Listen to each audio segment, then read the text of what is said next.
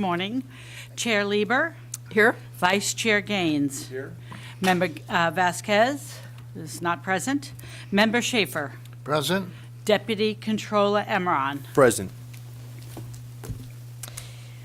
Thank you.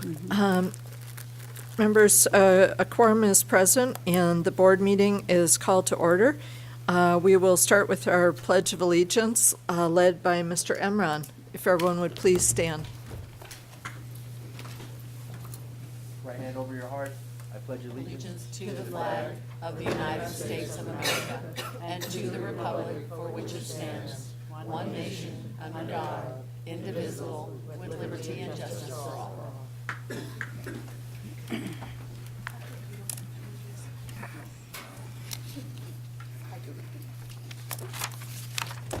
Thank you. We'll go first to our members' brief opening remarks.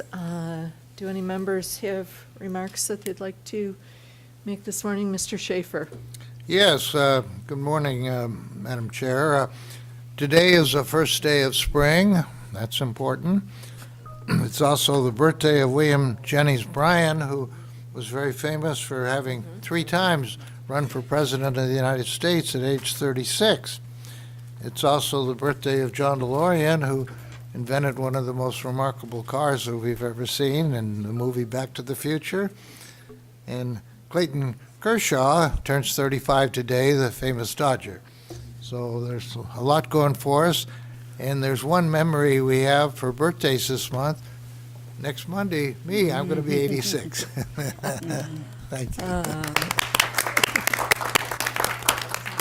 That's great. Mr. Emron? Thank you, Madam Chair. Good morning to everyone and to those viewing online. I just want to take a quick moment to extend my best wishes to the Muslim community across California and the world in observing the holy month of Ramadan. For the nearly 2 billion Muslims worldwide, Ramadan is a sacred month of reflecting on peace and charity, forgiveness, and the ever so important responsibility we have as humans to serve one another and help those less fortunate. It's also a very special time of year that brings some of the best dishes and desserts to the table as families and communities gather for iftar and to break fast together.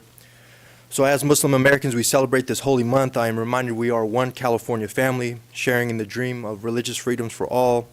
So let's continue to stand up and speak out against bigotry and hate and persecution. No person in California should ever live in fear for practicing their religion or their appearance. The Controller and I both stand committed in safeguarding the civil rights of all Californians. So to all those celebrating, may God's peace be with you. Ramadan Mubarak. Thank you. Thank you, Mr. Emron. Mr. Vasquez, did you have any opening comments that you'd like to make? Yes, thank you, Madam Chair. At the risk of repeating some of the things that I know my colleagues have already said, let me just start with, like to recognize, obviously, National Women's Month and observance in March, but to really single out one that really stands out in my mind as we look at women, and especially a senior woman, a good longtime friend, Dolores Huerta. You know, here she is 93 years old and so active. I mean, she came to our swearing-in both times and has been real active in a lot of the labor movement still at her age. And I always joke with her, I said, I hope I could walk when I'm 90, much less be active like her. So I'd just like to acknowledge her. Also for working with the workers' rights for bettering our environment, the advocacy work on immigrants for women's rights, her 15 honorary doctorate degrees and countless awards for her community service and advocacy barely scratched the surface. Doris has been and still is dedicating her whole life to making this a better place for all Californians. And then also attached to that, I look at March. It just not only is it the International Women's Day, but it happens to be the end of the month is also the birthday of our great Cesar Chavez, who was one of the partners with her that started the whole movement with the United Farm Workers. We lost him some years back, but just wanted to recognize him as well. And as I think about all the great women that have participated and have contributed to not only our democracy, but to the betterment of the state of California, one that jumps out at me in my district, and we lost just recently, was the Gloria Molina, who started up here on the Assembly, then was on the City Council in LA, and then ended her career as one of the Board of Supervisors in LA County, for her dedication and contributions, along with several others. We've had some really powerful women mayors, like in Monterey Park. I'm thinking of Lily Lee Chen, former mayor of Monterey Park, and others throughout the county. But with that, I'll turn it back over to Madam Chair. Thank you. Thank you so much. Mr. Gaines, did you want to? Yeah. Thank you. I just wanted to give a little bit of an update. Over the last couple of weeks, I've had a chance to visit a couple of my county assessors, and I've got 34, and you have a lot too, Sally, so we've got our work cut out for us. But I picked up 5. I lost one county and picked up 5 new ones, so I'm trying to get out and meet the new ones. So I had the honor of meeting with Arnie Gross, assessor in Colusa County, and his office is located in their old courthouse. It was built in 1861, so it was pretty, and it's been renovated in the last 20 years, but it was nice just to touch base with him. I took some notes, too, of a few things that I'd like to share in the weeks ahead in terms of maybe how we can provide better services at the BOE. But generally speaking, things are really, really good.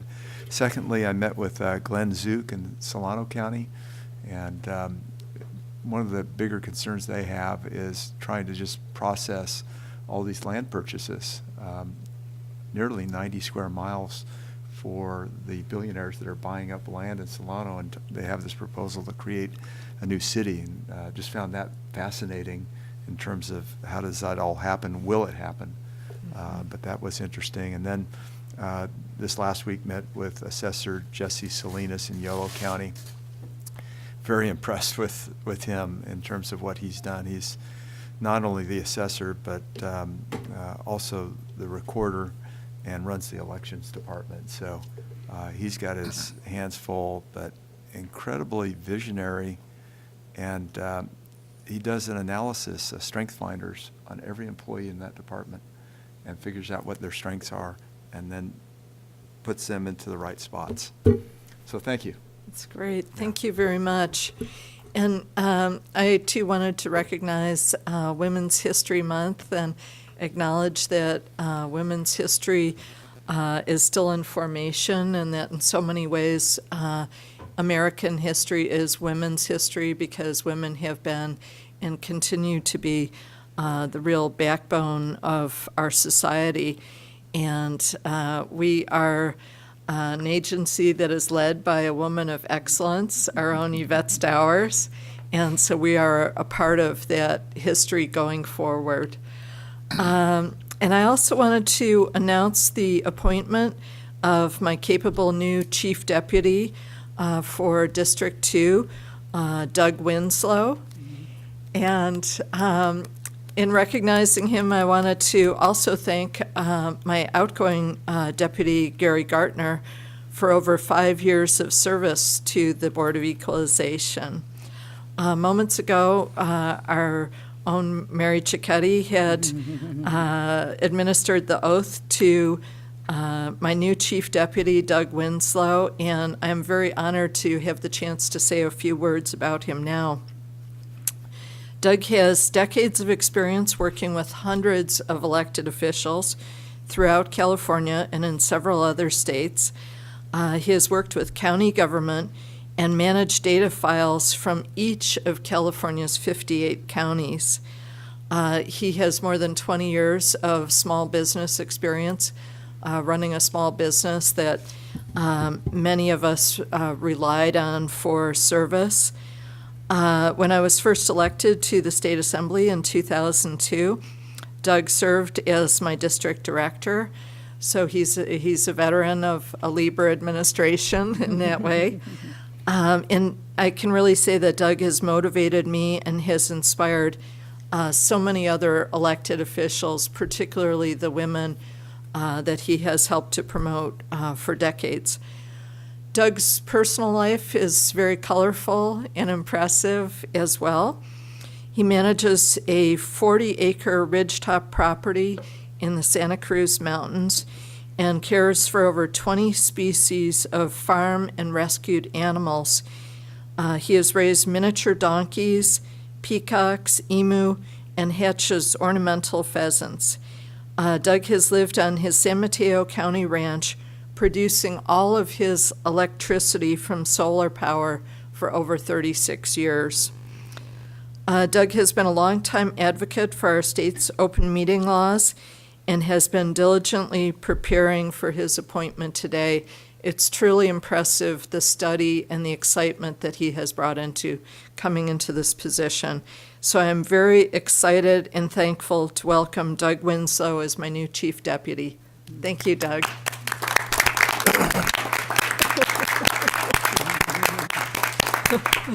Madam Chair? Yes, Mr. Schaefer. Thank you for mentioning Gary, your retiring chief. He served me ably for 4 years, as you know, and he did a lot of good for all of us, and I just want to commend him there.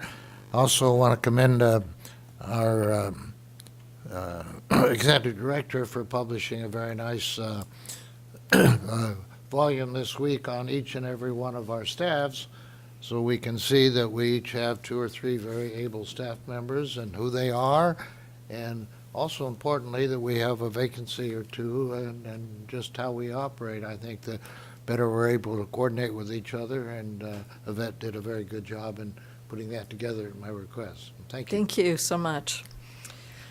Now, members, yes, Mr. Gaines. Yes, yeah, welcome, Doug Winslow. I wish you the best, and I just also want to take an opportunity with Gary, because we've worked with him for 5 years, and so I appreciate what he did serving you, Chair Lieber, and also Mike. I've just found I've enjoyed working with him, and just I hope he. I'm not sure where he is, but I hope the best for him, and that he has great opportunities in front of him. So, thank you. Appreciate it. Thank you so much. And our first order of business today is our informational announcement. So, Mr. Cuddy. Okay. Good morning again, everyone. Our first order of business is our informational announcement. This meeting is live streamed to the public and posted on the BOE YouTube channel.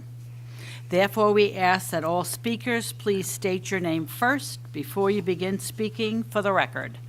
We ask that you speak clearly and slowly to the microphone. I would like to remind the audience to silence their cell phones and any other wireless devices. Note that public comment is taken on each agenda item. The public will be invited to comment on matters before the board. If there are any members of the public wishing to speak before the board on any agenda item in person, we ask that you complete and submit to the Sergeant of Arms a public comment appearance sheet located at the entrance of the auditorium. If you wish to speak before the board by telephone, please dial the phone number and access code provided on the public agenda notice and follow the instructions of the AT&T moderator. If you intend to make a public comment today using the AT&T moderator, we recommend dialing in to the meeting on the teleconference line before your agenda item begins. We recommend this as the audio broadcast on our website experiences a 1 to 3 minute delay between the live stream and the live event. When giving public comments, please limit your remarks to 3 minutes. This concludes the informational announcement. Thank you. Thank you so much. Members, we're going to take item 10 under the board member matters out of order because we do have a speaker here on that item, but I'd just like to briefly go through item 1, the public comment on matters that are not on the agenda. Persons who wish to address the Board of Equalization regarding items not on the agenda may do so under this item. Please note that the board cannot act on items that are not on the agenda. However, the board can schedule issues raised by the public for consideration at our future meetings.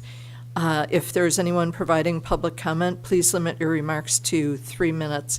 And we do not have written public comments, nor do we have anyone in the auditorium who would like to make live comments today. So let us go to our AT&T moderator.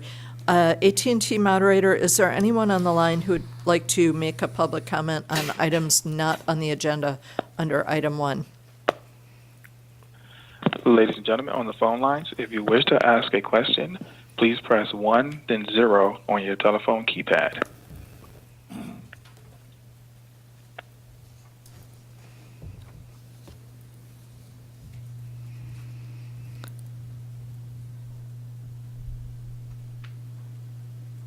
Okay, well, I think it's safe to say that we can go ahead and close that public comment.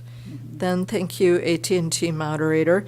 And we will go on to item 10. This is an item that was requested by our state controller, and so we'll go to our deputy state controller to announce the item and our speaker. Thank you, Madam Chair. Ms. Lee, you can come on down. Just want to take a few moments to just thank you for taking the time out of your busy schedule to appear before the board. Welcome back to the chambers. Members of the controller wanted to put this on the agenda today and get a briefing from Ms. Lee, who's one of the heads of the Department of Finance, in order to get a good understanding of the budget. I know a lot has changed over the course of a year from when you presented last year, so I think it's important as an elected body to get a briefing on the California state budget and seeing where we're at and what lies ahead. So thank you so much, and without further ado, I want to welcome Ms. Erica Lee from the Department of Finance. Thank you. Good morning, Madam Chair, Vice Chair Gaines, and board members. Thank you again for the invitation to come back here. It feels both longer than a year and shorter based on the past 12 months. But thank you. I appreciate the opportunity to speak about the 2024 governor's budget. First, it's important to note that this budget was developed under a couple of extraordinary events. And the first one being the record surge in revenues that occurred from 2019-20 through 2021-22. So 2 years of record revenues. And just as an example, our big 3 tax revenues, which is PIT, Corp, and sales and use tax, grew by a record 55%, largely propelled by significant gains in the stock market. While we in California are used to volatility, this was off the charts. Capital gains realizations increased to 11.6% of personal income, and just as context, the average at that point was 5%. So 11.6%. When the state experiences these high revenue increases, we naturally expect to have a decrease after that. The question is always how quickly that will occur. And usually we have data points that help us with that forecast, which leads to our second extraordinary event, which was the IRS extending our tax filing date from April 15th to 1st October 16th, then to November 16th, in light of the storms that we had a little over a year ago. Now, the data that we normally have in April, all the tax receipt data, we use, our forecasters use to project what they think the revenue will be coming in the next year. We didn't have that data. So we were a little bit flying blind when we were building that budget of 2023 budget. We forecasted what we thought would be a decrease because that was what it was looking like. So we got the direction correct, but the slope obviously very incorrect. And so fast forward to November, we had very little time to build the budget. We usually have much more time because we have the fall. But we didn't have all that information until after mid-November. And the information that we would have had to build the 2023 budget, we then had to use to correct the 2023 budget. And so the governor's budget, you will note at the time we were projecting about a $38 billion deficit. And that was on top of a $31.7 billion deficit the prior year. So we have back-to-back deficits.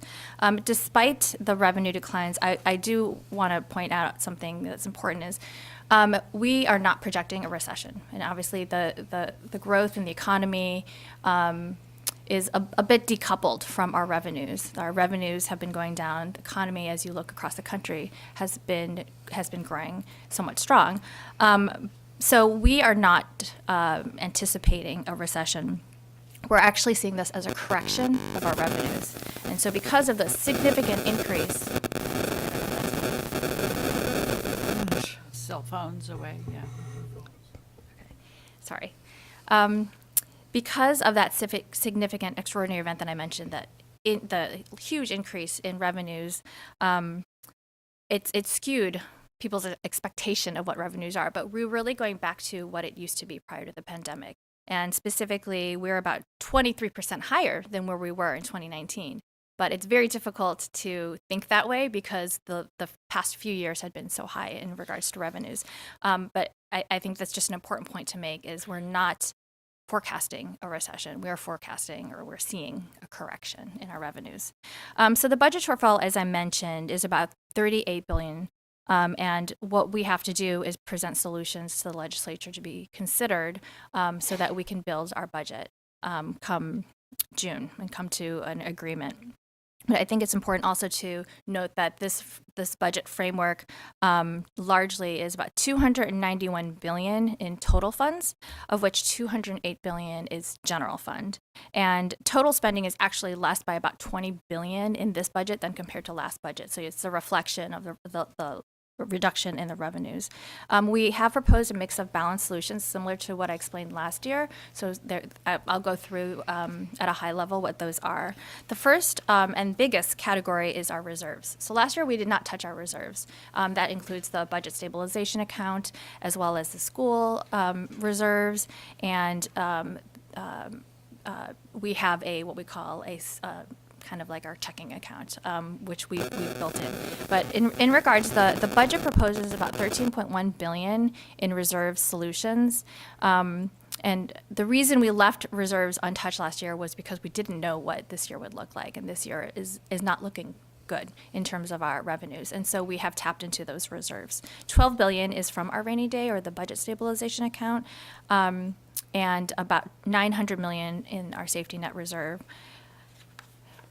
One important point to make is that we have about $18.4 billion left in reserves, so we can maintain budget resilience should we need that next year. The next big category is the reduction category, or cuts, and this is about $8.5 billion. And again, at a high level, we have about $2.9 billion in climate-related reductions, about $1.6 billion in education program reductions, $1.2 billion in housing program reductions, and we do have some proposed ongoing reductions in our CalWORKs program. The next big category is our delays. So we're wanting to maintain doing these programs, but we can't afford it this year. So we're pushing them off to future years. We have some delays in our transit program, as well as in our climate and resources program. We do have some delays in health and human services, and education infrastructure as examples. We also have deferrals. Deferrals are slightly different than delays here because legally, for a deferral, and I'll explain why in a moment, these entities can use the fact that we're deferring funds to borrow. And this is the UC and the CSU, the system. So last year, we agreed, the administration with the systems, to fund them at 5% base increases over the next 5 years. What we're doing is we are maintaining that commitment, but we're going to defer the actual payment to next year. And so that deferral allows those systems to be able to go and to borrow internally from their existing funds. That's both the UC and the CSU. We have another category of reductions, revenue and borrowing. And I want to just point out specifically the largest one, which is our increase in the managed care organization tax. And so we are needing to go back to the federal government to ask for an expansion of an already approved MCO tax, and that's $1.5 billion right there. And then lastly, we have fund shifts. So we will be borrowing from specifically, and the largest fund is the Greenhouse Gas Reduction Fund, about 1.8 billion in various shifts from the general fund to that fund. So that concludes the broad framework of our budget.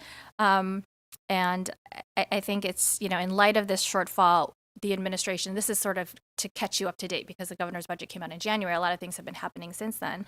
We have asked the legislature to consider acting early on some of these budget issues. We ideally would like $8 billion worth of current year and prior year and current year reductions, delays, our solutions, as well as the MCO tax, which I mentioned is the 1.5 billion that's included in that 8 billion. And I'm pleased to say that last week I was testifying before the Assembly. They took up the our MCO tax proposal. They voted it and out of the floor yesterday, and the Senate is going to be hearing that bill today. So I'm actually going to run to that hearing after this. But we have appreciated the discussions that we've had with the legislature, because this is obviously a significant shortfall that we have to address.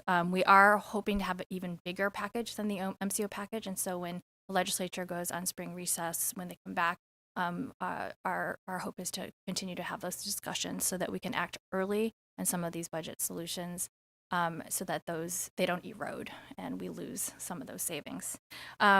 So with that, I'm happy to respond to any questions of the board. Thank you. Questions, members? Mr. Schaefer. Yes, thank you. Ms. Lee, you may have mentioned it, I didn't catch it. I'd like to reiterate what would be the percentage of our revenues from sales tax versus property tax. The state doesn't receive property tax. So the big three are personal income tax, corporate tax, and sales tax. What happens at the local level is that the property taxes help fill the Prop 90, the education guarantee. And any of the property tax in a locale that doesn't meet the full amount of that bucket of education funding, then the general fund will go in. So there's no property tax that actually comes to the state. Sure. Thank you. Yeah. Other questions? Mr. Vasquez. Thank you, Madam Chair, and thank you, Ms. Lee, for your presentation and update. I know last year when you were here, you mentioned the cash reserves to pay down long-term capital projects. I was just wondering, do we have enough this year coming out on the cash reserve side? So our cash receipts, I think, is that what you're talking about? Yes. So our cash is actually quite strong right now, and so that's another reason why I think we're not as concerned, about a recession. I shouldn't say we're not concerned about it, but that we're not anticipating a recession, and the idea of having strong cash receipts reserves is important. We have last year, part of our solution did mean we proposed flipping some of our capital cash projects to bonds, and that's been maintained. And so those, we have largely flipped a lot of our cash projects to bonds. And then in the finance bulletin, I noticed there was a decrease in our monthly cash receipts of 8.4% in December, and then in January, it was a minus 19%. And that trend, I'm just wondering if that's going to continue, or will that, I guess, trigger these cuts? Yeah, thank you. And that's some of what we are doing. Every month, we do put out a finance bulletin, which is just as you say, it updates the cash that's coming in. And the most recent one, actually, we will be releasing later today, which does show a 3% reduction in February based on a comparison from governor's budget. But you are correct. Over the year to date, we are trending about 5.5 billion below our expected, what we thought, and that was at governor's budget. So we had updated at governor's budget from the Budget Act, but we are still seeing declines in revenues based on our monthly cash receipts. So yes, I would say that we are, that's sort of the update. We won't know. We have 2 big months where we get cash, right? January and then April. And so we're anticipating, and some months it's up, some months it's down. And so I would say that we are waiting until April to have the information that we normally need to build our forecast. But absolutely, that reduction in revenue has us concerned. And I think that's why we also want to move on early action so that we can make some of those decisions now. And if we need to, at the May revision, which is the governor's update based on revenues, we might have to propose additional cuts and solutions. So yes, thank you for that question, because it's absolutely something that we're concerned about. Yeah, it just kind of jumped out at me. But I appreciate the governor's keeping his commitment, especially on the affordable housing front. You know, every year we're falling further and further behind, and it sounds like he's going to try to hold a hard line on that and keep the funding coming, especially for those projects in the pipeline and those that are hopefully be coming forward this year. Yeah, and I would also add that we are looking for more accountability also from the locals to make sure that they're actually producing those affordable units. So both providing the funding, but also making sure that there's accountability on the back end so that they're actually being built. No, that's a good point. Thank you. Mr. Gaines. Yeah, thank you, Chief Deputy Director Lee. I appreciate your presentation very much. And I've got a question similar to what Member Vasquez was mentioning in terms of, do you think we're going to be suffering from permanent reduced revenue? Because we hear stories about businesses moving out of the state of California. And if there's been so much success in technology, and if some of those technology companies are moving out and then they're going public, then you're seeing that reduction on the personal income tax side too. Right. Yes, and that is another question we get asked often, because it is another potential concerning data point. And at this point, we are not seeing that trend. And I think there's a lot of anecdotal stories about certain companies that are picking up and leaving. But we have a demography unit that tracks that. And the most recent data, they're actually waiting for the most recent data, which would be 2022. The 2021 data is a little bit difficult to interpret because it's pandemic, folks moving in and out because of the pandemic and because of hybrid, or actually 100% telework. And so we're waiting for the 2022 data, but at this point, the data is not showing that we are losing, scores of millionaires and or businesses. But that is something that we think about, and I think that's partly how we build our budget, to make sure that we are supporting small businesses, economic development, not overburdening businesses. And there's that balance that I think this governor is aware of, concerned about, and we as an administration talk about often. And so appreciate the question, and it is something that we are tracking, and we hope to have more current data soon. Okay, great. And then in terms of our bonding, are we still okay in terms of our bondability as a state? And do you see any reduced rating coming down the path? Also good questions.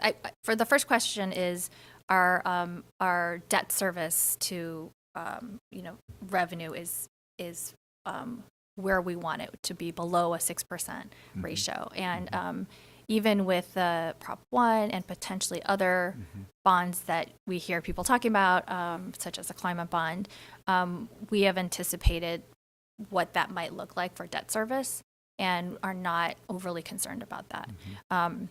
In terms of being downgraded, I can't really speak to that. I think that there's concern because of the revenue situation and the budget shortfalls. We talk about the future, programmatically. I think that's kind of what I'm thinking about. But I don't really have any input into what might happen on the ratings.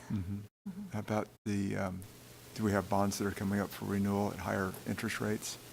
I'll have to get back to you on that question. I'm not our bond expert, but I think that it's likely. Yeah, okay. All right. Thank you very much. I appreciate it. Sure. Thank you. Okay. Mr. Emron? Thank you, Madam Chair. Thank you, Ms. Lee, for your presentation. I know it's a very, very busy time of year, so just want to commend you for all the work that you've done and all the work ahead as well. I wanted to ask about the stock market. We've been seeing some record gains in the stock market. late last year, and in February, I believe the Dow Jones and S&P 500 both hit record highs. So when do we as a state start to realize that capital gains? Yeah, that is something that our economists and our revenue folks in-house are tracking. And I think generally when the stock market does well, California does well because we do have that, top 1%. They make up 50% of our PIT revenue that comes in, which is, quite sizable. It goes back to your question about the concern we have of those people leaving the state. I think the question is always when those transactions occur and when funding, that capital gains are actually realized. And I think that's the part we don't know. I think folks are doing well and they're trading, but in terms of the capital gains, and that's what we see coming into the PIT revenue, that's always a mystery of when they will cash out and see those dollars, and the state then sees those revenue gains. But it is a hopeful sign, I'll put it that way, and it does usually trail. So when things happen, it's usually months after that we see any movement in our cash receipts. Understood. I'm looking forward to that. I want to focus my next and very last question on education. You mentioned the reductions in the education infrastructure. The controller is a young working mother, and myself, I'm a former school teacher, and we were both very excited about the rollout of transitional kindergarten TK by 2025, 2026. Yet many school districts across California lack the facilities and infrastructure to accommodate the full implementation of early childhood education. The governor's proposed budget as is seeks a reduction of $550 million towards educational facilities. So is the governor's proposal in reliance of the $14 billion school bond measure that is slated in the November 2024 election in order to address these facility needs? I think that was part of the calculus that went into this. And, none of these reductions are easy.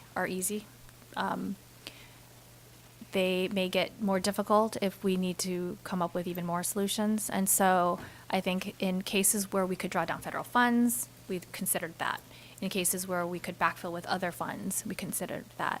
And I think specifically for some of the infrastructure programs on the education side, the idea was that we might be able to look to a bond. And the same for climate, on some of the climate resource reductions, is there might be a climate bond. Of course, those are all maybes, but they are possibilities where in some cases there's no backfill. And so I would say that did go into some of the calculus for that reduction. Understood. Thank you, Ms. Lee, and Madam Chair, I yield back. Thank you. Well, if there are no further questions for Ms. Lee, I want to thank you so much for coming here today. And it's extremely helpful for us to know about some of these realities. And in particular, we're often interfacing with our county boards as supervisors, and the solutions that impact on the counties are of particular interest to us. And my hat is off to everyone at Department of Finance. I know it's not a real fun time to come into work and have to deal with looking at these programs and what can be done to address this shortfall. But I want to thank you so much for keeping us up to date, and we'll be watching for the May revise and whatever is coming down the pike for us to know about. So thank you so much for being here today. Thank you again for the invitation. Thank you.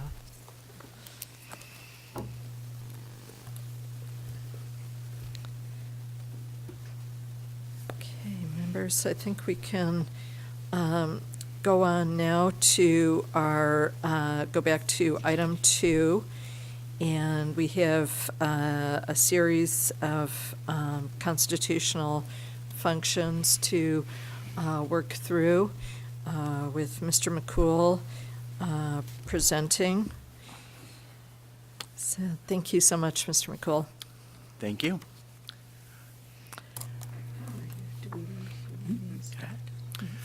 Good morning, Chair Lieber and honorable members of the board. My name is Jack McCool, Chief of the State Assessed Properties Division.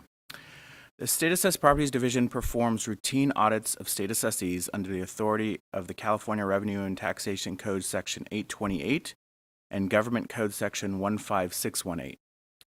The purpose of a property tax audit is to determine the accuracy, completeness, and reliability of the financial data furnished by state assessees and used by the board in the valuation process. Audits also include an internal review of the methods, calculations, and assumptions used by the State Assessed Properties Division. Before you today for your consideration are 2 property tax audits completed by State Assessed Properties Division staff. The assessees have been presented with a copy of the audit report and provided an opportunity to provide additional information in response to the audit report. Neither of the assessees provided additional information. Upon adoption of each audit, the assessee will receive official notice of their value change and are provided 50 days in which they may appeal. The first audit for the board's consideration is for Harbor Cogeneration Company, LLC. I'm available to answer any questions if needed, and I ask for your adoption of this audit. Thank you. Members, are there any questions or comments on item 2? Mr. Schaefer? Yes. Mr. McCool, this involves $2.2 million in escape taxes. There are a total of 5 audits that exceed $2 million in escape taxes. I asked you once before, what is our recourse if we find that there's somebody playing games with us, not acting in good faith, and you indicated that we can assess a larger fine, and I indicated that as a former prosecutor, I think we should have the district attorney take a look at this issue, compare it with possible malafidis, which is bad intention. If maybe the assessor's next-door neighbors or drinking buddies or gets a campaign contribution from this person, now this is all relevant. Have we, and you indicated in your 28 years of working with us or so that you have not run into any of these problems. Can we assume that all of our patrons, the people who do business with us, are honest? I don't think that's factual. Tell me what you can tell me to make me feel that things are being properly audited. I think the phrase I'm thinking of is trust but verify. So we do have good working relationships with the vast majority of our state assessees. And one of the, the goals of our audit program is to verify that the information they're providing to us is accurate. So when we are conducting our audit program every year, if we ever encounter something we feel is fraudulent, that's something we could assess an additional penalty for. Fortunately, that has not been the case, but going forward, if we do find something along those lines, we would have the authority to assess the additional penalty. But you just have the authority to assess. You don't have the authority to prosecute. That's the district attorney of our county, of each county. Correct. If we ever came across a situation where we thought there was fraudulent activity, I would be in contact with BOE's legal department for additional advice. How do we find out about the dirt? Does some angry taxpayer call or write us, or do we check with the Fair Political Practices Commission, or do we get any anonymous? I'm not big on anonymous information, but here I think it's something that we could investigate.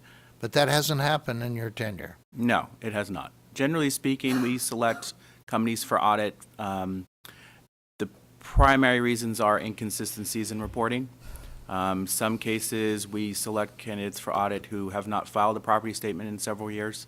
Those are generally our top 2 criteria. Well, I want you to know if it involves over $1 million, and you find something that's questionable, I want you to let Mr. Schaefer know about it, okay? Will do. Thank you. Of course. Okay. Any other questions for Mr. McCool? Okay. And I should have noted earlier that contribution disclosure forms are not required on this item pursuant to Government Code Sections 15626. And members, the recommended motion is to adopt the audit report for Harbor Cogeneration Company. Mr. Vasquez moves and Mr. Gaines seconds. And we do not have any written comments or anyone in the auditorium who wish to make a public comment for this item, so we'll go to our AT&T moderator. Moderator, if you would please let us know if there's anyone on the line who would like to make a public comment regarding item 2 on the agenda.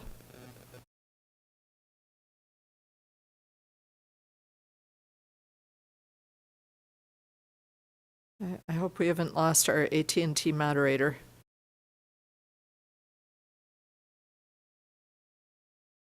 AT&T moderator?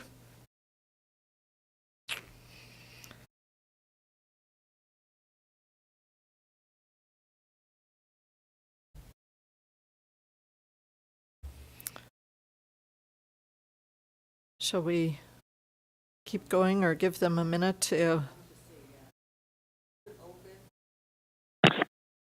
Oh, here we go. Oh, here we go. I'm sorry, my line was on mute. I'm sorry, my line was on mute. If you have Thank any you. questions, please press 1, then 0.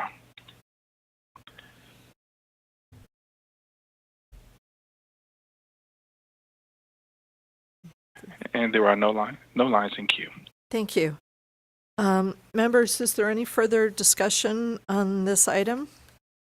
If not, we have a motion from Mr. Vasquez and a second from Mr. Gaines to adopt the audit report on this item, and we can have Ms. Cicchetti call the roll.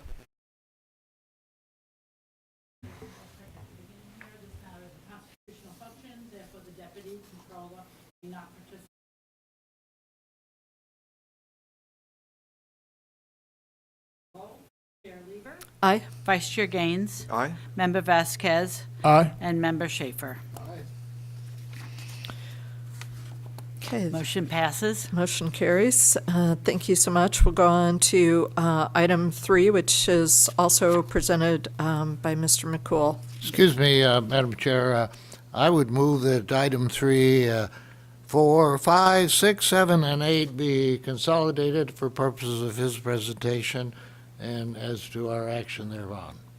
Unfortunately, I wish that were a possibility for us today because we've got a number of them, but we do need to take them one at a time for the purpose of our communications with each of the tax-paying entities. Thank you. Okay, I tried.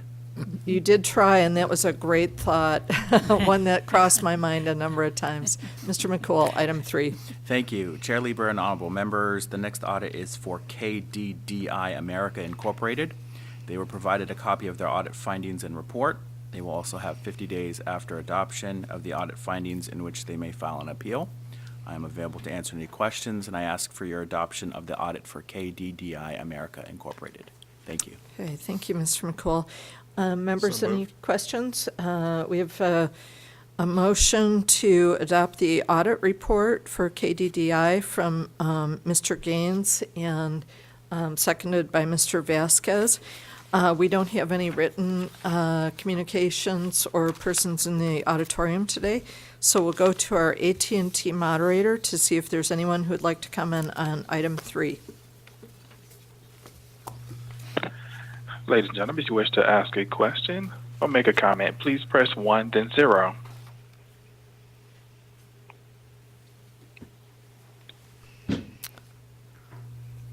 And there's no one in queue.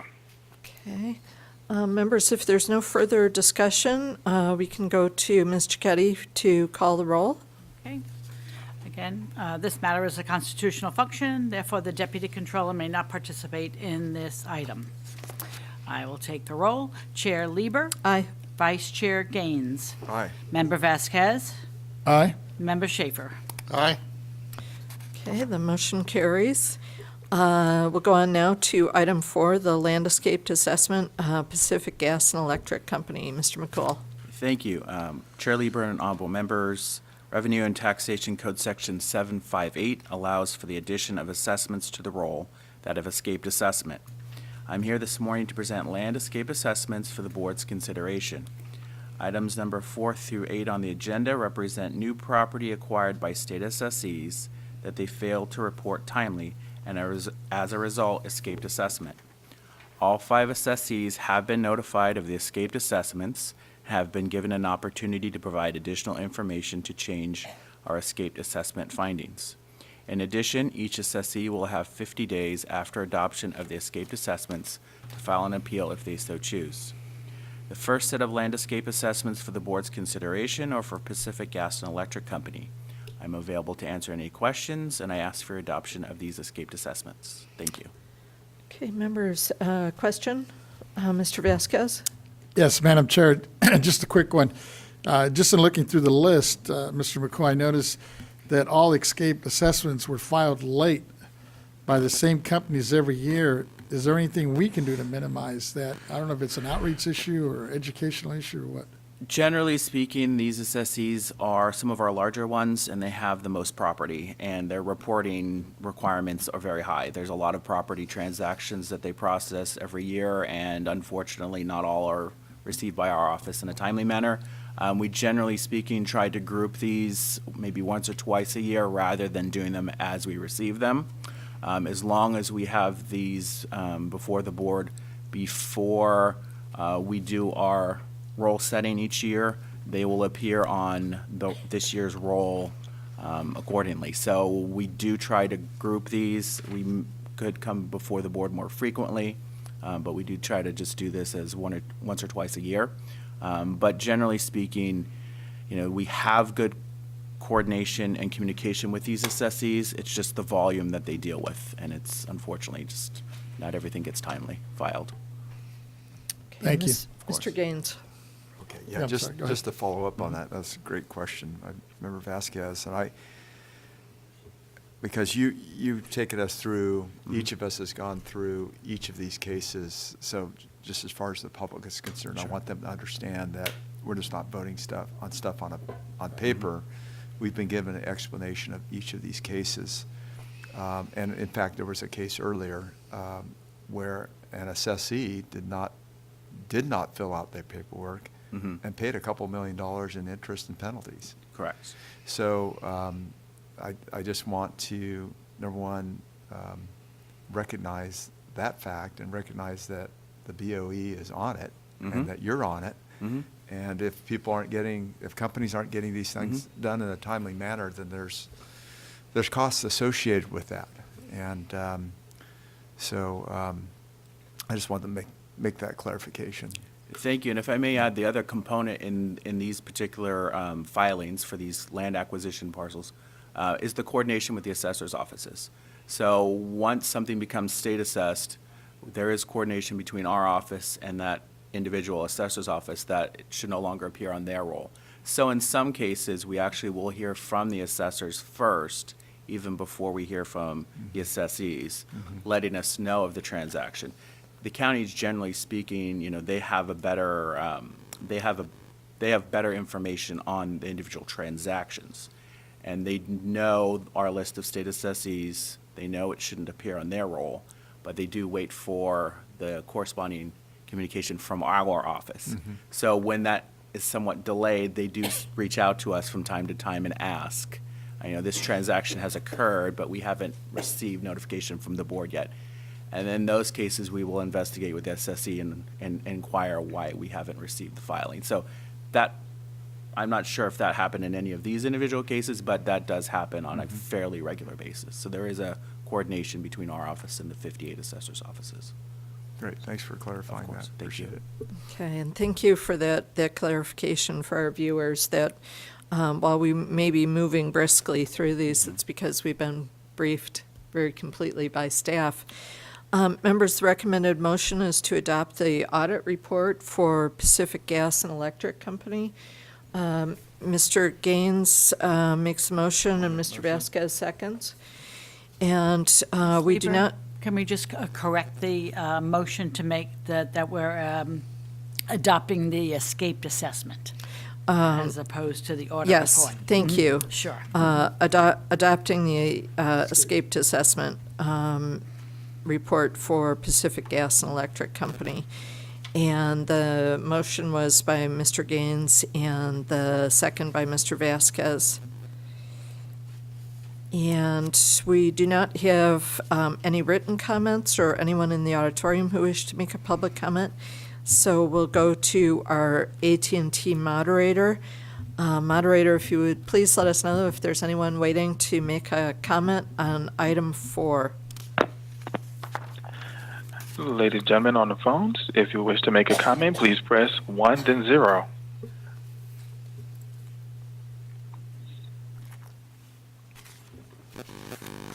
And there is no one in queue. Thank you. We'll bring it back, and if there's no further discussion, we'll go to Ms. Cicchetti for the roll. Alrighty.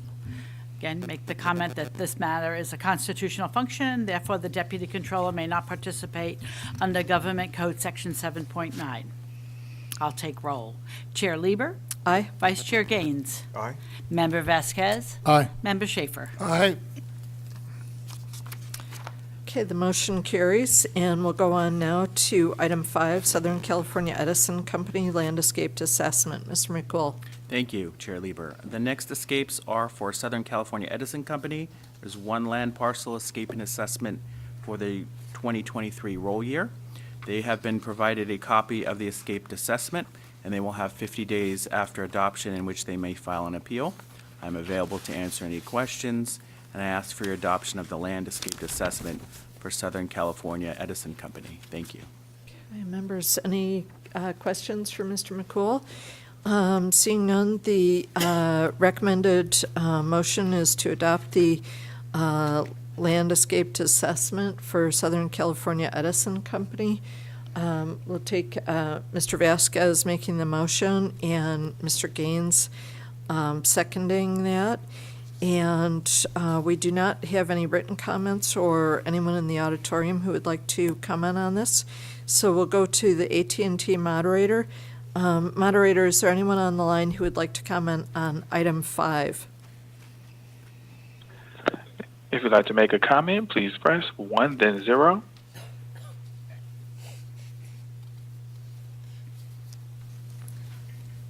And there are no comments in queue. Thank you so much. We'll bring it back to the board, and if there are no further comments or discussions, we'll go to Ms. Cicchetti for the roll. All right. Again, this item is a constitutional function. Therefore, the Deputy Controller may not participate in this matter under Government Code Section 7.9. I'll take roll. Chair Lieber. Aye. Vice Chair Gaines. Aye. Member Vasquez. Aye. Member Schaefer. Aye. Okay, thank you, members. The motion carries. And we'll go on now to item 6. This is the BNSF Railway Company Land Escaped Assessment. Mr. McCool. Thank you, Chair Lieber. As mentioned, the next land escapes are for BNSF Railway Company. There are 3 land parcels that escaped assessment in roll year 2022. They have been provided a copy of the land escaped assessments. They will have 50 days after adoption of the assessments in which they may file an appeal. I am available to answer any questions, and I ask for your adoption of these land escaped assessments. Thank you. Okay, members, any questions on this one?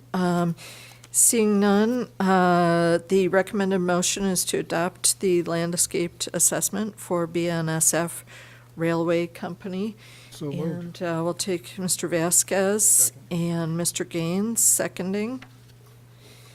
And we do not have any written comments or anyone in the auditorium who would like to make a public comment for this agenda item. So we'll go to our AT&T moderator to see if there's anyone who'd like to make a comment on item 6 on the agenda. Ladies and gentlemen on the phones, if you'd like to make a comment, please press 1, then 0.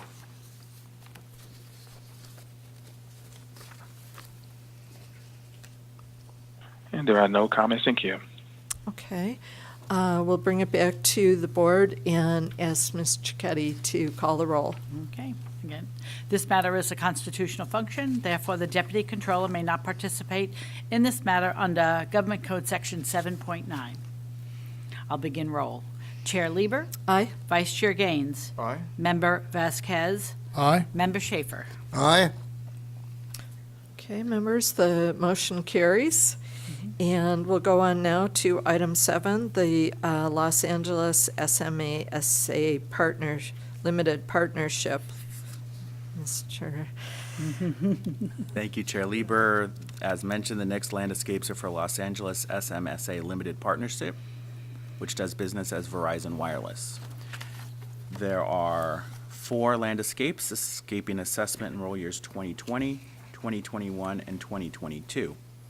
They were provided a copy of the land escape assessments. They will also have 50 days after adoption of the assessments in which they may file an appeal if they so choose.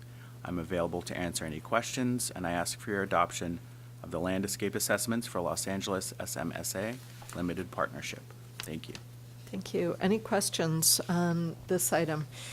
Okay, seeing none, the recommended motion is to adopt the land escaped assessment for Los Angeles SMSA Partnership, Limited Partnership. And I'll So take a moved. motion from Mr. Vasquez and a second from Mr. Gaines.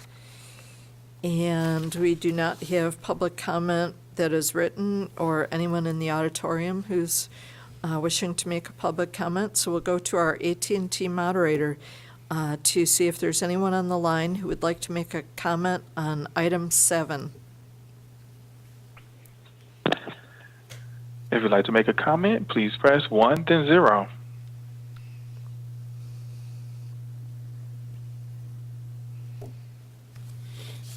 And there are no comments in queue at this time. Thank you. We'll bring it back to the board. There is a motion from Mr. Vasquez and a second from Mr. Gaines to approve this land escaped assessment, and we'll ask Ms. Cicchetti to call the roll. This matter is also a constitutional function. Therefore, the Deputy Controller may not participate in this matter under Government Code Section 7.9. I'll begin the roll. Chair Lieber. Aye. Vice Chair Gaines. Aye. Member Vasquez. Aye. And Member Schaefer. Aye.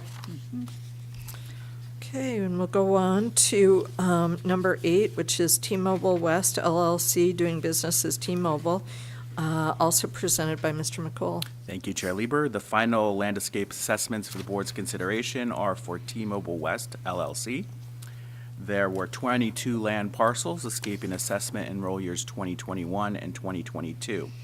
They were provided a copy of the land escape assessments. They will also have 50 days after adoption of the escaped assessments in which they may file an appeal. I'm available to answer any questions that you may have, and I ask for your adoption of the land escape assessments for T-Mobile West LLC. Thank you. Thank you. Questions for Mr. McCool? Mr. Schaefer? Yes, Mr. McCool, the total amount of assessments here, I guess, over the period of years of the audit is 10.2 million, which is the largest of the 7 or 8 that we discussed this morning. Is there some way we can encourage a little better compliance, like maybe suggest they add a staff member or two as necessary if they're really, I think you said they had like 22 parcels or so. I just can't see that everyone else seems to comply, and the amounts run no more than $1 million or so, except for Southern California Edison and T-Mobile West. And I just wonder if this is sort of a congenital little thing that will go on forever, or do we see some hopes of getting them off our agenda? We do our very best to communicate our filing deadlines with our assessees. We're available to help them and assist them. We do, on these larger filings, we don't, for example, require them to fill out a form for every parcel. We allow them to fill out one form and maybe attach an Excel spreadsheet with the information that we need. So we do communicate and try to make things as easy as possible. Okay, thank you. Of course. Thank you. Any other questions?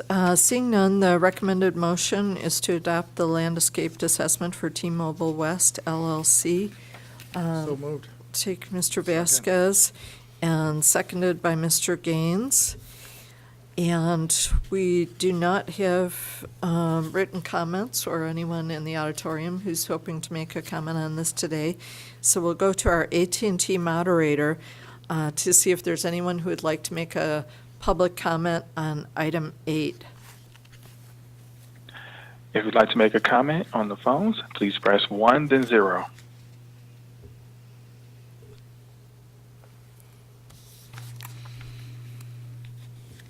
And there is no one in queue. Okay. Thank you. And we have a motion by Mr. Vasquez and a second by Mr. Gaines to approve this land escaped assessment. If there's no further discussion, we'll go to Ms. Cicchetti for the roll. All righty. This matter is also a constitutional function. Therefore, the Deputy Controller may not participate in this matter under Government Code Section 7.9. I'll begin roll. Chair Lieber. Aye. Vice Chair Gaines. Aye. Member Vasquez. Aye. Member Schaefer. Aye. All right. Okay, the passes. motion carries. Thank you, members. And we're going to go on to our consent agenda. And thank you, Mr. McCool. Thank you. We'll go on to item 9, which is our board meeting minutes of February 21st through 22nd, 2004. Any comments on these minutes? And if not, we can take a motion to approve. I so move. Mr. Schaefer and Mr. Gaines, did you wish to second that? I'll second. Okay, great. And we do not have anyone in the audience, nor has anyone submitted written comments about our minutes from February. So we'll go to the AT&T moderator to see if anyone would like to make a comment about item 9. Ladies and gentlemen, on the phones, if you'd like to make a comment, please press 1, then 0.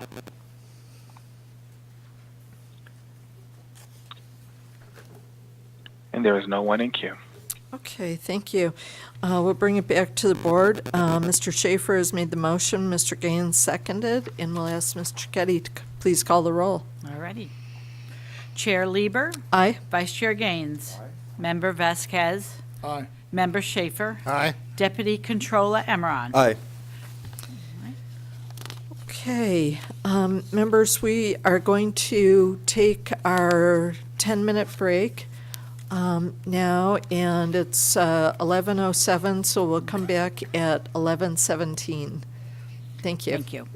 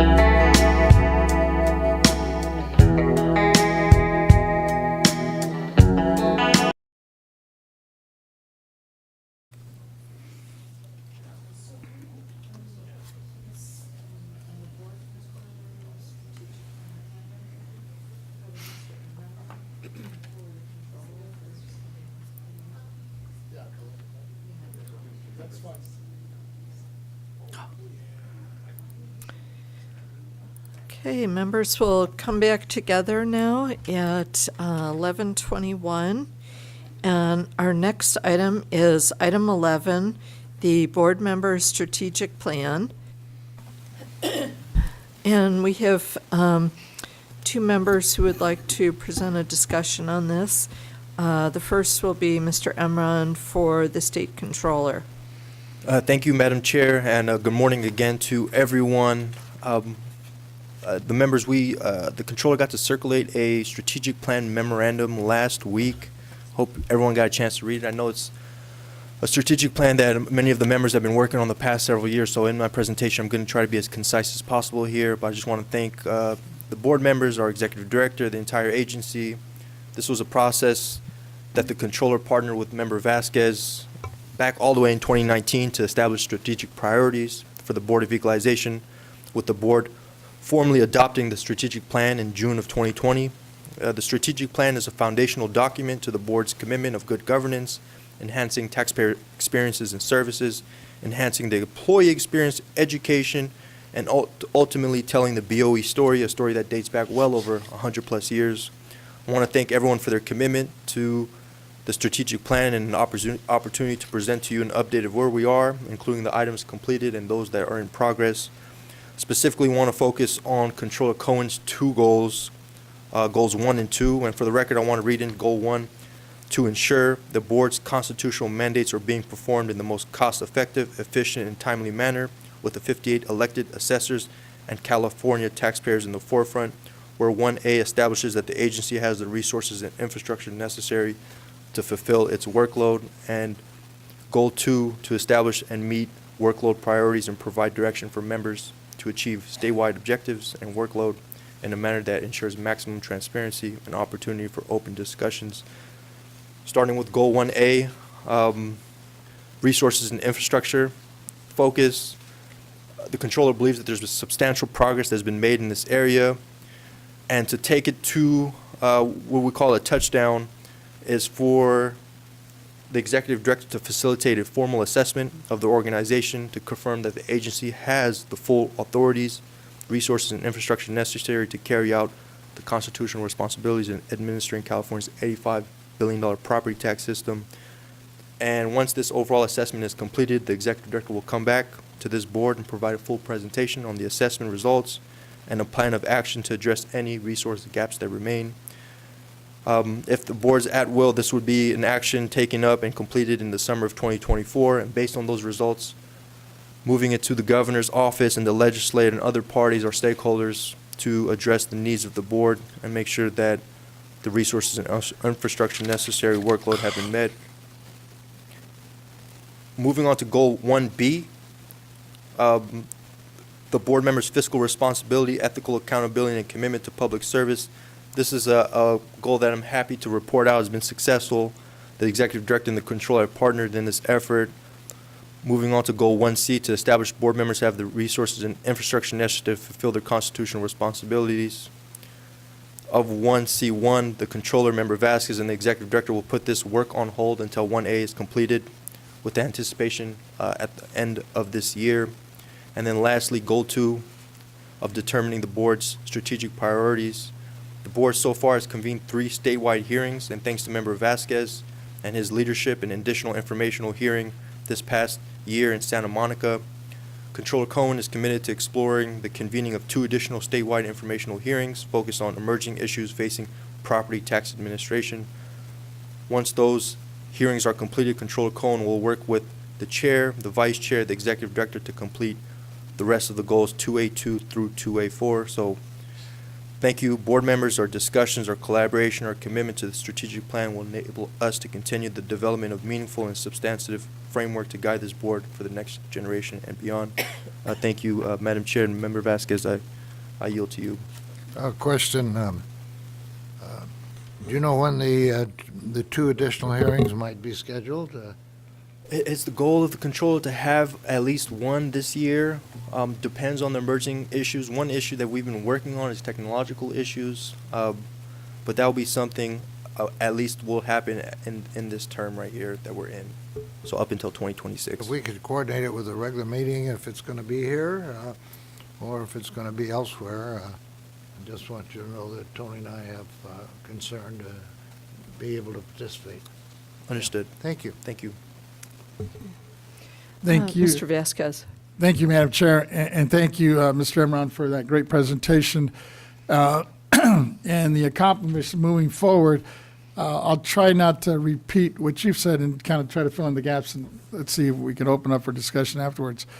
Like in gold, I guess it's 1B, the core reports for training that assure the members' fiscal responsibility, ethical accountability, and commitment to public service.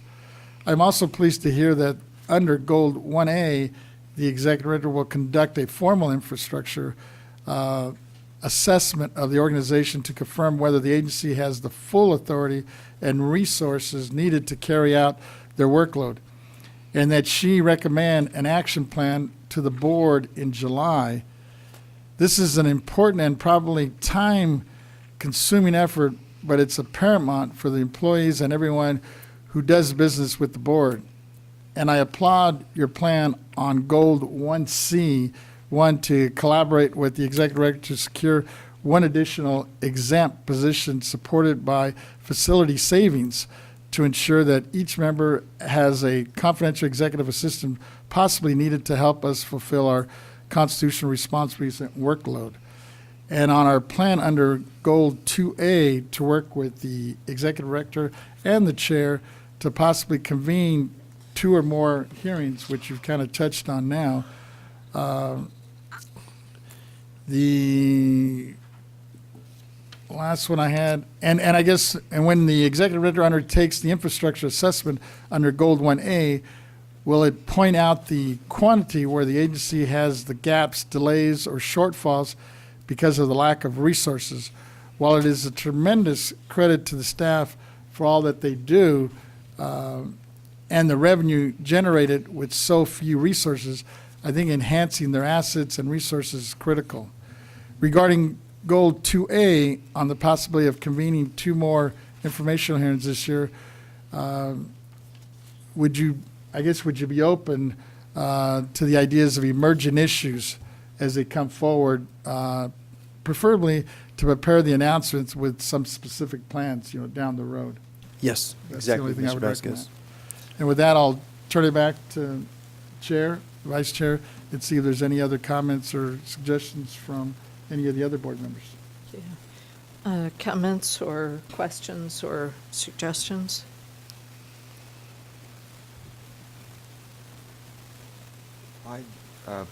A concern I have, and I want to move forward with this because I think we do have to make sure that we're keeping our strategic plan updated, and we want to know what that vision is for the future. But I've got a concern on, as to whether it's going to cost us money. Mm-hmm.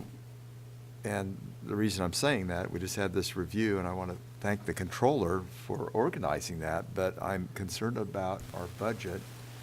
And so I'm wondering if we could at least explore this idea of moving forward in an economical fashion. And, is there an opportunity for us to take a look at this strategic plan and do it amongst ourselves? I think we've got a pretty good idea of how the BOE operates.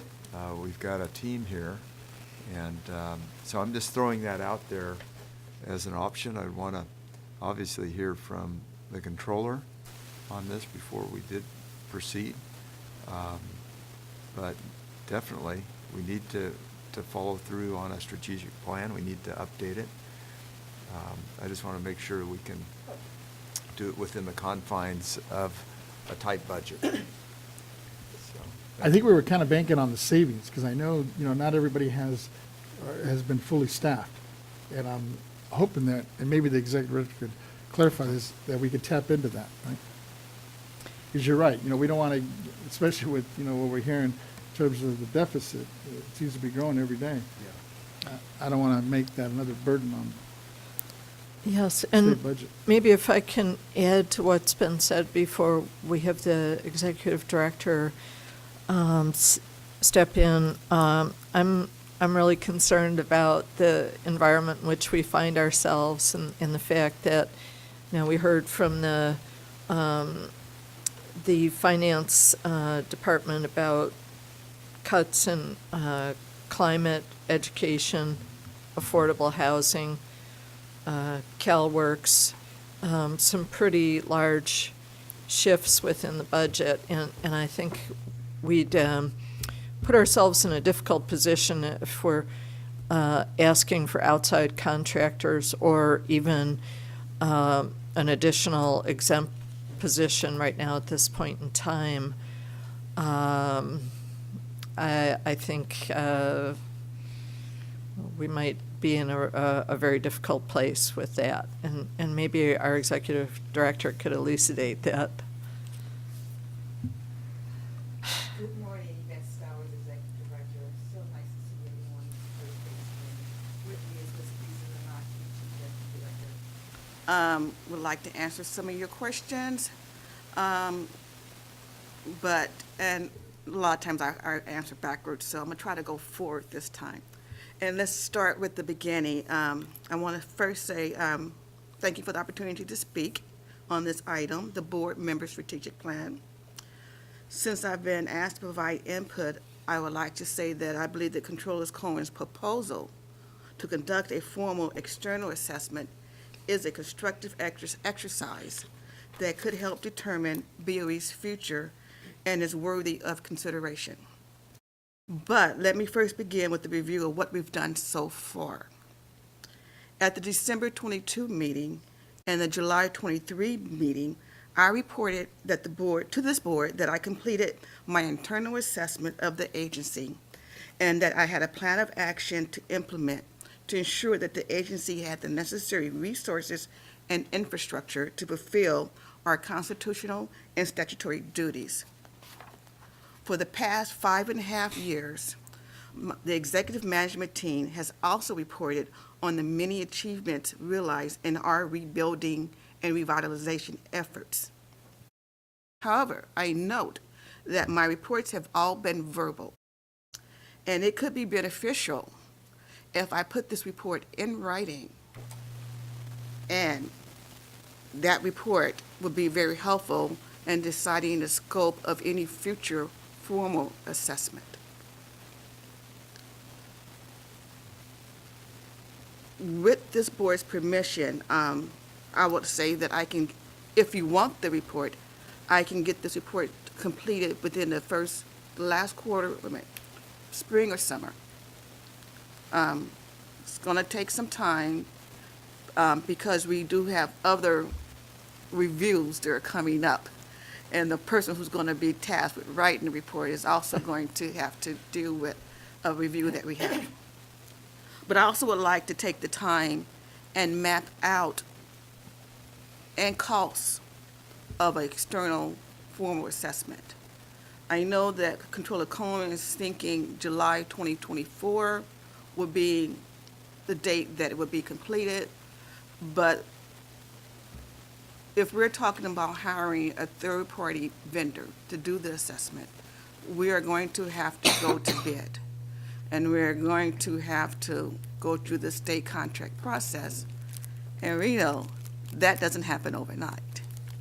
And then, once we get to a vendor, we are going to have to spend time with that vendor explaining what we do and how we do it. So then that vendor can say, based on what you are currently doing, here's what, and based on what you've already identified as gaps, here's what we think you can do additionally. So it's not a 6-month project, guarantee you. But I think, again, that it is worthwhile to see how we could continue to revitalize and modernize the BOE. I do want to emphasize that under this board leadership, we have definitely rebuilt and revitalized, and we have, in my opinion, exceeded expectations. And I'm confident once you have that written report, you will see as well of all of the great work that we're doing. in respect to the actual strategic plan, there's an agency strategic plan and there is a board member strategic plan. The agency strategic plan is for 2020, 2025. And the main goals, rebuild, revitalize, and modernize. Those goals are very similar to the board member strategic plan, Goal 1A. It's the same, we have the same focus, we're on the same page. But I note that for our strategic plan, we're coming to a time where we do need to update. We're halfway there. I say we rebuilt, but we're always assessing the agency. So it's time for us to start thinking about our strategic plan update for 25, 28. I also note that the board member strategic plan initially we had the meeting in 2019. The plans covered 2020 through 2023. Most of the goals in that plan have been completed. There's still a question of Goal 1 and Goal 2. And again, giving you a report on the formal assessment, you can make a decision on if you need to continue with Goal 1 or do you want to go with a different direction. If this board would like to update their strategic goals for the future, I'm available to assist.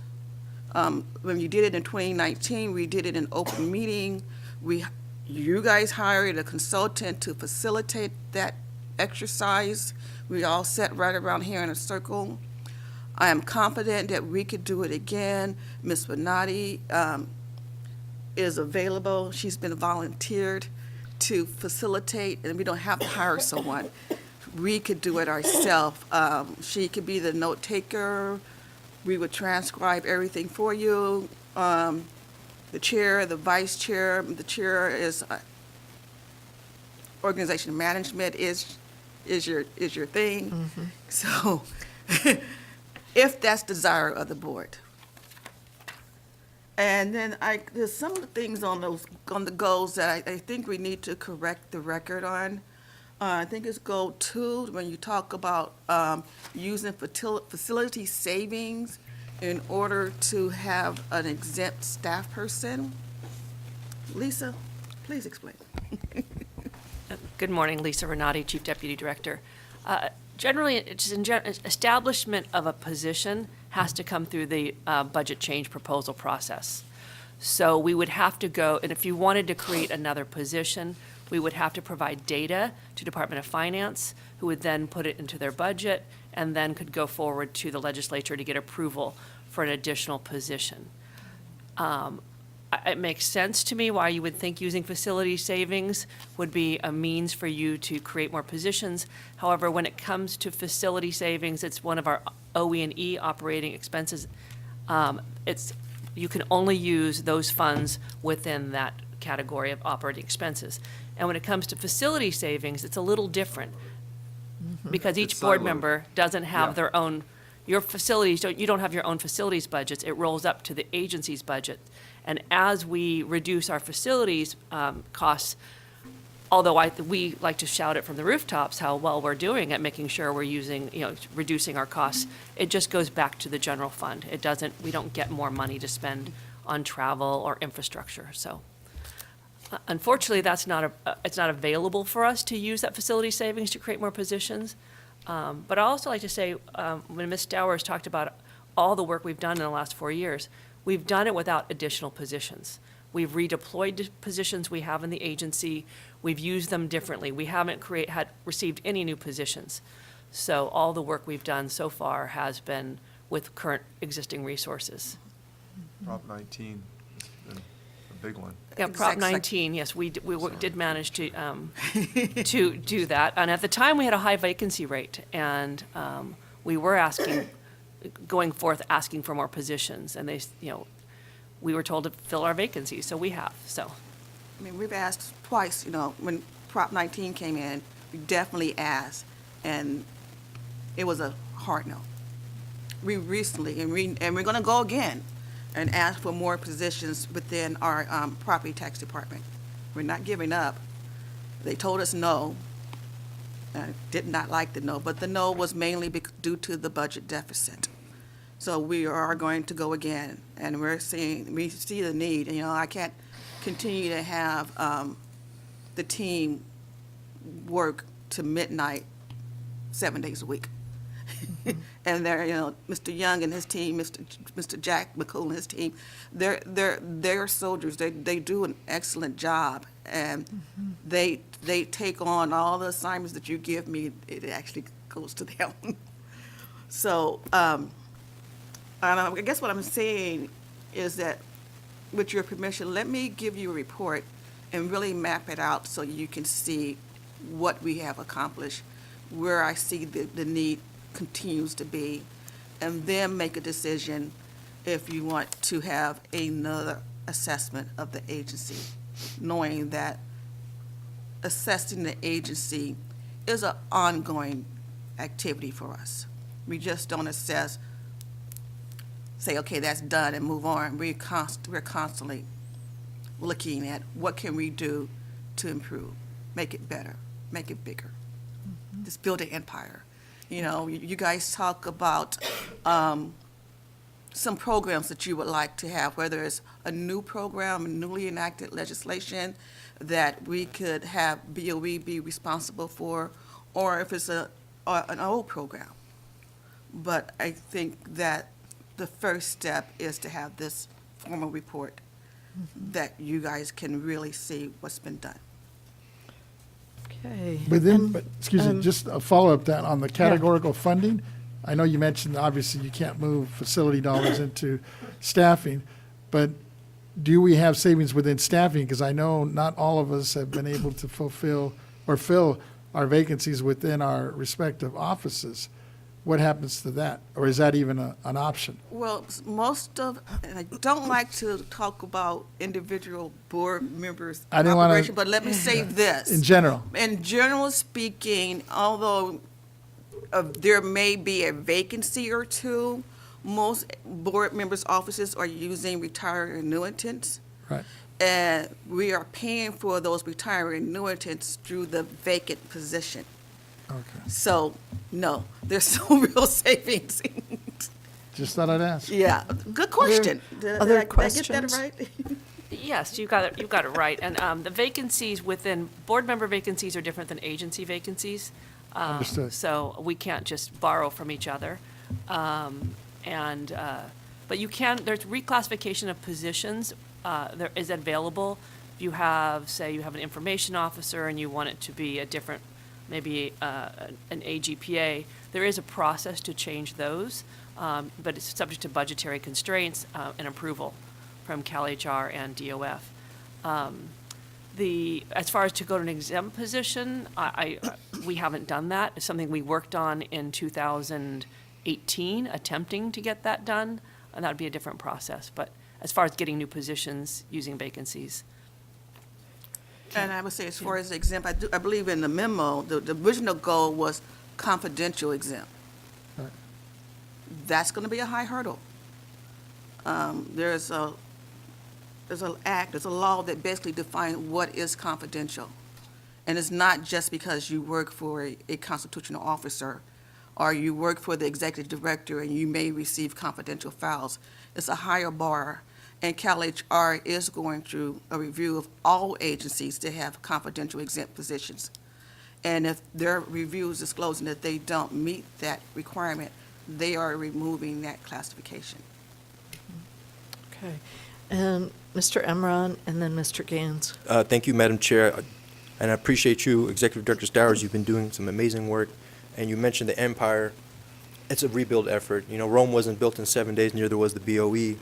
So as we rebuild the Board of Equalization, we're taking the necessary and mission-critical steps towards restoring our national reputation. That includes building the administration out, leading in statewide training, being key players when it comes to taxpayer outreach, branding on a national level.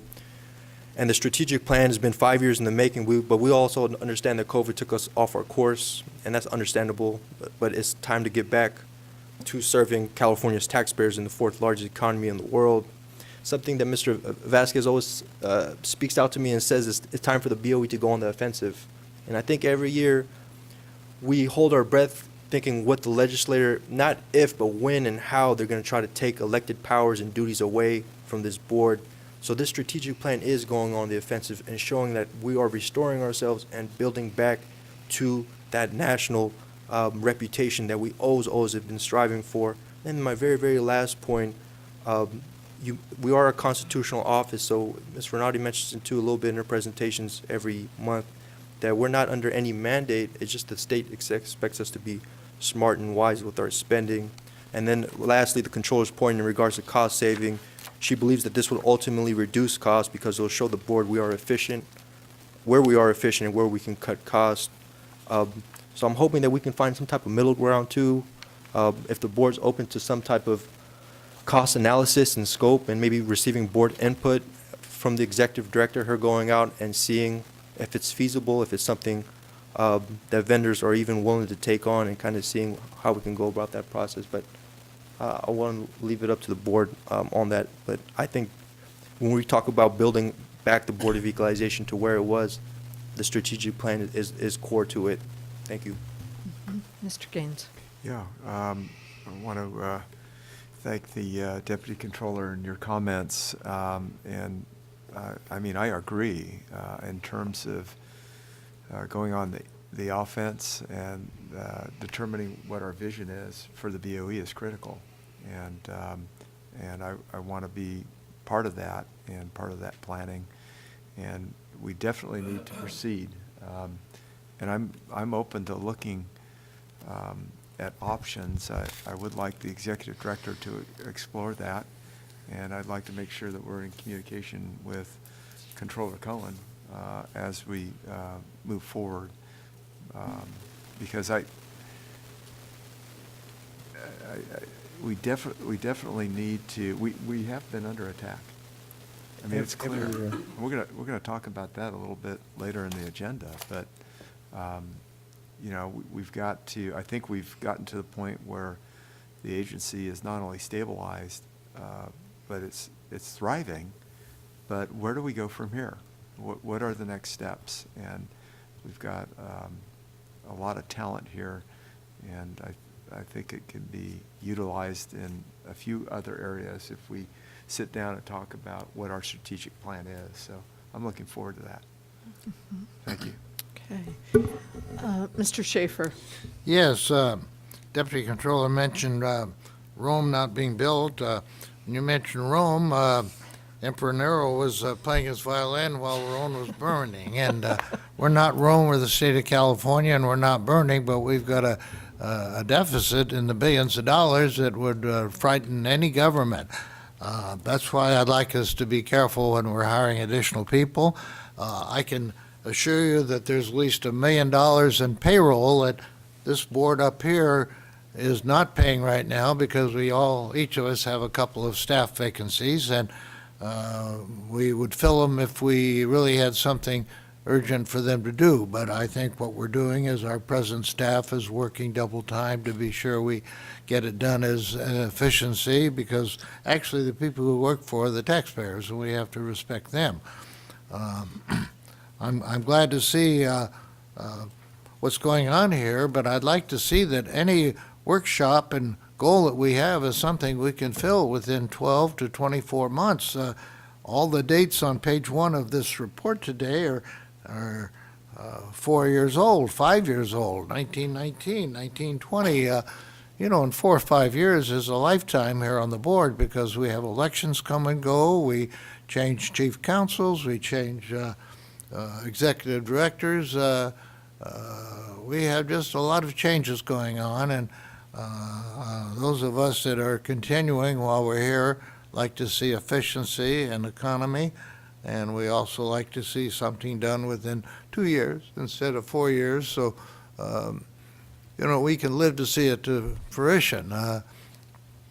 My contract with the board runs till 2 more years, and I'm going to be here to see that whatever we want to do, we get done.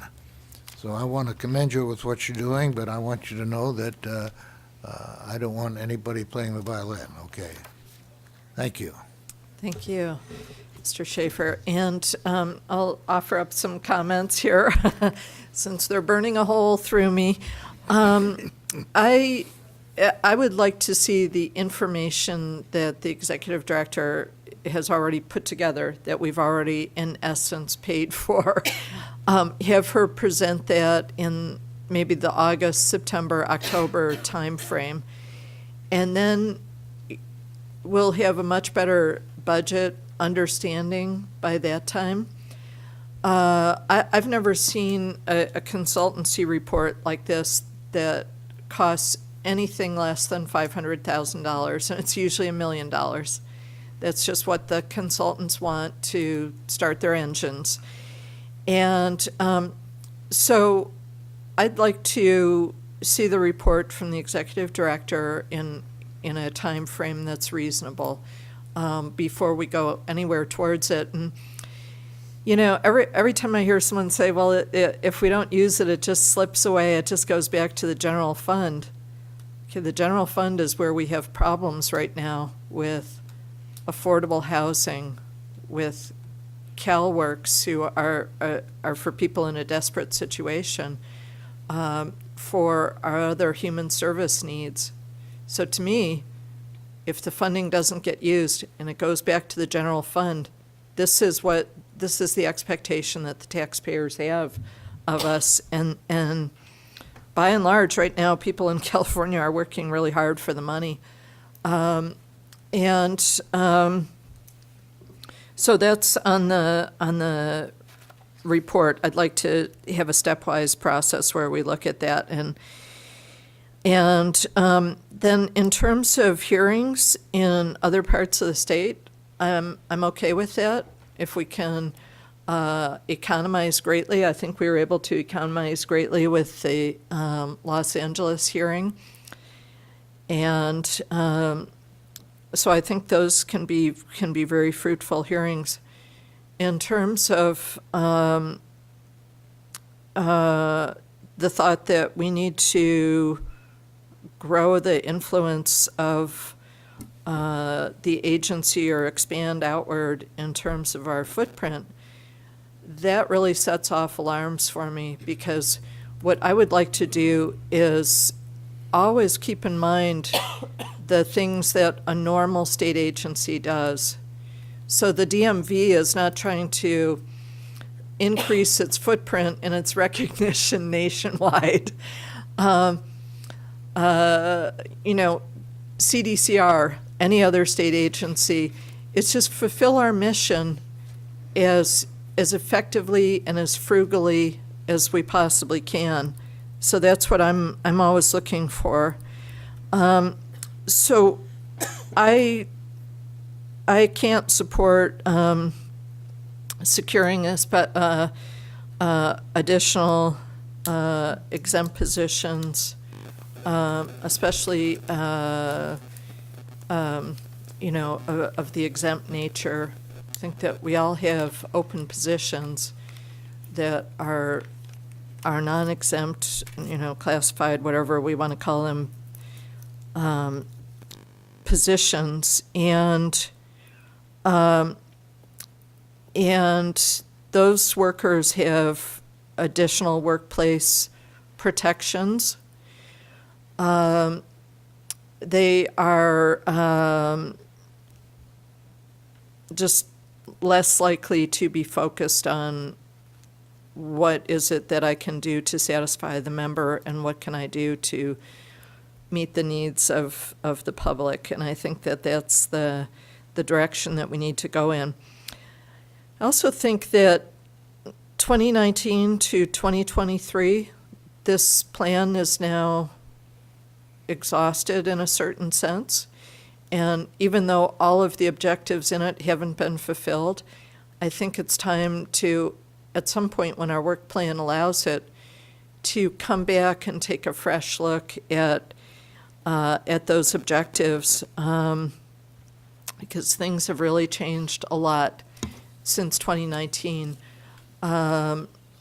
Earlier, when we heard from Ms. Lee from the Department of Finance, she was talking about we're in a completely different world, in terms of remote working, until, late spring of 2020, that was not predominant in many of the workplaces in California, and now it is. So things have really changed a lot. And I think that we need to take another cut at it. But what I'm looking for is not in this year additional expenditure, but kind of hunker down, see how we can get through it with an eye towards the situation of the legislature, and then ultimately the situation of our constituents and taxpayers. I think that, as we talked about earlier very briefly, one of our most connected relationships is with our county assessors and our county board of supervisors. And in their world, these cuts are really impactful, because the families that have a family member with disabilities, the people that need affordable housing within communities are right in their faces. And in my own county, we're probably one of the wealthiest counties in California in terms of the personal income tax and resources that the county has. And I look at all the time, how long are the waiting lists for emergency shelter? Well, right now, county workers are calling people who got on the emergency list in November. So for me, it's constantly, how do we right-size ourselves to deal with the jurisdiction that we have at this point, and really protect resources. Respect for money is a huge deal with me. Many of my constituents are heavily rent burdened. They're working 5 jobs between 2 parents, and so they don't relate to kind of the world when we're talking about, in the billions of dollars. They are tied to the world of, there's no way that I can pay the rent and not be living at work and sleepwalking through decades of their lives. So that's just kind of where I'm at on this, is I want to see what we can do with the information that we have, get that going. I think that the board should also spend a session looking at the agency's strategic directions. And what is the health of the agency from our professional staff's perspective? And then have that influence what we do on our strategic planning going forward. But I do think we need to take a refresh of what we have here, and also take a breather as we see what comes out of the May revise, and what kind of numbers are coming out throughout the summer in terms of where the legislature's head is at. And Ted and I had the experience of being in the legislature at a time when we had to cut 1/3 of the state budget. And it was pretty horrific. It kept me up many, many nights. And so I think we have to kind of be grounded in knowing where that fiscal cliff is, and keeping as many people as far away from it as we can. Because in our tenure in the legislature, we saw people fall over that cliff, and we were cutting things like adult diapers for people with really profound disabilities. And so we just have to be very, very, very careful with money. And Paying out IOUs. paying They're on, like vendors. No, we're Paying- not going to give you a check. yeah, You Ted get is, an IOU. Mr. Gaines is completely right here. we're issuing IOUs to small businesses And employees, too. and employees for 7 months, and small first-generation businesses who are service providers and others, and they had to pay their vendors, so our actions were kind of eating them alive. So I'm gonna stop there and bring it back for further comments, but I think everybody kind of knows where I'm at. Mr. Vasquez. No, I appreciate the feedback, because like Mr. Enron mentioned, Controller Cohen and myself, when we started this back in 2019, a lot has changed. And I'm wondering, and I heard from your comments, it sounds like we might be able to do like a follow-up retreat in-house without spending money. I didn't know we had some talent here within the staff that could possibly be the facilitator, because that's usually your biggest expenditure. And we might want to think about that. And I'm wondering if that makes sense, given, take a look at our schedule and our workload, and maybe look at one of our meetings down the road, whether it's in the summer or the fall, where, we usually come up here anyways. We usually schedule or calendar a 2-day board meeting. Maybe that second day is the retreat or the phase 2 of the retreat. And because we did lay out quite a bit of objectives, and a lot of those things were in a different world because it was before COVID. And now that, like the chair had mentioned, a lot of people are working remotely, so it's a whole different dynamics in terms of production and what we can expect and hopefully accomplish. And pretty much because we try to put goals in that category of long-term, short-term, and immediate, and we maybe need to look at those and see what's doable. I think was mentioned earlier is, for the most part, we have like 2.5 years for most of us, is to see what can we really bite off. And I like the fact that I'm hearing folks are now in the position to take the offense, because when we first got up here, we were on the defense. And now I think we're in a position where I'm hoping in that retreat we would have that discussion. And what does a strategic plan look like, taking the offense as opposed to the defense? I can definitely look at the calendar for a retreat for the second day of a board meeting Appreciate it. in the summertime. Mr. Gaines. After value setting. Yes, Thank Mr. you. Gaines.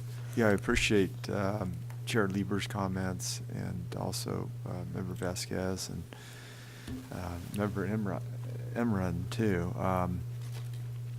And I do like the idea, if you could please give us that report that updates the progress to date. I think that'd be very helpful, just to have that in writing. And then step 2 would be working on the strategic plan from a board perspective, but also internally, and how important that is. You highlighted that, Chair Lieber, and I think that we need to know, what are we hearing on the ground within the organization, and then I think we have our own priorities too that we ought to kind of vet out and figure out, where do we go from here? What is the proactive position for the BOE looking into the future? So I would say let's get a written update. Where are we? Then we go ahead and set a 2-day meeting where we can dedicate a full day to kind of figuring out what is our future strategic plan for the BOE. And if we need to do it more than once, we can do it more than once. I think I understand. I just want to just double check with Mr. Enron. Thank you. Thank you, Madam Chair. Thank you, Executive Director, Member Gaines, for your comments too, Vice Chair Gaines, Member Vasquez too. This is a living document. It's also a legacy document, and I think the control ultimately wants the strategic plan to continuously grow in its efforts, and also too for the board to speak with one voice. And I'm hoping that there's consensus here where we can have that retreat, and also to see where we're at and then where we need to go. So I think if there's a board consensus here, I think the control will be happy with this at the moment. Thank you. Okay. So report, map out the process, and board member strategic goal setting. So I'm taking it as 3 items. Yes. And I think as part of the goal setting, a good grounding of the members in the agency's professional staff goals for the agency. Well, great. Thank you so much, members, for the input on this. And I think this has been a good a good session of where we're all at. And so we're going to take public comment on this item. And we do not have written comments, is my understanding, and we don't have anyone in the auditorium who wants to pop up out of the foxhole on this one. And so we're going to go to our AT&T moderator on item 11. Moderator, is there anyone on the phone line who would like to make a comment? Ladies and gentlemen on the phones, if you would like to ask a question or make a comment, please press 1, then 0.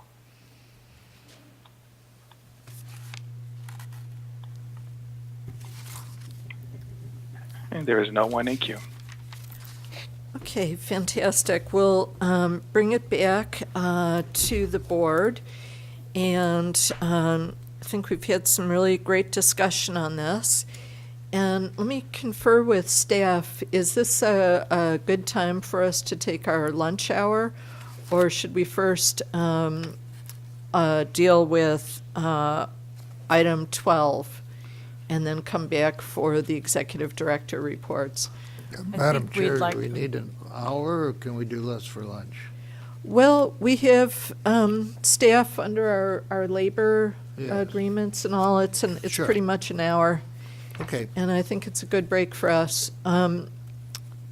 Given that we had the 10-minute break not very long ago, should we take item 12? I think what we'd like to do is power through as much as we can. We do have the board work group that's tentatively scheduled at 1:30.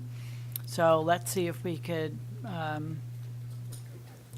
work up to 12:30 or somewhere around there to accommodate the board work group as well. Okay, fantastic. And so in the spirit of powering through, we'll go on now to item 12. This is Franchise Tax Board membership relative to AB 2238. And this was an item that was requested by Mr. Vasquez for discussion. So we'll go to Mr. Vasquez. It was actually for discussion and/or action. So we'll go to Mr. Vasquez. Thank you, Madam Chair. And in the spirit, as we were talking earlier about going from the defense to the offense, I'm hoping there's some consensus here after the discussion about some action that we could take possibly here. Members, I requested to include this piece of legislation as part of our agenda so that we can have the opportunity to discuss its efforts on our organization, as well as potentially take a board vote or voice an opinion on this. Before the discussion, I would just like to emphasize that the BOE's importance relationship with the Franchise Tax Board. As you know, the BOE is the state-only constitutional tax agency and oversees assessment practices of 58 counties, decides appeals of state-assessed public utilities and railroad properties, and administers all property tax exemptions with the county assessors. The BOE also administers the legal entity ownership program, which gathers and disseminates to county assessors information regarding changes in control and changes in ownership that own or lease an interest in California real property.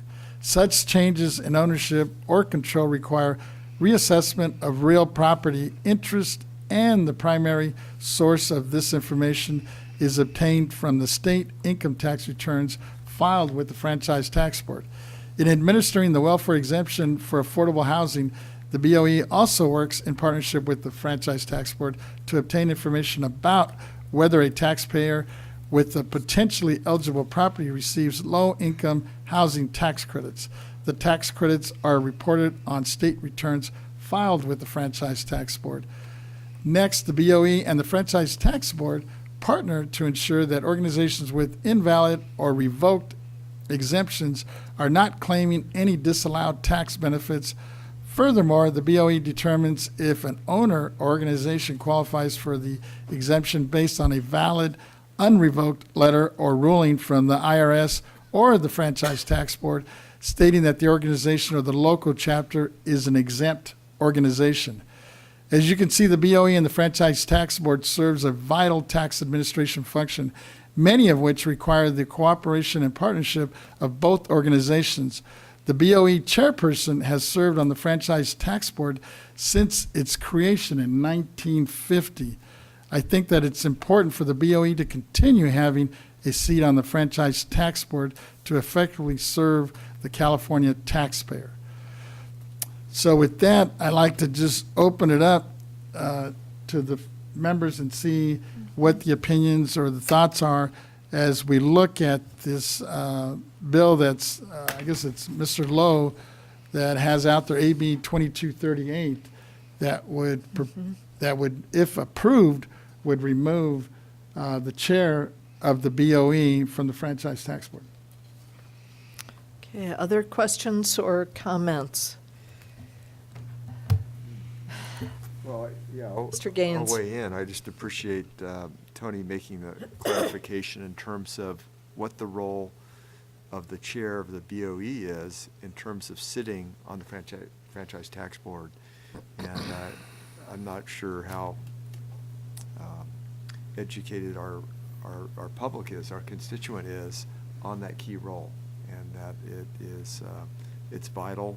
I mean, if you take a look at just the welfare exemptions that we deal with on a weekly basis at the BOE, that's a huge part of what we do, and to make sure that we're having that communication occurring between the Franchise Tax Board and the BOE is critical. So we need that that relationship and that role. So, yeah, thank you. Other comments, Mr. Emron? Thank you, Madam Chair. I want to thank Member Vasquez as well for bringing this up as the voice of the controller here on this body, and her serving as chair of the Franchise Tax Board. She's really honored to have the BOE chair serve alongside her, alongside the Department of Finance too. And you kind of see Department of Finance coming here today, kind of the special relationship that we all hold when we are together. And she fully and 100% supports the Board of Equalization. She loves the Board of Equalization, and she wants to see the Board of Equalization remain as a member of the California Franchise Tax Board. We're so lucky too. We're about to kick off our first meeting next week, and Chair Lieber will be joining us too. And I think it's important in an elected space to have elected representation from the Board of Equalization, the only elected tax board in the country, be a voting member, and I think that's so important. So she fully supports the Board of Equalization in this moment. Thank you. Okay, other comments, Mr. Schaefer? Well, we're really not obligated to vote or opine on this. It's a legislative matter strictly. I would rather we abstain, but it's interesting to know what's going on. Mm-hmm. Okay, thank you. Now, as I mentioned, this is on our agenda for discussion and possible action. So if member desired to make a motion, now would be the time to do so. Well, in hearing the feedback, it sounds like, I think, it sounds like there's a consensus that the Franchise Tax Board should consist of the controller, the governor's appointee, and whoever the chair of the BOE moving forward. So I would like to move that the board officially take a position against this bill, which would eliminate the chair of the BOE from sitting on the Franchise Tax Board. Okay. Motion by Second. Mr. Vasquez. Is there a second? Yes. Motion, seconded by Mr. Gaines. And the motion is to have the board adopt a position in opposition to AB 2238. And we have no one who submitted written comments or in the auditorium submitting comments. And I see that we have Mr. Norm Scott approaching the microphone. Mr. Scott. Thank you, Chair Lieber. Good to see you all today, members. In some of our discussions about this bill, something that has come up is what the board's position might be if the bill were to be amended. So I just put that out for discussion, whether you'd like to include anything in your motion or not about that, just so you can have a plan moving forward. Okay, thank you. And I'm inferring from your comments that it would potentially be possible to take a position of oppose unless amended if the legislation were amended to add the state treasurer but retain the chair of the Board of Equalization. Yes, that would be an right? appropriate motion. I apologize for leaving the dais early. I didn't know you were going to ask anything. No, thank you.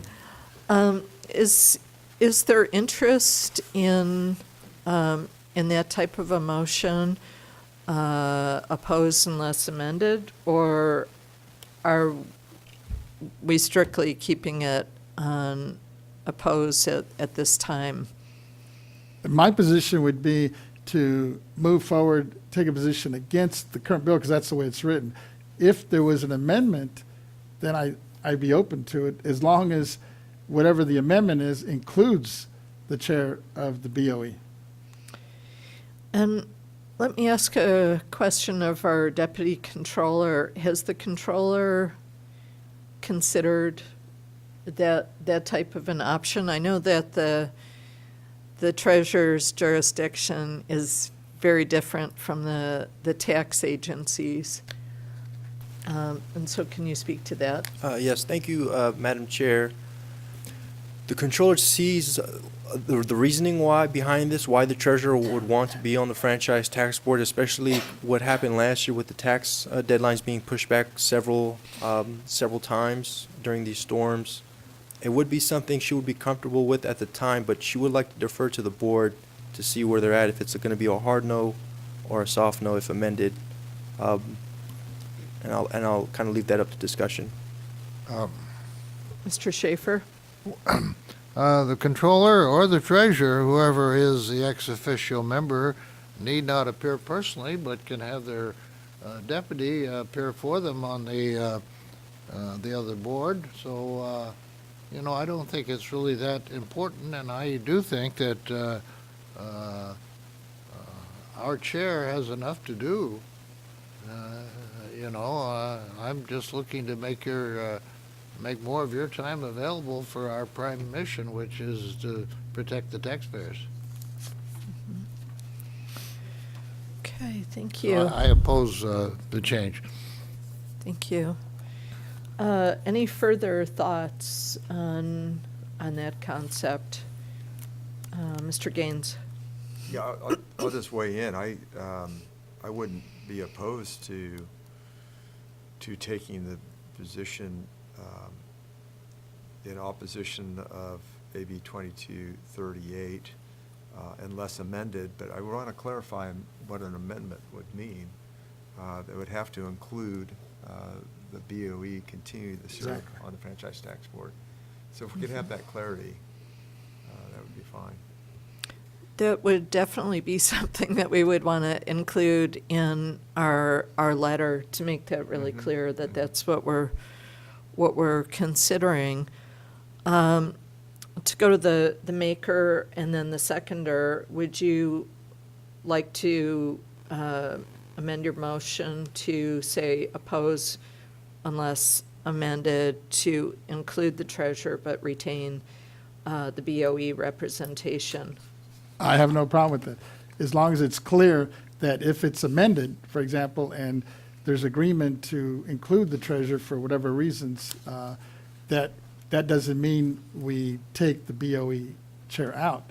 That means that I guess they would just increase the number of board members, which I'm okay with that as long as the BOE still has representation on the franchise tax board. Mr. Scott? We don't think that including as amended would put the board in a position to agree to any amendment. Obviously, the board would be free to come back and reconsider its position if an amendment were to put the treasurer and, the director of another department on there, but to the exclusion of the board would certainly be free to take a position to oppose that amendment as well. So I think you could certainly just say opposed now, or the other alternative is you could say opposed unless amended. And the chair's letter to the legislature could make clear that the board would like to see the chair remain on the franchise tax board, and any amendment that was contrary to that, the board could certainly reconsider and oppose the amendment as well. I'm comfortable with that. Okay, so it sounds like it's acceptable to the maker and the seconder to amend their motion to adopt a position of oppose unless amended to retain the BOE representation on the board. Is it clear, I guess more of a legal question here, is it clear to say we oppose, I guess, what is it, AB 2338 as proposed, but if it was amended, as long as it included the BOE chair to remain on the franchise tax board, we'd be open to it? Yes, I think the letter could Make it real clear. could clearly convey that the board's position is that the board chair should remain as a member of the franchise tax board. Whatever composition So an it amendment takes. that included that option would likely be acceptable to the board, subject to the board discussing and voting on that. But other amendments might not be, or probably wouldn't be, and the board would need to take a position at that time as well. Sounds good. Okay, and so we've got a motion and a second to oppose, to adopt a position of oppose unless amended on AB 2238. And the amendment that we would be seeking is to retain the membership of the BOE representative on the franchise tax board. And I think that that would be an acceptable give to the committee. And then it's up to the Rev and Tax Committee to decide if the separate jurisdiction of the state treasurer makes sense for inclusion on the franchise tax board. But I think it puts us a little bit more into the game, and what we're attempting to get at is public policy that makes sense and is clear and functional for taxpayers, and where the taxpayers' interests are represented well. So we've got that that motion and second, and we don't have written commentary on this or anyone in the audience that would like to comment, so we can go out to our AT&T moderator. Moderator, if there's anyone who would like to comment on item 12 relative to the franchise tax board membership, if we could hear from them now, please. If you'd like to make a comment, please press 1, then 0.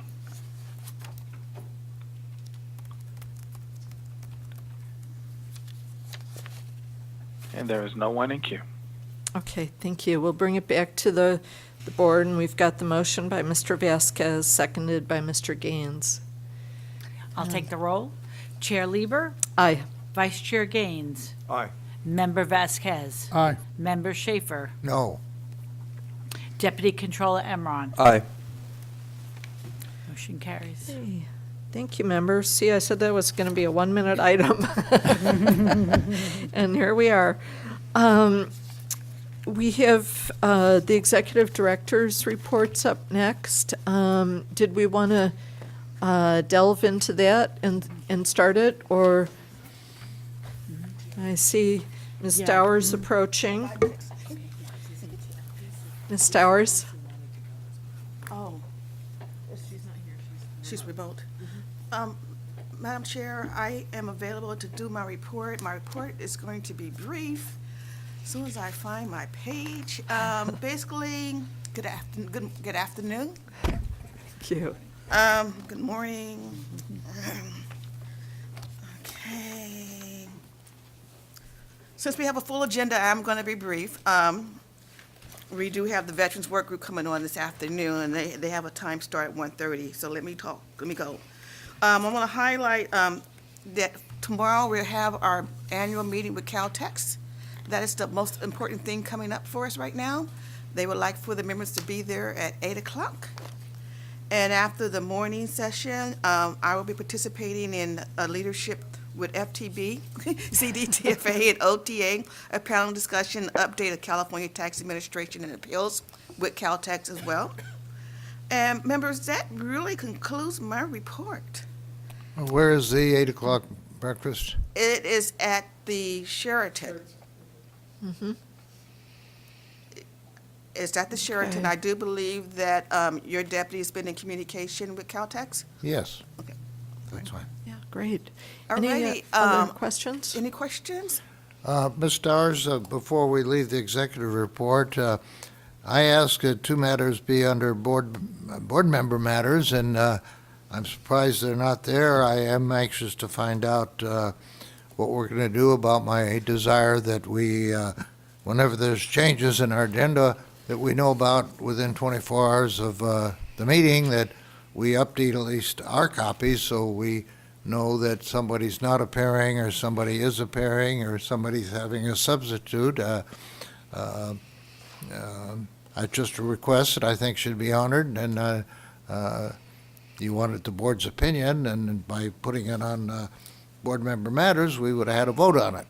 I also am interested that we have a presumptive 15-minute limit on reports unless there's something that, for good cause, would run longer, like the discussion on the controller's proposal, along with Member Vasquez. I can see for longer reports, but I think 15 minutes is a good guide that on any reports is going to come to us.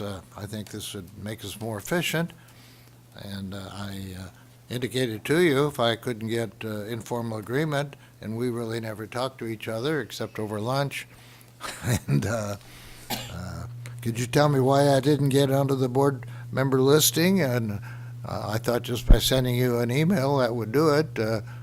I mean, I'm willing to fill out Form A-23 or whatever is required. Okay, thank you. You're welcome, sir. Thank you for that question. I really appreciate it. You're entitled to have a board member matter on the agenda. We always send out the draft agenda and provide the deadlines on when a member needs to provide a request to have something placed on the agenda, and it's always subject to the chair's approval. I did not receive anything from you indicating that you wanted to have this to be a board member matter. So if that is your desire, you could make the request for the April meeting. Yes, well, I would ask that you put it on the April meeting unless the board can informally agree that we should adopt both of these matters. Let me see if I can answer your question, because maybe it doesn't really need board member matter action to be taken. I think this is kind of going back to your concerns last month when we had our taxpayer rights advocate had an emergency and could not appear, so she had someone speak on her behalf, and you were concerned that the name wasn't listed on the agenda. And I also think you had a concern with some of the speakers we had for the informational hearing. And I guess, and Ms. Thompson will be with us today, will she? She's listed. Well, I was trying to move her up the agenda, but let me say this. We do constantly update our agenda, and we do provide the names of the speakers when we know them. And unfortunately, for that informational hearing, we did have all the names there. Unfortunately, your staff didn't give you the most recent agenda. What I have implemented now is that I've asked board proceedings to make sure that a copy of the agenda is placed at the diocese so that every member will have it in front of them. And if there's been any changes, on that agenda, go ahead, if we have to just handwrite their names in, they would handwrite their names in. Sure, I'm not asking that all copies be updated. The public copies go out, 10 days beforehand or so, and they can be stale as long as they're not, there's not very much of that. But I like to know that what is laid between us that we know about within 24 hours. That's why I said, we do update the agendas Sure. on a regular basis. Sure, well, I might have just The gap gotten was that. that you didn't get a copy of the updated agenda. So my proposal, my direction to the team is to make sure that the most recent version of the agenda is placed at the dais for each member to have in front of them. That's fine, I appreciate that. Okay. The second question, well, I forgot what it was. 15-minute time limit on reports. Oh, I think, Sorry. for the reports, I really believe that's very important that what we're reporting out to you guys on a monthly basis is extremely important as you guys exercise your oversight over this $80 billion property tax. So I do not believe that staff's report should be limited. I think the more they provide to you guys so that you can exercise your authority, the better. Mm-hmm. And I think that's been what this board wants. You guys want more. And Go ahead. I see that we have Ms. Himovitz here. Julia Himovitz on behalf of the legal department. So I just want to make sure that we are staying within the boundaries of the agenda, as this item is not agendized for now, but I do think that the comments have been received and the executive director has addressed them as best we can for today. But if you'd like to follow up with the executive director, please feel free to do so after the meeting. Yes, and I think in particular, what I'm hearing from Mr. Schaefer is he'd like to put the 15-minute limit on the agenda under board member matters. And we can try that and run it up the flagpole in April and see how members feel about that. And then I think the changes to the agenda has been addressed. And last month, we all received the latest agenda that ended up being the agenda that was followed with some changes in who would be making the presentations about 4 days before. But sometimes it doesn't get to folks. So now we have the belt and suspenders approach of having it be on the dais as well, which is very, very helpful. So we can agendize the 15-minute limit for April and see where that goes. Thank you. And then I think, is this a good place to cut this off, or should we keep on going into item 14? Madam Chair, Yeah, please. as much as I do want to have lunch, I would like to see if we can take something out of order and have the taxpayer rights advocate do her report. She's going to be remotely, Okay. and I do believe she's on right now. Okay, and members, this is item 16, and Ms. Thompson will be here virtually presenting her report. Ms. Thompson. Hello. Good afternoon, Chair Lieber and honorable board members. I'm Lisa Thompson, the Chief of the Taxpayer Rights Advocate Office, and I'm here to provide you an update on the activities of the Taxpayer Rights Advocate Office to keep you informed. First, some statistics on the number of completed cases. In February, the TRA office completed 38 cases. 11 were in Vice Chair Gaines's district, District 1, 7 in Chair Lieber's district, District 2, 8 were in Board Member Vasquez's district, District 3, and 12 were in Member Schaefer's district, District 4. 8 of those were in the administrative category, with 30 from the valuation category. And the memo attached to the public agenda notice identifies all of the topics for those completed cases. However, the largest topic within the valuation category was exclusions from reassessment, with 13 completed cases. Of those 13 exclusion cases, 8 were from base year value transfers, and 5 of those 13, 8 were from parent-child, and the remaining were from base year value transfers. The next highest percentage was exemptions at 7, with the majority of those being for the welfare exemption. I also wanted to briefly address some of the questions from last month's board meeting that in regards to the TRA annual report. Vice Chair Gaines indicated that the pie charts in the annual reports were effective in showing the percentages by topic, and asked if it was possible for us to include some charts in the TRA annual report by district. And Board Member Vasquez and Deputy Controller Enron also expressed interest in having that breakdown by district, and Chair Lieber reiterated that having that the type of cases by district included in the annual report would be useful. So I have asked a member of my team to start compiling that information, and we will be including those additional charts in the next year's annual report. We will work with our service provider to best illustrate how that information is presented in the 23-24 annual report. Next, I wanted to address Deputy Controller Enron's comment about submitting the Taxpayer Rights Advocate Office annual report to the governor. Unlike the agency's annual report, which must be submitted to the governor, the Taxpayer Rights Advocate annual report is addressed to the agency's executive director, Ms. Stowers. And as the agency's taxpayer rights advocate, I am mandated under the Property Taxpayer Bill of Rights to annual report to the executive director under Revenue and Taxation Code Section 5904. However, I wanted to note that the agency's annual report does include a section on the Taxpayer Rights Advocate Office in it, and it also includes a link to our to the annual report for the TRA office in that agency's annual report, as well as a link to the TRA office's web page. Finally, I wanted to thank the board for its support and recognizing the importance of the TRA office's help to taxpayers.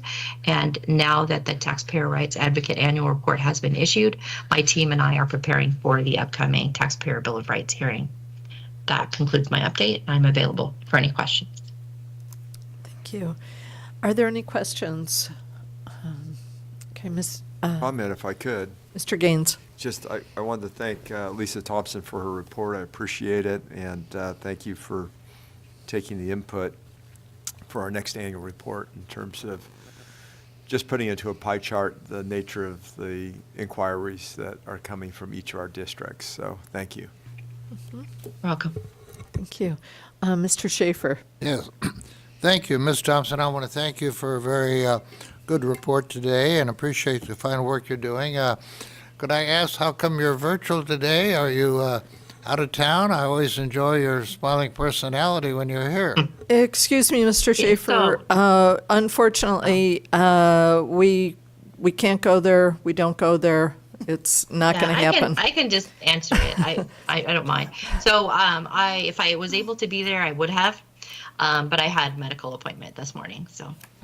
Thank you. And, I continue to suggest that when we can, we incorporate by reference a certain item rather than printed verbatim. I'm talking about the 30 pages of revenue or 20 pages of revenue and taxation code. I'd sort of like to see our taxpayers' report be about the same size as the board's annual report or smaller, and I would like to see us incorporate by reference stuff that people can look up rather than feel an obligation to provide verbatim copies of statutes which are readily available to everybody online. And also, I'd like to request that your annual report, which is always a quality product, have Peter Kim, our communications director, overview it also. I was complimenting him on the very fine pie charts that you had in your last report, and he had not been involved in it. So I guess I thank you and not him for that. Thank you very much. Thank you. So the reason we include in the appendixes, we do include the Taxpayer Bill of Rights laws for property taxes and as well as the alcoholic beverage tax. It shows the laws in effect at the time of that fiscal year of the report. We want our taxpayers to be able to easily see what the protections and rights are under the law at that point in time without having them have to search for the information.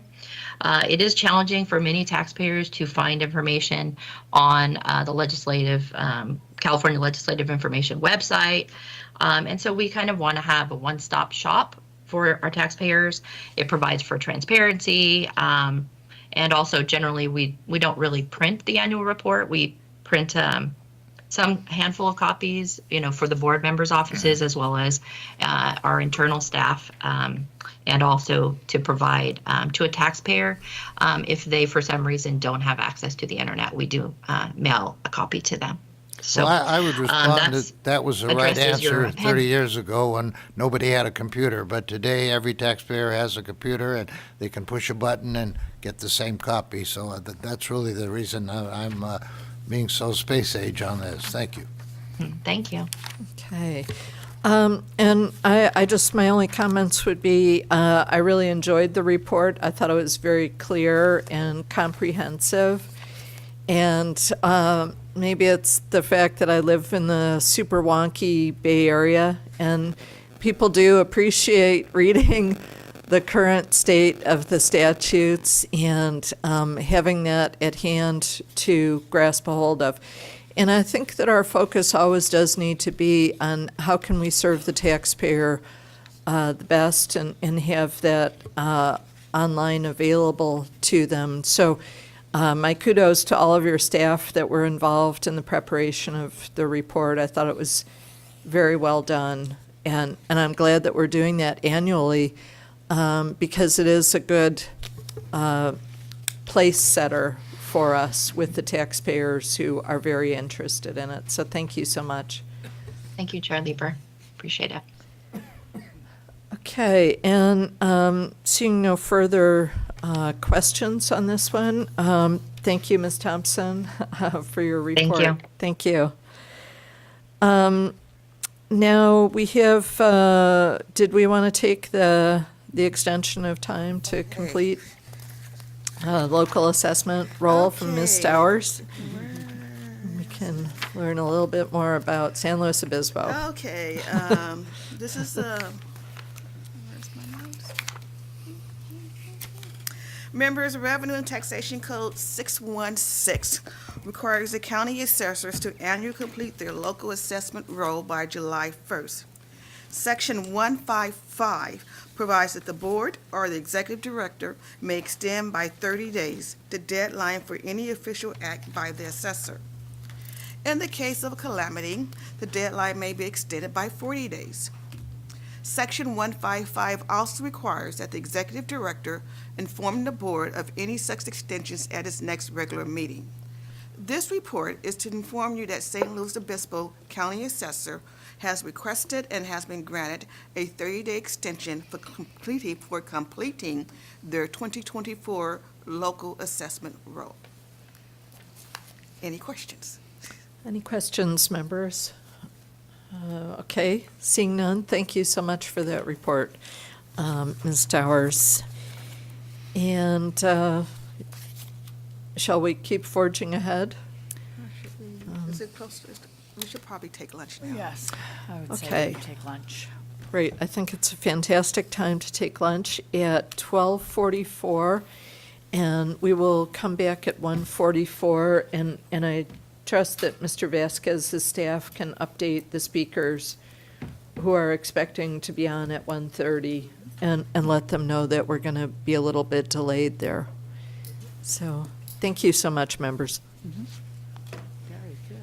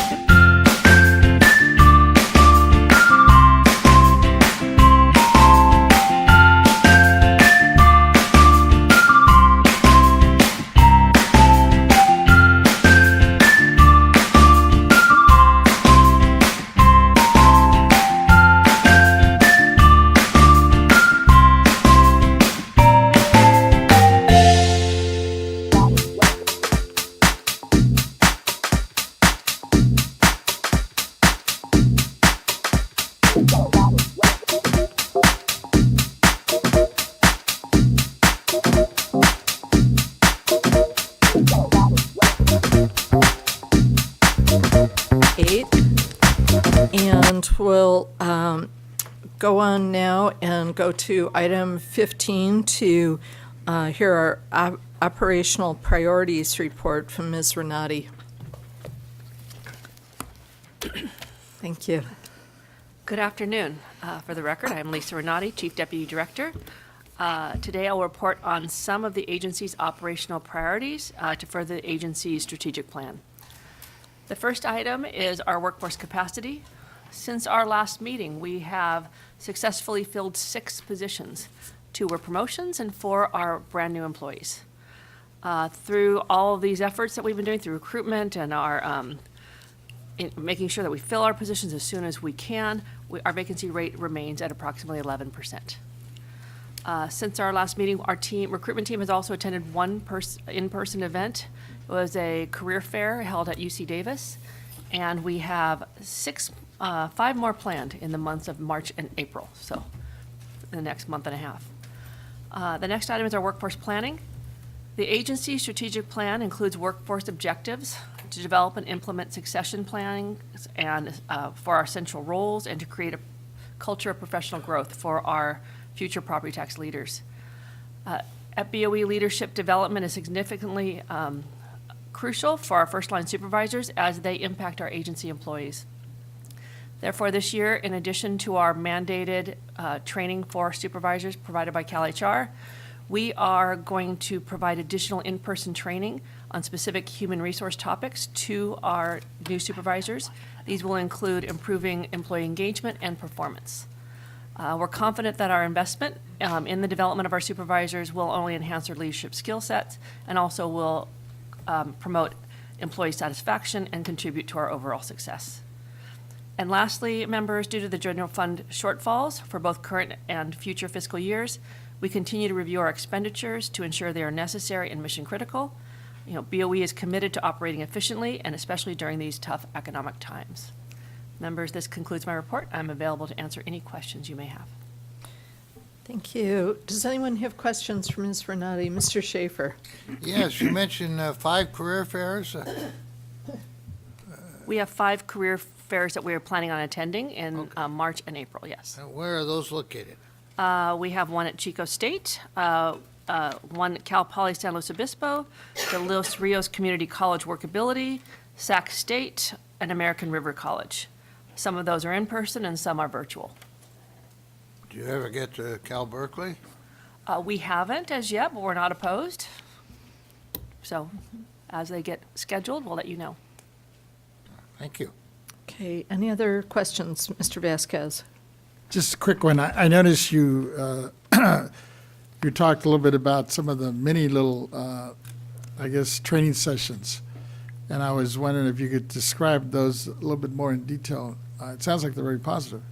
Well, the first training session is scheduled for next week, so it's our very first one, and that one will start with employee engagement and performance.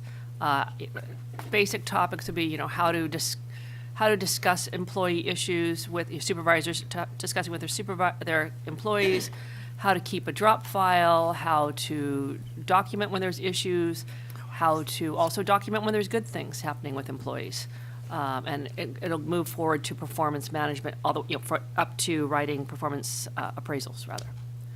So it's basically from new employee to performance appraisal, which we, as you know, we do all of our performance appraisals in June. So it's leading up to those important discussions. And in those performance management ones, I noticed there's a partnership you're doing with CDTFA. Yes, the CDTFA's HR professionals are the ones that are putting on the training. And so I know next week's there's going to be 5 different people coming in to teach their specific topics and be available to the first line supervisors with any questions they have. If they have anything they want to work one-on-one, they can, or work in a group. Thanks. Mr. Gaines? Yeah, I want to thank you on that report on our vacancy rate, which remains below state average, which is excellent. So thank you for that. Also, I think that the universities and colleges that you're reaching out to, that's a good list. Mm-hmm. Yes. And even here locally at CSUS. So I appreciate that. Thank you. Thank you. Mr. Imran. Thank you, Ms. Renati. Just extending my appreciation to you and all the amazing, incredible work you're doing, too. I agree with our vice chair, too. I think it's a great list. And I'm glad to see, like, the pipelines extending out to our young people who can come here to the Board of Equalization, make an entire career out of it, because we know once we hook them, they're not going to leave. Thank you. Thank you. Well, thank you so much Thank you. for your report. That's a really impressive agenda of universities to reach out to, so thank you so much. Thank you. Members, we've already completed item 16, so we'll go on to item 17, the Property Tax Deputy Director's Report from Mr. Young. And also joining in is Ms. Keach.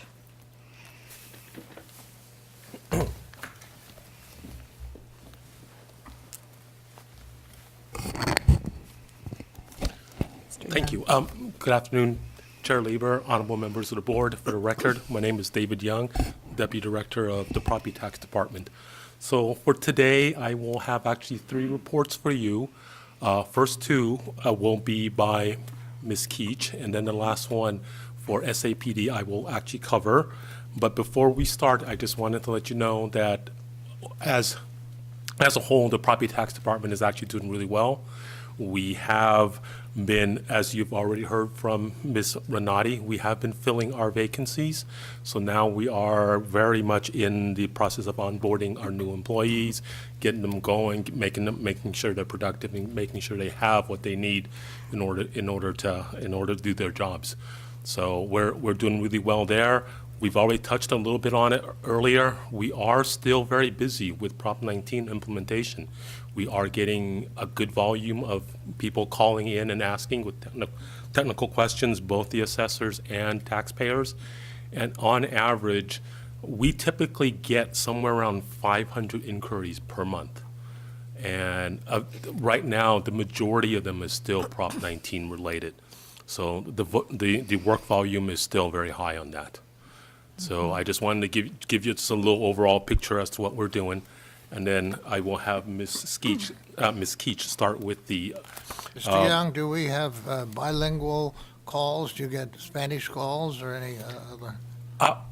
To be quite frank with you, most of our inquiries now actually do come in via our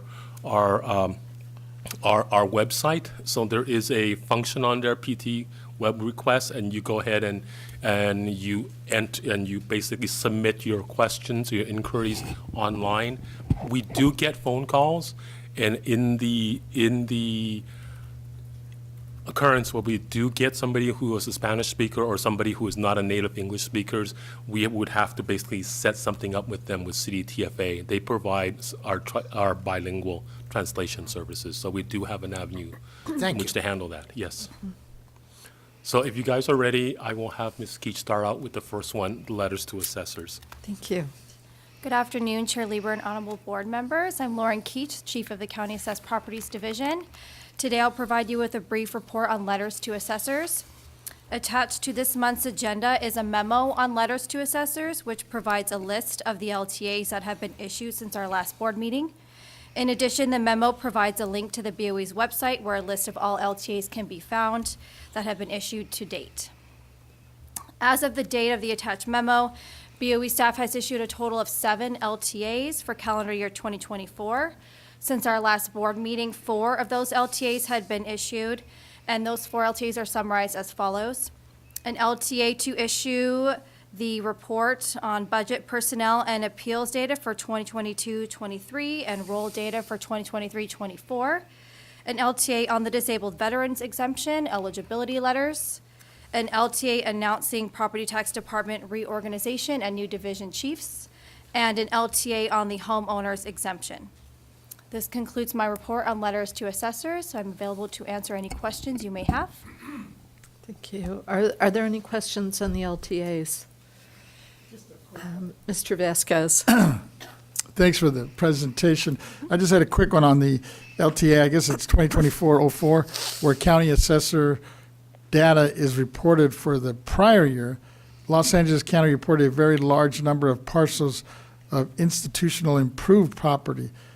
also showing a large value. What was included in that type of property? Do we know? If I may. I'll defer to Dave on that one. No problem. If I may. So that's a pretty broad category. They're usually the commercial properties located in LA County. If you LA County truly is, they're the 500-pound gorilla in the room. They have approximately a quarter of the state's number of parcels that they assess and about a quarter of the state's value. So they also have a quarter of the state's population. So that one county actually moves the whole property tax roll quite a bit. So there's heavy industry there, lots of commercial property, office buildings, industrial, manufacturing. It's all included in that one. And now that I have you up, when you were reporting earlier about the workload, and you were saying 500 calls. I guess it was 500 between emails and just phone calls. Yeah. Just out of curiosity, do you know roughly how that's evenly divided throughout the state, or is there any one concentration in any one of our districts? Well, once again, because of just where the population is, so much of it is centered around LA. They have a quarter of the population, a quarter of the assessment. So much of it is from there, but it is very spread out throughout the state. We still get quite a lot of inquiries from actual stakeholders and taxpayers and property owners. We do get some from the 58 county assessors and their staff. And just today, I got an inquiry from another state asking about our property tax system, how we administer Prop 13, and also what our computer system is like. So that we get inquiries from everybody, from all stakeholders, from property owners all the way to assessors to other states, trying to see how property taxes are administered elsewhere. Thank you. I was just kind of curious. Of course. Okay, any other questions on the LTAs? Okay, seeing none. Ms. Keach also has appraisal training and certification for us. Yes, thank you. I will now provide a brief report on the BOE's appraisal training and certification program. For the 2023-24 fiscal year, we've scheduled 33 classes and 3 workshops. To date, 29 of the 33 classes and 2 workshops have been completed. Since the last board meeting, 2 classes and 1 workshop have been taught. We also continue to offer our existing online basic training courses available through American River College and California State University, Sacramento, as well as our online courses and self-study training sessions available on the BOE's website. This concludes my report on the appraisal training and certification program, and I'm available to answer any questions. Thank you. Any questions? Just one Mr. quick one, Vasquez? and it kind of goes back to the LTAs you were talking about. I forgot as I was looking at it, since we're going to be talking about the veterans a little bit later, I was wondering on that, I guess it's the LTA 2405 regarding AB 1361, which was the Hoover-Rubio bill. Mm-hmm. And I guess it was the SB 82, which I believe was Serato, right, on the disabled veterans exemption. All assessors will now accept electronic letters of service connecting disabilities from the U.S. Department of Veterans Affairs. If the veteran wishes, is there a way that we can highlight this on our website? I was wondering to make sure, because I know one of the issues we were going to probably talk a little bit later is just getting that information out. There's so many people that are qualified and don't even apply for it, right? The exemptions, I was thinking. Yeah, if I may. So yes, we'll look into updating our website to make sure that is something that will catch some attention. So it did a couple of things. It let you this LTA that you are now able to. Some assessors at one point only accepted hard copy letters. Now there is a directive that at the taxpayer's option, the veteran's option, they can submit an electronic one. This particular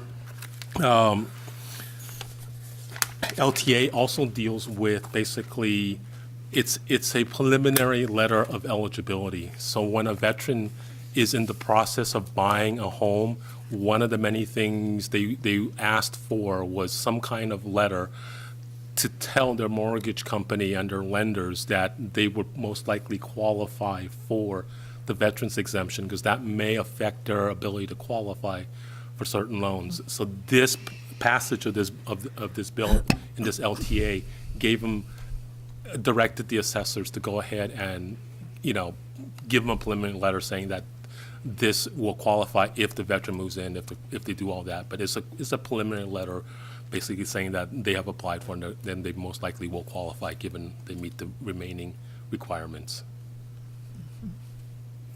Okay, thank you so much.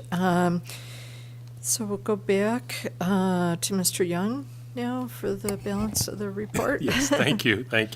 So just a very brief update on what the State Assessed Properties Division is doing right now. Most importantly, they are right in the heart of their valuation season. They're the last day to turn in the property statements in which we base much of our work for the assessment of the property owned by state assessees. That was March 1. We have gotten quite a few extensions. Probably about half of the assessees have asked for more time to turn in their paperwork. We've granted all the first extensions, and we are now working on the second extensions. So right now, we have approximately 330 or 340 assessees. About half of them were on extension. Their stuff is soon to be turned in. We're working real hard on that. The staff has completed their capitalization rate study. So the summaries of those is already on our website and available for any stakeholder that want to look at them. They're already on there. They're to be used for the income approach for any of the companies that where income approach is applicable. And then the last thing that we're doing is we have sent out our property statements to the private railroad cars. That's the other program that we administer. That's a fully integrated program that the board does. We do everything from registration to the valuation to collections on that. So that's a 100% board program. Their property statements are due at the end of April. So we're gearing up to do that also too. So right now they're really, really busy. That should conclude my report. Okay, any further questions? If I could. Yeah, if I Mr. could, Gaines, please. yes, Yeah, thank you. please. Just in terms of, you had mentioned that a number of entities had asked for a second extension. So is that in the normal range of what we see consistently from year to year, or are you seeing more extensions being requested? Yeah, we're pretty consistent on first extensions. We're allowed to give up to 2 extensions, and they're 15 days extensions. On the first extensions, we typically get anywhere from a third to half ask. But for the second extensions, we're a lot more selective. Very much fewer folks ask for a second extension. If you get a second extension, if we're due on March 1st, this first extension will take you to March 15th, and the second will take you to the end of the month. So April, we would only have April basically to do that appraisal. As you well know, the value setting is done in May, and all that work has to be in and formatted and packaged and sent to you for review in order for it to happen in May. That makes our time very, very compressed. Mm-hmm. So on average, about anywhere from a third to a half ask for a first, and then we're a lot more selective on the second. It's too impactful on the work we need to do in that amount of time left. But that's kind of in the normal range. It is in the of what you've normal seen range. Historically. It is historically about normal. Okay, good. We do get quite a few, so. Excellent, thank you. Of course. Okay, any other questions? Seeing none, thank you so much to Mr. Young and Ms. Keach for your reports. Thank you. And we'll go on now to our Legislative Research and Statistics Division Chief's report, delivered by Mr. Angelo.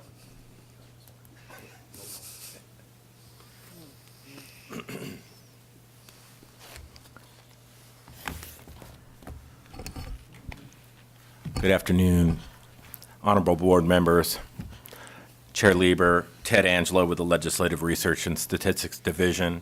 I'm going to give a brief report on some of the bills that I've been sending out to you on a weekly basis every Friday that you've been seeing as they get introduced and get amended and get scheduled for their committee hearings.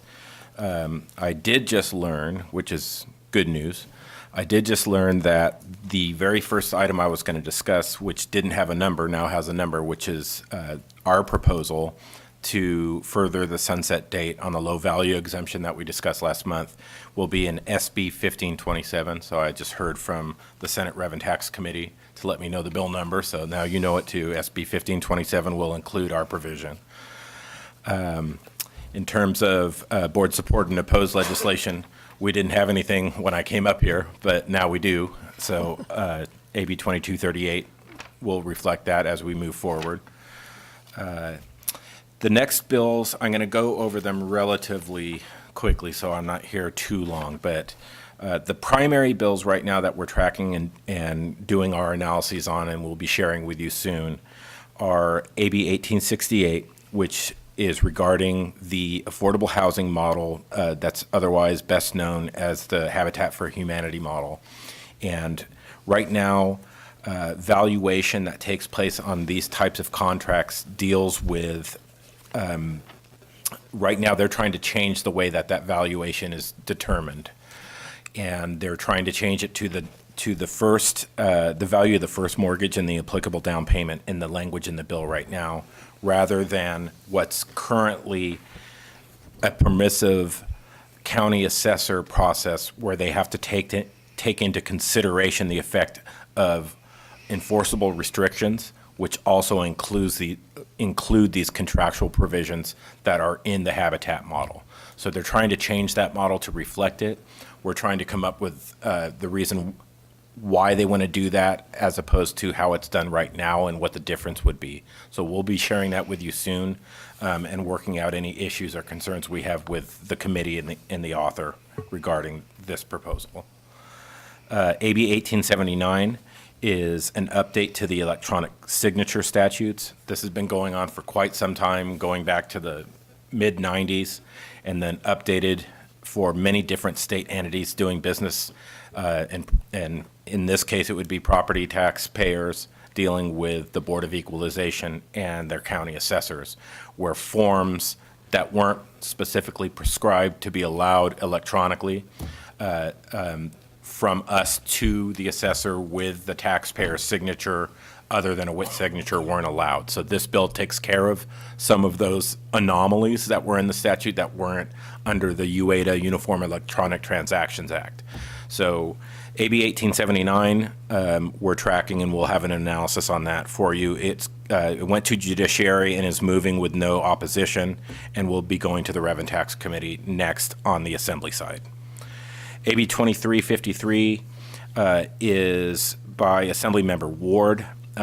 This one is a little more complex in the affordable housing sphere under the welfare exemptions. It would allow nonprofits to withhold tax while welfare exemption applications are under review, and it stops collection action and waives interest and penalties for that. So it's a fiscal issue, but it's one that is well-intended, and it's one that you have to look at if there might be middle ground on this one, or if it's kind of, black or white in terms of the proposal and what they're moving forward for. So we'll be analyzing that and providing analyses to the board members as well on AB 2353. On AB 2506, this is a possessory interest bill by Assemblymember Lowenthal. This is the one that would, it's similar to our bill for extending the low value ordinance, but this one puts in a provision that it makes it presumed that they meet the standard rather than being permissive like under our proposal. So it's a little more structured and less wiggle room, but it kind of furthers the intent of the bill last year, where we weren't going to assign possessory interest payments to anybody living in low-income units. We have to look at the thresholds and what they are to see what this would specifically change compared to the bill from last year, which kind of furthered our position, which was a BOE longstanding position that we weren't going to assign possessory interest to folks in low-income housing units. AB 2897. Excuse me, Go Mr. ahead. Angelo, we had a question about what bill number is Thank that by you. Mr. Lowenthal? Oh, sure. AB 2506. Thank you. Thank you.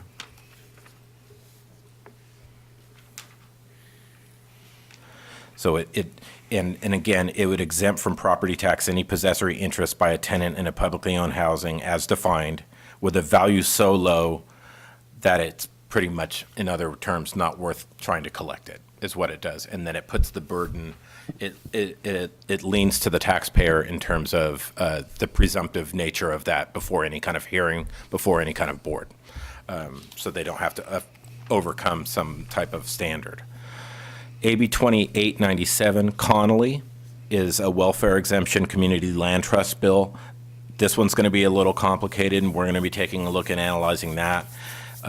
This would eliminate requirements of a lease agreement between a lower income household and community land trust in order for the unit to continue to be treated as occupied by a low income household, and would amend the definition of community land trust to extend these requirements to a wholly owned subsidiary of the trust. This was in a bill last year that became a 2-year bill or didn't move forward. So it has two things in it. One of them was in a bill last year. The threshold that's involved in it is the percentage threshold that we have to take a look at to see if it's going to cause any heartburn. And then on the Senate side, we have the accessory dwelling unit bill by Senator Newman, SB 1164. A hearing date hasn't been set as of the publication of this, but I believe it's coming up on April 10th or the following week on the Senate side. I have to check their hearing date. But this is an exclusion for accessory dwelling units for the first 15 years from taxation from construction of the accessory dwelling unit until there's a change in ownership. And it requires the board to prescribe the manner and form for claiming the exclusion. So there'll be some administrative costs for that, but it's also going to be a revenue issue in terms of just putting a blanket 15-year moratorium on any kind of collection of fees that would otherwise be in place under existing law. So one to take a look at there. AB 2238 is the FTB board membership you discussed earlier, so I'm not going to go into that again. SB 1436 by Senator Allen. Senator Allen was here last month, and he was describing the oversight board that is contemplated in this proposal, which would be made up of the controller, the director of finance, and the chair, you, Madam Chair, of the Board of Equalization, of the oversight of the two agencies under the Government Operations Agency, CDTFA, which is the State Department of Tax and Fee Administration, and the Office of Tax Appeal, or OTA, as it's known. So it would put together a board oversight of that entity. And just this morning, we saw there was a gut and amend, and AB 2895 by Assemblymember Gibson is doing something substantially similar. I haven't had a chance to read through the provisions to see if it's exact, but it's very similar to what SB 1436 is proposing. So there's two oversight of CDTFA/OTA proposals with the same type of framework. So we're taking a look at those as well from an administrative side. In 2-year bills, I'm not going to go into them right now. There's a couple of welfare exemption bills, and also the constitutional amendment and accompanying bill that were held at the end of last session. They're still not moving right now as we're dealing with fiscal concerns that would allow the veterans exemption and the disabled veterans exemption to also receive the homeowners exemption. That's SCA 6 and SB 871. And I believe that covers what I plan to discuss today. If you have any questions on any of those bills or any of the bills that I send out on a weekly basis, I can answer any questions you have. Okay, great. And I'll just let members know that I've requested that we have an item for next month regarding the board taking a position on AB 2353. And this is the ward bill to enhance access to the welfare exemption for affordable housing. And this was the bill that Mr. Mark Stivers from the California Housing Partnership commented on at our last meeting, and so we'll have that back next month. Other questions or comments for Mr. Angelo? Mr. Emron. Thank you, Madam Chair, Mr. Angelo. I really appreciate the thorough breakdown of these bills. Leading up into the fall and winter, we were looking into Proposition 1. Have you been tracking that? Is it still too close to call? I believe it's too close to call unless somebody's heard something in the last few hours, but it's very nip and tuck, and it was leading 50+% to 49.8. So it was very close. I don't have the exact vote count, but we're still waiting on that. And we heard rumors that that's why the State of the State address didn't happen on Monday, that they were still waiting to see what that was going to do. So, but that's rumor. I appreciate it. And then I probably shouldn't do that. once that race is decided, if you can just notify us all, so the Board of Equalization can have a best plan of action for it. I really appreciate it. Absolutely. Excellent. Through the Mr. chair. Gaines. Yeah, I had heard this morning that it was within 20,000 votes. I mean, it's pretty thin for statewide race, or initiative, excuse me. Mr. Vasquez. Madam Chair, just going back to your comment on, I guess you're agendizing the ward bill, should we also agendize, I guess the Ben Allen, I understand there's a hearing coming up on that one. Is it April 24th you mentioned? Which one? On Senator Allen, Ben Allen's bill. I have to double check the date on that, but it is mid-April. Yeah, that it'll I be think it's the week after our board meeting, so it'd probably be appropriate for us to have a discussion and see if what our position might be on that as well, if that's possible. The other thing I was going to ask is that as we see these bills, especially ones that impact the BOE that you mentioned earlier in your presentation, what role do you play in terms of trying to see what is the best place to have these things heard, or do we have any influence on that with the legislators in terms of what committees they get assigned to for the hearings? I pretty much track where they go. I don't try to influence the Rules Committee, which is where they go and where it is determined. And I don't know how much hearing they have from the public. You can reach out to them as board members individually. If you believe a bill such as a jurisdictional governmental organization matter doesn't go to the GO committee, it just goes to the Rev and Tax Committee per se. Those are things that the Rules Committee decides. And I typically don't try to influence as a analyst in the Ledge division where bills get assigned. That's pretty much left up to the legislature, unless high-powered lobbyists are retained to do something like that in the private sector for other interests. I wasn't so much interested in, obviously lobbying them, but I don't know if was any communication, or if there's even a line of communication available to us to make a recommendation, I guess. I believe you can make a recommendation to the Rules Committee. Okay. But what I don't know at this time is if they have a pre-motion before it's taken up the day of Rules Committee, if they have a intend to refer list that you could know in advance, to where if you saw something that they might have overlooked, because I'll be honest with you, nobody likes double referrals because of timeframes on policy committee deadlines, even though the jurisdiction may lie within 2 or 3 different committees, and then they try to choose the best one to streamline the process if it's non-controversial. Other times, there's a lot of factors go into it. Sometimes it's political, sometimes it's oversight. So there are a number of ways you can check with the committee to see where it's going to be. But I don't believe the Rules Committee is very forthcoming with their assignments in advance of their hearings. Mhm. We might want to do that carefully and informally, because it's never fun to get your fingers burned on the Rules Committee.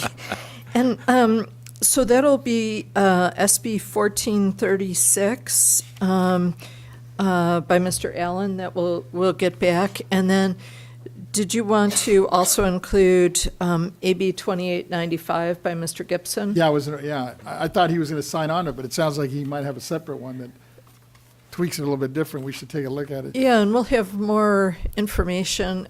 So that would be great for April if we may, and then there may be a clearer direction which piece of legislation has momentum or where things lie with that. So that would be great. Okay, other comments? Anybody else? I think that's it for right now. Okay. So- I will say one last thing is Yes. the deadline to amend bills is coming up soon. So there could be a lot of bills that are in the spot form that I talked about last month. Bills that don't make substantive changes could be changed and moved completely away from tax issues and into, schools and housing or something.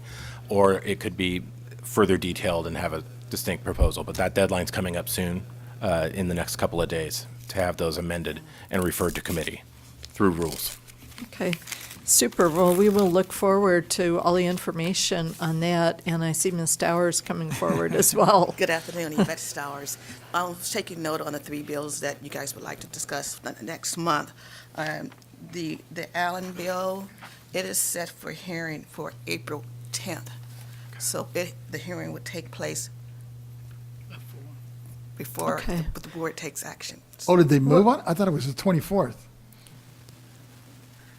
I thought I saw an email that said it was on the 24th. It could have been put over. That's the thing, is some of these things get scheduled and then they Yeah. get put over, so. And I think regardless of when it comes up, it's still, because it concerns the No, we BOE should. very much so, I think that we'll still be timely with it Yeah. at that point. And, if it gets double referred, or it'll definitely be before it goes to approps, or any of those good things are happening.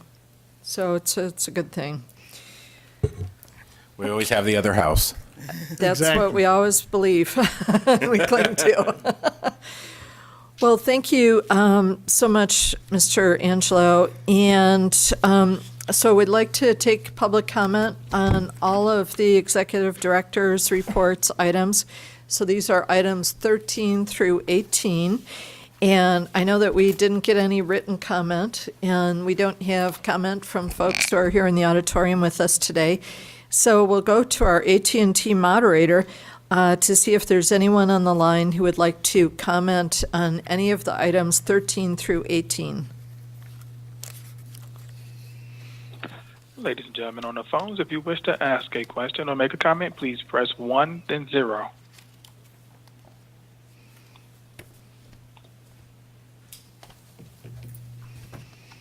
And there is no one in queue. Thank you so much. Members, we're going to go on now to our last item of our formal meeting today before we go into our hearing. And this is closing remarks and adjournment. And I know that Mr. Gaines would like to make some remarks. Thank you so much, Chair Lieber. I just want to take this opportunity to adjourn in memory of a childhood friend of mine, Jeff Slater, and we ran track together, and he was a remarkable athlete, just a great guy. He ran a 4:19 mile in high school. He went to Jesuit High School in Sacramento, and he's still on their their all-time top 10 list of runners of the mile. So a record that he set in 1977 has been surpassed, but he's still in the top 10, which I found remarkable. But he died this week of a heart attack while riding his bike, if you can believe it, on the American River Bike Trail. And I had not been in touch with him most recently, but within the last year or so, I'd had a chance to talk to him. And so I was just shocked to learn that it was his heart that really could take the extreme stress of running, a blazing mile run like that. And yet it failed him far too early in life.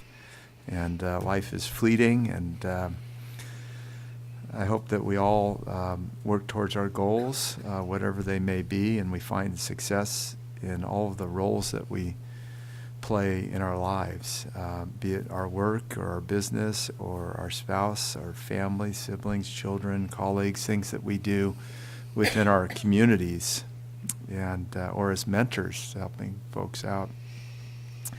Because it can all end in an instance, and so we need to live our lives fully while we have that opportunity here. So let's like to close saying that I'll be praying for Jeff and his family, and God bless him and his family and friends and all the lives that he touched. So thank you. Appreciate that. Thank you, Mr. Gaines, and I hope you can convey the board's condolences to the Slater family. Thank you. Anyone else who would like to make closing remarks? Mr. Vasquez. I'd also like to adjourn in memory of Ms. Carmen Rodriguez, who was it's a family-owned business. They started a little Mexican restaurant. It was actually one of the reasons I got on the BOE back in the day, because they were getting hit real hard on this franchise tax board. But we lost her last week.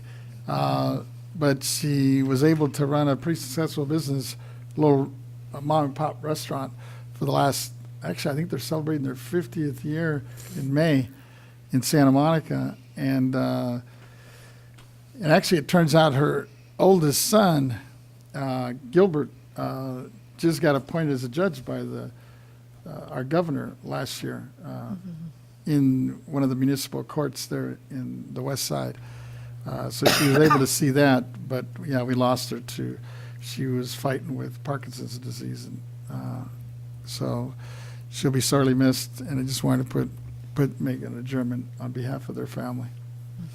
Thank you so much, and I definitely would like you to convey our condolences to the Rodriguez family. Thank you. Anyone else who'd like to make comments? If not, we are going to adjourn the board meeting at 2:31 p.m. Our next scheduled board meeting is Tuesday and Wednesday, April 16 and 17, 2024 at 10 a.m.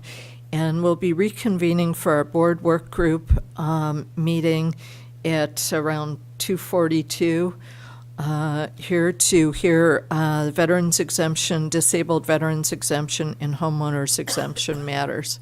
Thank you.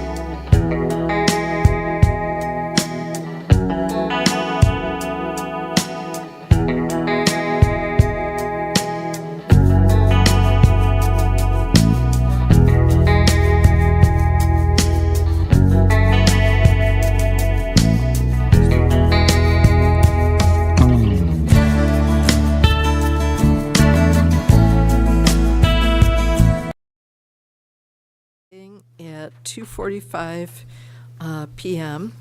And this is the board work group on veterans exemption, disabled veterans exemption, and homeowners exemption. And I'd like to go first to Mr. Vasquez for introductory remarks. Thank you, Madam Chair. Excuse me. Good afternoon, everyone. We will now convene the Veterans, Disabled Veterans, and Homeowners Exemption Board work group scheduled from now until 3:30 as scheduled here. Our goal in this part is to follow up on our last work group meeting on August 30th, 2023, and in part to see what we see on the horizon for 2024. I wanted to thank all our stakeholders in advance for participating and offering their input.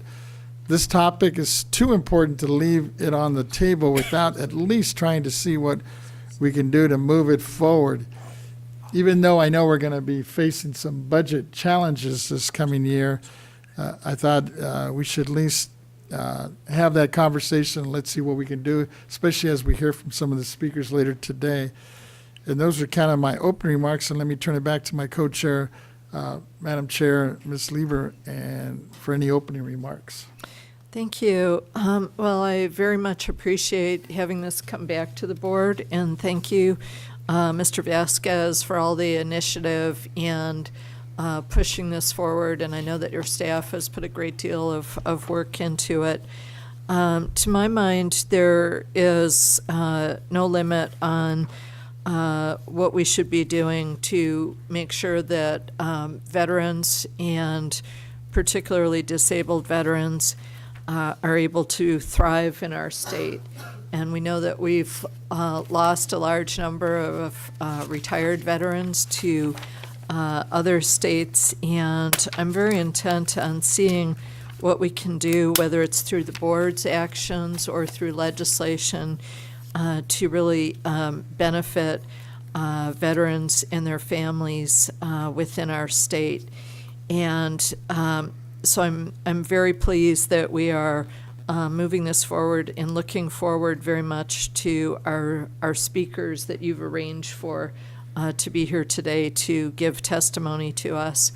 All of the testimony that comes in, as well as the letters that we've received from veterans and veteran representatives within the community, are followed, and we take action based on them. We prioritize their needs to the greatest extent possible.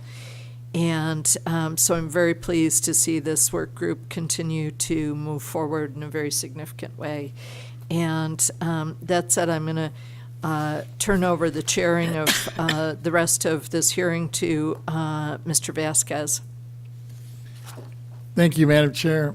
And with that, let me turn to Ms. Cicchetti, and if she would call the next item on this work group. Happy to.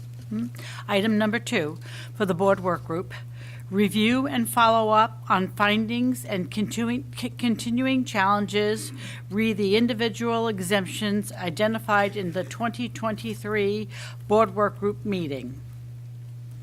This board work group will take up issues, receive input, and discuss progress regarding the veterans exemption, disabled veterans exemption, and homeowners exemption for fact-finding, investigation, and potential solutions.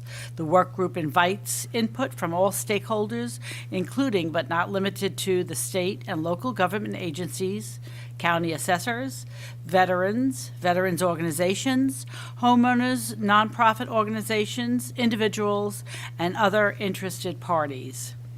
Resources for the August 2023 board work group can be found on our website.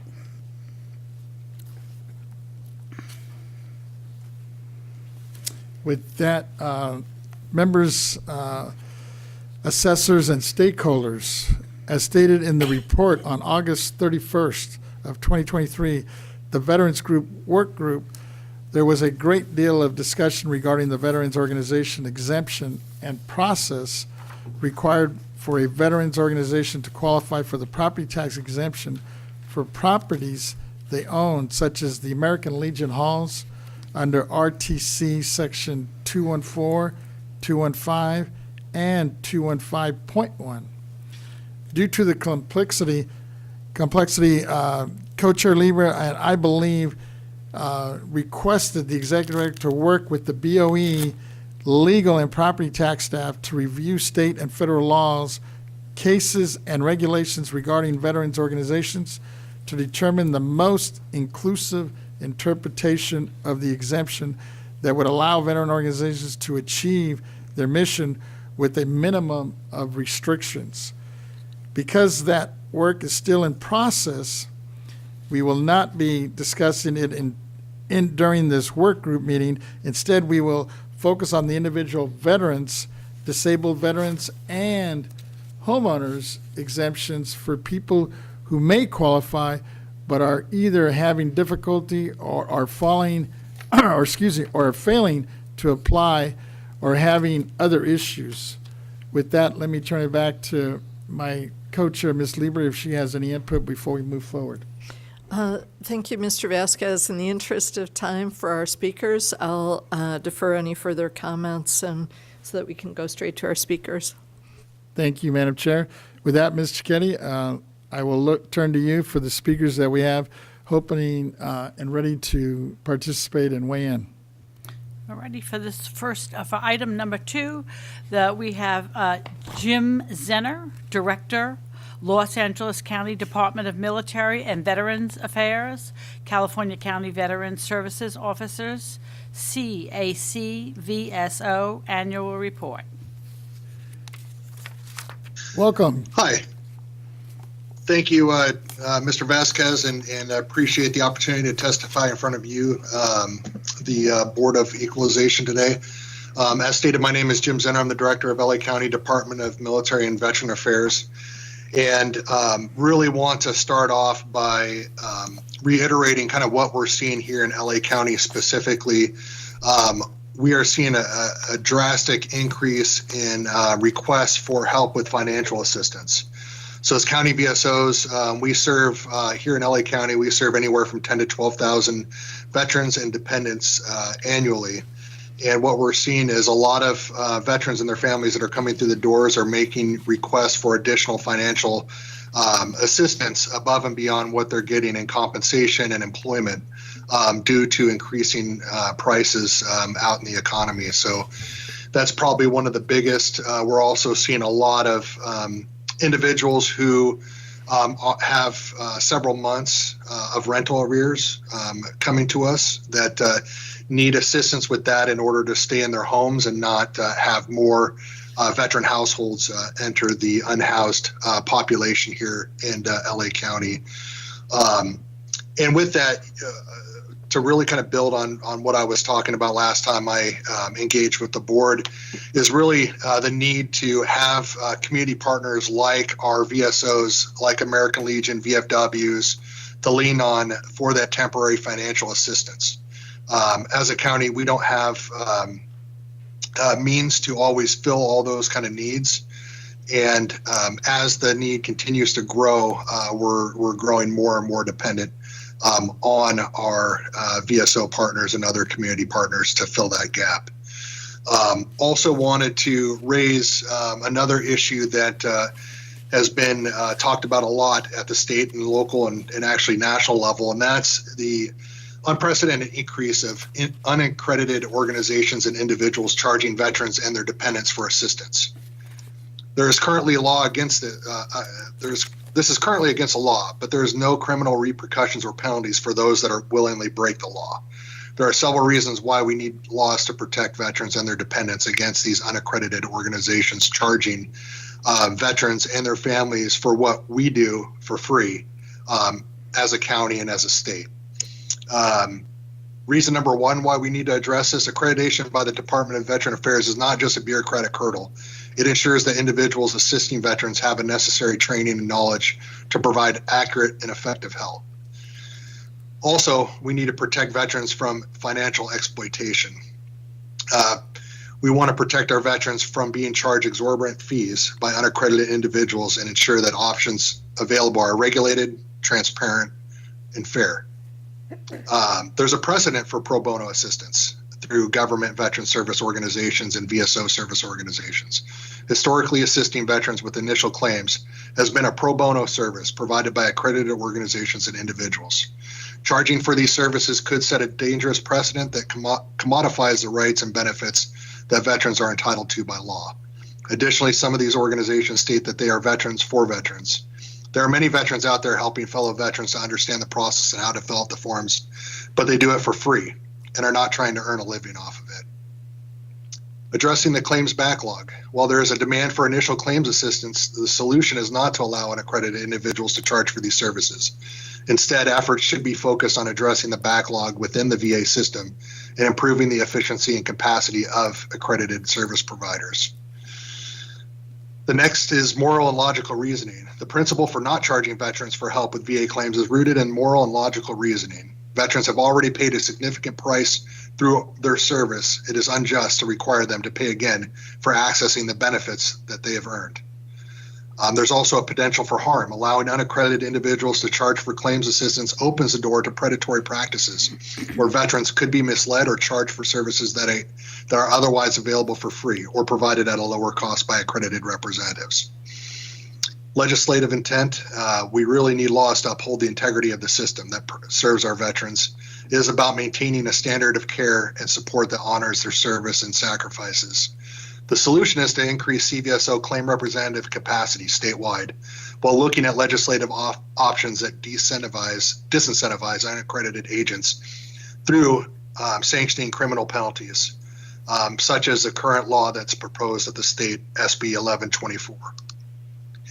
And really, it kind of circles back around to the need for more outreach at the county level. As we look at additional state benefits or connecting our veterans and their families in our counties to benefits, we just don't have the capacity as county VSOs to get out there and be out in the community as much as we want. We're trying to keep up with all the increase in claims that we're receiving as a result of the PACT Act that was passed in 2022.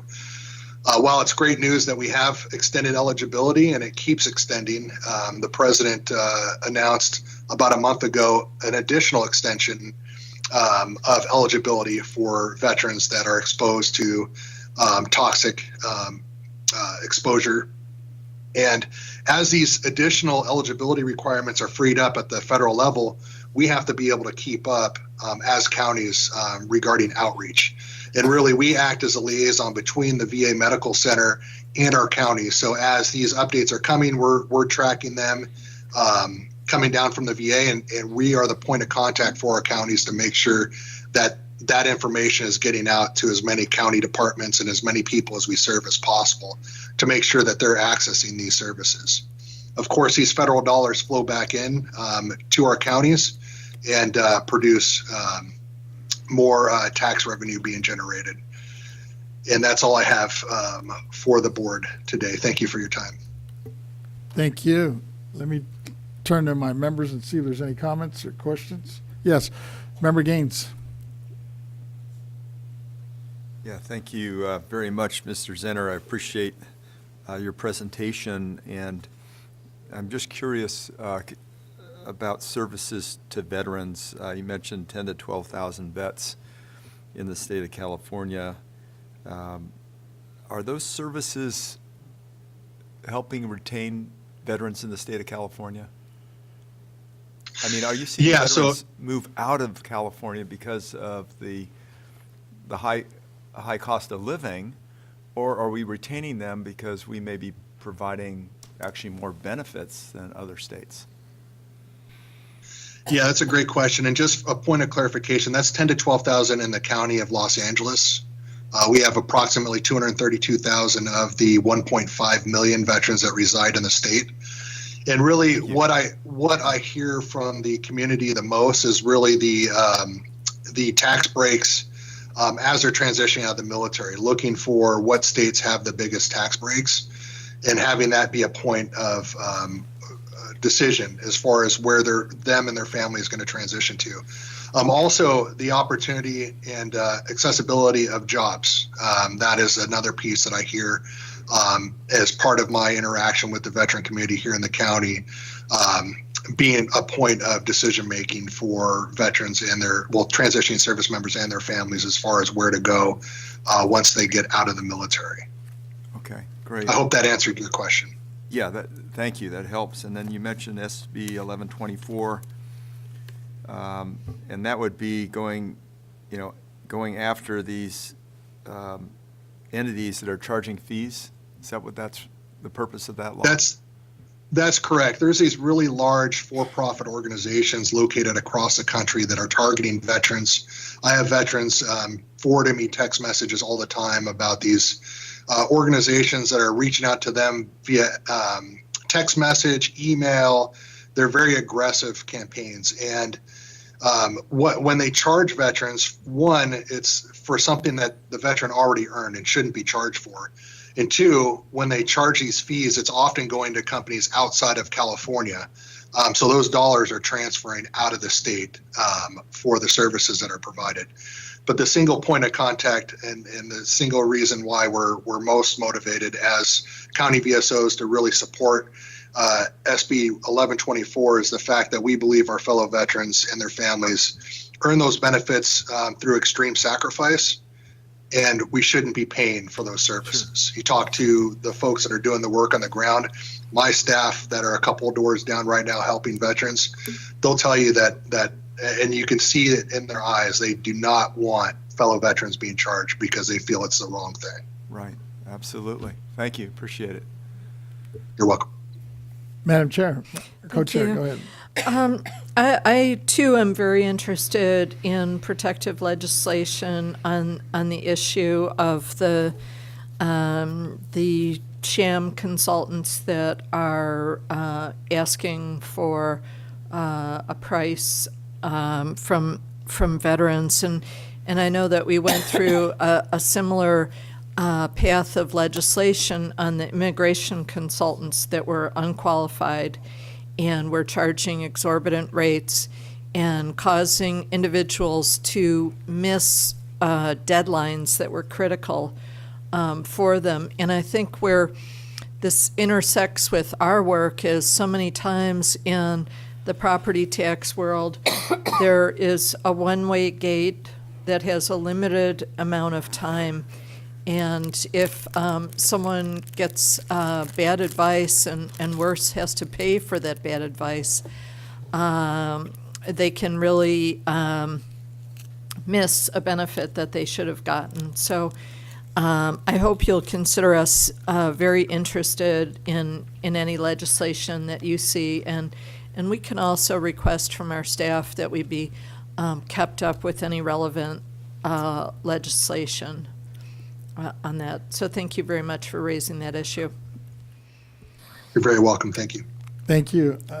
It looks like my Deputy Controller also has a quick question here. Yes, thank you, Co-Chair Vasquez, and thank you, Mr. Zenner, for coming back to this Board of Equalization. I think you offer a very, very interesting, unique perspective. I think also is completely unacceptable for veterans to be in these phishing scams, to be defrauded, and I'm glad the state's taking steps to step up their enforcement, which is absolutely critical in keeping veterans in California.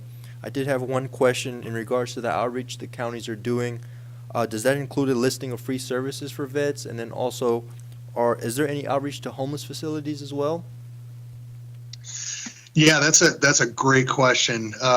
Here in LA County, I sit on the One Team initiative, which is part of the VA main push, and that's over 250 homeless providers that are either VA providers, VA contract providers, housing authorities. It's really kind of this massive team that gets together to talk about policies and strategy around homelessness, and then really use that forum to double down on the case conference, support the case conferencing that's going on to actually problem solve getting homeless veterans into housing. And my role as a county veteran service officer is having accredited reps sit on those case conferencing calls to make sure that all our veterans that are experiencing homelessness are getting connected to the benefits that they've earned, both at the state and the federal level, to once they get housed, to keep them housed. And so that's really kind of what we're doing in LA to really make sure that the VA has a real strong connection with the county, and that the county is showing up in a way that is going to help the VA solve the problem of veteran homelessness here in LA. Hopefully that answers your question. And one thing I'd also like to add is there's additional legislation around justice-involved veterans that the state is looking at right now, and that's Senate Bill 1025. And what I really appreciate about that bill is that it has all veterans that are involved in the justice system brought to the county VSO. So they're referred to the county VSO.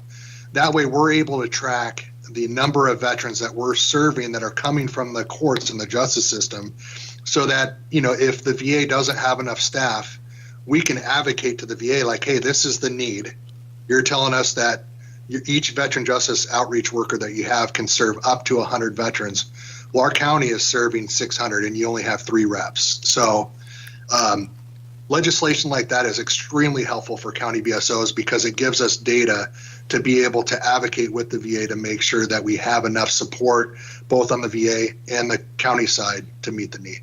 Wonderful. Thank you for that additional information and that legislation as well. My very last question, in regards to the VA services available, do you have data or collecting any data, maybe the state is as well, in regards to the veterans that live maybe 20 miles or 30 miles? Or is there any way we're working towards getting them closer to those services so they don't have to travel, let's just say upwards of 2-3 hours just to go to check in with their doctor or do any types of visits? And that goes coupled with that housing question that you were answering earlier too. Yeah, really appreciate that question as well. While LA County is not rural, most parts are not rural. We do have some rural parts up north.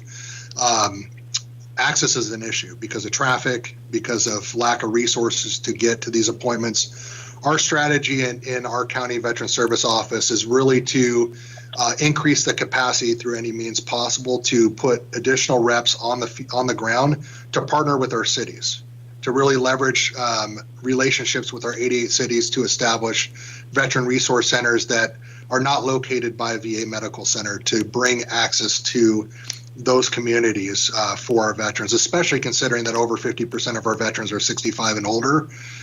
We're very, very focused on making sure that access is not an issue for those veterans. Or, oftentimes we have sons and daughters bringing their veterans, their older veterans, to services, and they're taking time off of work to do all that. So we're very cognizant of that, and our approach is really to leverage our partnership with our cities. They basically provide the pro bono space and office supplies and receptionists for us.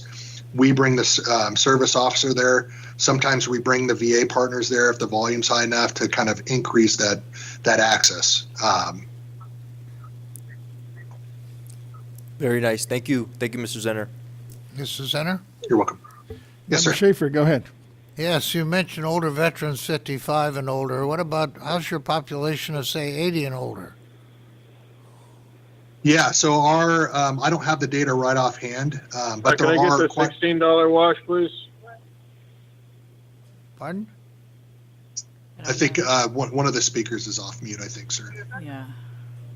No, I live with a group of people generally 80 and over, and I'm 86, and I run into a number of veterans that, are in their 80s and sometimes older, and I just wondered, do we have any idea of the size of this group? I think they'd be the most vulnerable of all of our older people, a lot more than the 55-year-olds, because they've outlived their own children many times. They're lonely. The financial resources they may have coming in may not be adequate when they have increased problems, although I think they have some medical assistance. That's why we have veterans hospitals. Yeah, no, that's a great point. That data is available through the 2022 census. I just don't have it pulled up for this meeting today. Sure. So just a point of clarification, it's over 50% that are 65 and older. Oh, okay. But yes, we do have a number of veterans that are 80 and older. I did look at that data before, and I know we have a good size number. We partner with our Aging and Disability Department, who sees a lot of older veterans come through community centers, enroll in our Meals on Wheels program. And so we have an MOU with them. So when they run into a veteran that's getting services, that triggers a referral to our department so that we can assist that veteran get connected. A major benefit to veterans that need the in-home supportive service is a benefit through the VA called aid and attendance, and it's a very complex process. We often and sometimes rely on legal services to help veterans get connected to that service, but that will also pay additional money to provide the in-home support for our older veterans to remain in their homes or be able to afford assisted living or a SNF level of care. And you're aware, of course, of the veterans' flights that Southwest Airlines arranges periodically. I've known a number of older veterans who go back to Washington, D.C. and have a nice tour, and that's all they talk about when they come home. I've heard of that program, sir, and I've also heard of other programs that take Vietnam vets back to Vietnam and World War II vets back to the Pacific Theater and European Theater, where they served in combat as well. And yeah, that's my same take. Is that is a very popular program for our veterans. Thank you. You're welcome. Thank you. If there's no other questions, I just had one quick one, Mr. Jenner, and it's, as I know, the California voters passed Prop 63, the Veterans Mental Health Grant Program, I think it was about a year ago or so, but I was just unaware that the California Veterans Health Initiative, is that a separate program or is it something that's already in place? Yeah, to my understanding, the California Veteran Health Initiative is from the $50 million of general funding. I sit on the CalVet RST team. It's the, of course, I'm going to freeze up and not remember what RST stands for. It's a research surveillance team, and we're taking a look and helping CalVet think through the data collection side. And so we spent some time over in Washington, D.C., talking to officials top officials in the VA Suicide Prevention Office around that, but that's separate from the MHSA funding, to my understanding. And do either of those programs deal with or are involved with the housing of veterans? The MHSA funding, some of it is a small amount, to my understanding. And the California Veteran Health Initiative is focused solely on suicide prevention. Thank you. I think that was it for the questions. Thank you for your time. I appreciated your input on this. And we'll be in touch. You're very welcome. Okay. Thank you. Ms. Cicchetti, who's our next speaker? We're going to go to item 3, where the speakers are. Item 3 is discussion of pending or new local efforts and statewide legislative proposals regarding veterans, disabled veterans, and homeowners exemptions. The first speaker on that is Antonio Castro, Jr., Chief Appraiser, Legal Services and Major Exemption Division, Los Angeles County Assessor's Office. Welcome. Thank you. Good afternoon, Mr. Chairman and board members. Thank you for the invitation. Assessor Prang sends his best wishes to all, and thanks you for the invite as well. I am speaking on his behalf as he could not make it today. I did attend the August 30th meeting, Mr. Chairman, thanks to you, and I think it went well. There's a lot of information that we've been looking at, a lot of data that's out there. We've had some preliminary discussions amongst ourselves and also with members of your team with regards to what is needed. We have recently uncovered some data that I'm sure maybe many of you already know of. One piece of information I might share with you is as of 2021, I think this information was retrieved from 2017 through 2021, that there are still 2.7% World War II veterans still out there in California. 7.6% of veterans are Korean War. And of course, the big one, 35% are from the Vietnam era and so forth. So there are definitely a lot of veterans still in California, about 1.5 million. And 4.8% of California's adult population are veterans of the U.S. military. And I just thought a lot of the information was quite compelling and hopefully it could be useful for our practical purposes with regards to community outreach. I think that's what we're trying to gear towards and improve on. Mr. Chairman, I believe you were at our Santa Clarita back on January 20th, our community outreach program where we discussed Prop 19, home ownership issues, and so forth. We were fully staffed to answer any questions on the tables. That maybe it wasn't presented, but we were fully staffed to answer any questions. And we did receive a handful of disabled veterans exemption questions from veterans that were there, and what they could do and how can they apply. But it was such a small, it was a large gathering. There was over, I believe, 250 participants overall, but the people that came for disabled veterans or veterans exemptions was quite small because it's very regional. Santa Clarita is pretty far. I do know that California has roughly in the area of about 5% of the veteran population with regards to the whole state. I think what we mentioned is legislation is obviously important, and there are numerous active legislations going on, such as SB 871, that will allow the homeowners exemption in addition to the veterans exemption. I believe that's going to be carried through SCA 6, which needs to be approved by the voters. So there's a lot of things still active that will help disabled veterans get the full benefit, not just limited to the veterans exemption or the homeowners exemption, which of course the homeowner is $7,000 versus $4,000. So if they can combine the two, obviously that will be helpful. In Los Angeles, as I mentioned before, we have roughly 950,000 homeowners exemptions. However, we only have a little over 5,000 disabled veterans exemptions, combined basic and low income type. We have 0 veterans organization exemptions and 0 veterans exemptions. And when I first came into the unit, I thought that was quite compelling. And as I mentioned before, I believe there are things out there. I believe AB 1361 was enrolled. That's the veterans or disabled veterans exemption preliminary application. Authorizes a county assessor to provide a written or electronic determination of preliminary eligibility for the disabled veterans property tax exemption. Another one that's still active is SB 82, which requires a county assessor to accept an electronically generated letter of service connected disability in lieu of an original letter of service connected disability at the discretion of the claimant. So there's a lot of little things that we can do that's being done that will help the disabled veterans. But I still think the key is us trying to reach out in mass, not just a few at a time going city to city. Obviously, we can't hold a rally of 30,000 people. It'd just be too overwhelming.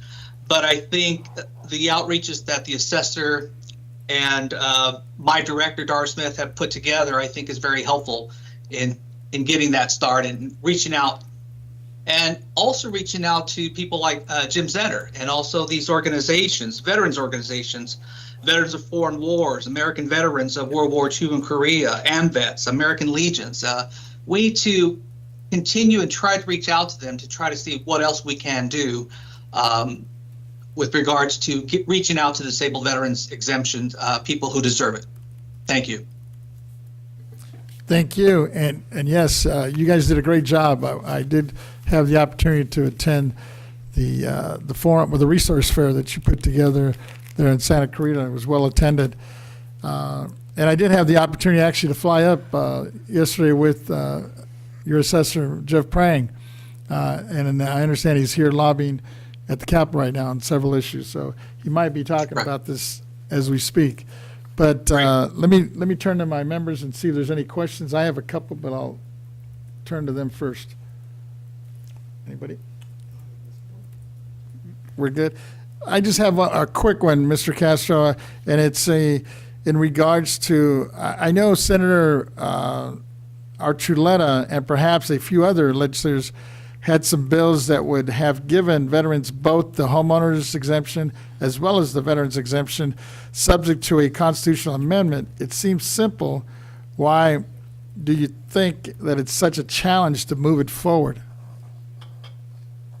Well, as I recall, there were some recent discussions with regards to providing accurate numbers to the members, so that way the fiscal impact can be actually somewhat accurate as opposed to just guessing out there. Obviously, a fiscal impact or impact to the budgets are a big consideration. And so that's what we've been trying to do here recently. One of my colleagues, Mr. Diaz, provided some information to me and to the group that we recently had. And there's a lot of data out there on getting some accurate numbers, so that way there can be an accurate fiscal impact. I don't have all the data with me with regards to what was given, what kind of estimates, and maybe it's just seemed way too much of an impact. But I think as we keep digging further and further, we could actually get more fact-based information. I don't know whether that's confidential or whether it's public, but in order to give the legislatures accurate information with regards to the impact. So how many are capable of applying for this, and that way everything can be somewhat reasonably accurate. I appreciate it. Seeing no other hands up here, I want to thank you for your testimony, and we'll definitely be in touch moving forward. Appreciate it. Thank you. Thank you. With that, Ms. Cicchetti, who's our next speaker? Our next speaker on the agenda is Reuben Ford, Sr., pastor, Veterans Caucus member, Vietnam veteran. Yeah, good evening, good afternoon. Welcome.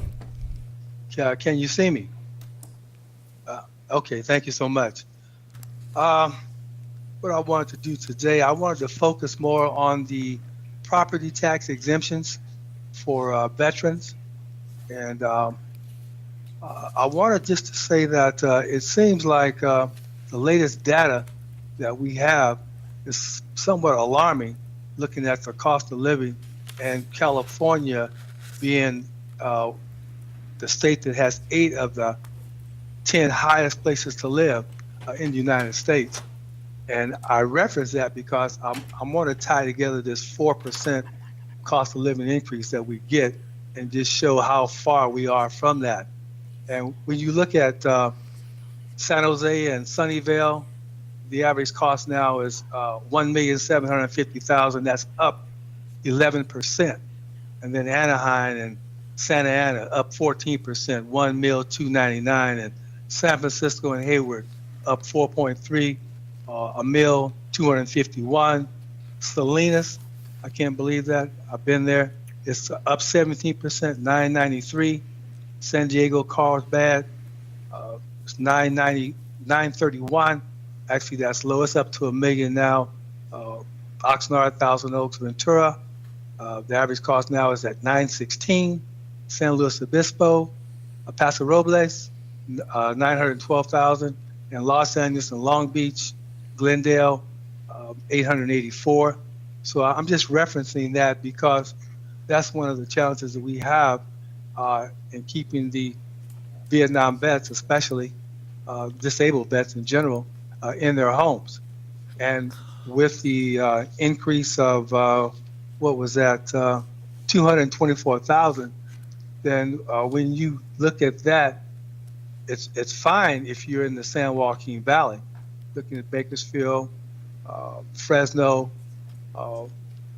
parts of, if you keep going up, Sacramento, Tracy, those places like that, then that works for that. But as the property tax continues to go up, it would seem to me that you would base the property tax on the value of the home as compared to given the 224 as you assess it as a cost of living increase.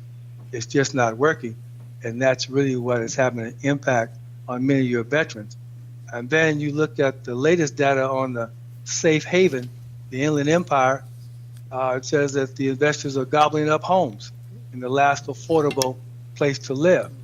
And of course, the irony of the Inland Empire is you have more Vietnam vets come out of the Inland Empire than any place in California. And California have the most Vietnam vets of any other state, followed by Texas and Florida.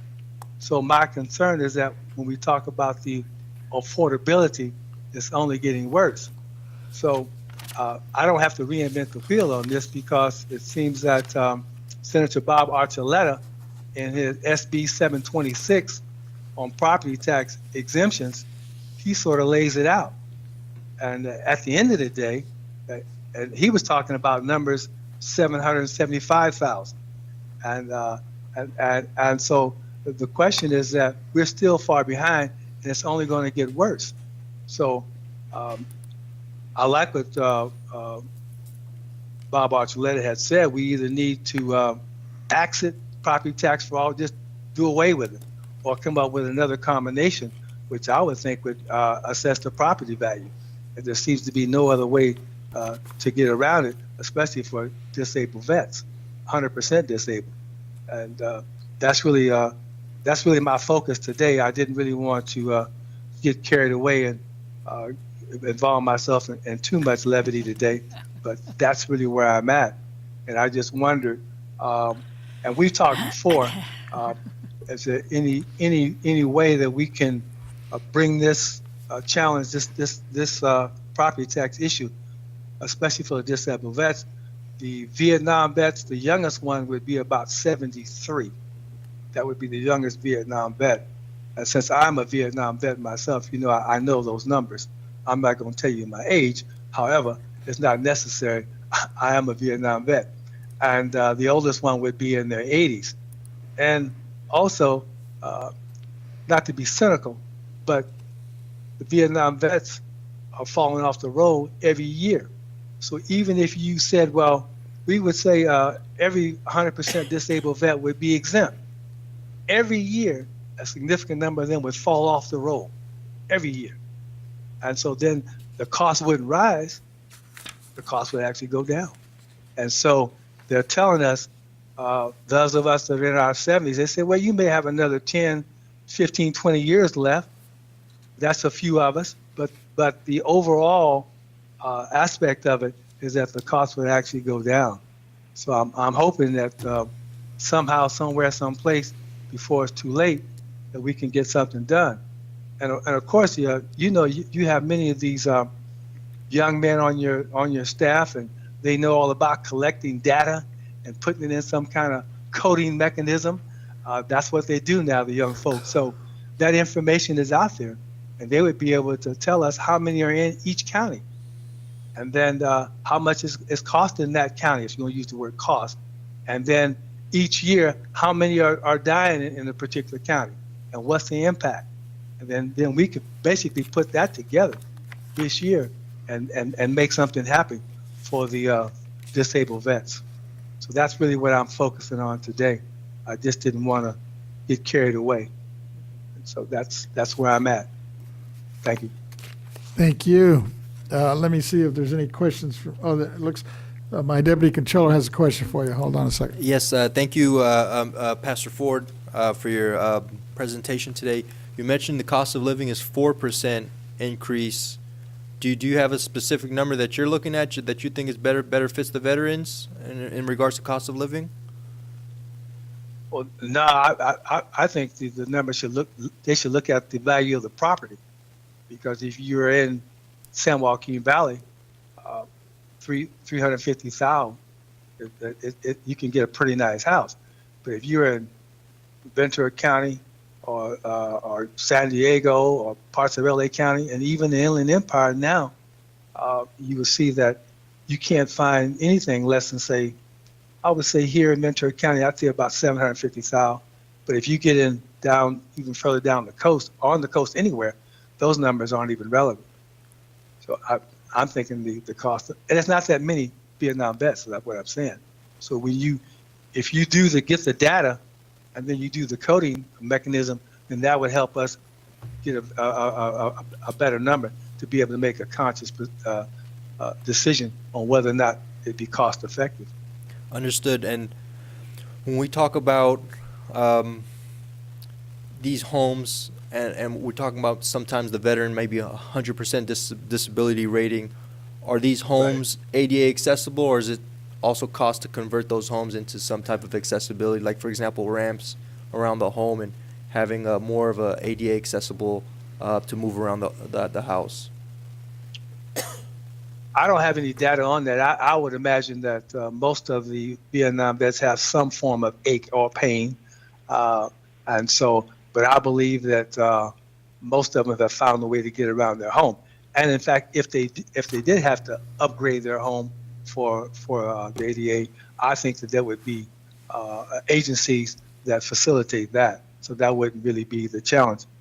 Like I say, the youngest vet is 73, so he probably got a little sciatica or he probably got some arthritis in his back or whatever. So there's something already happening. So, but I do think that if they know that they can stay in their homes until they're called in, then that would take some of the stress and the anxiety that they have. Because as we know, moving is one of the most major traumas in your life. You know, and especially as you get older. Thank you. Thank you for your response, and thank you for being here today. All right. Thank you. Oh, Go ahead.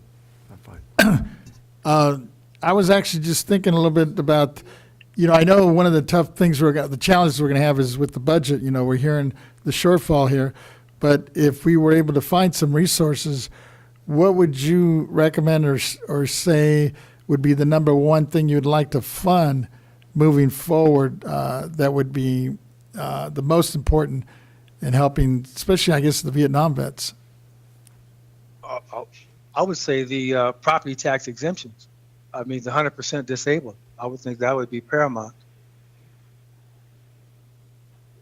And personally, I think they should eliminate it, but I'm sure that won't happen. But and that's a part of Bob Archuleta's SB 726.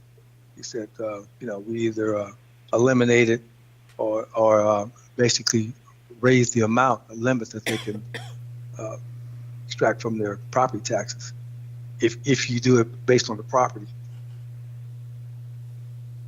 Okay, thank you. Thank you for your testimony today, and we'll definitely be in touch moving forward. Appreciate your comments, though.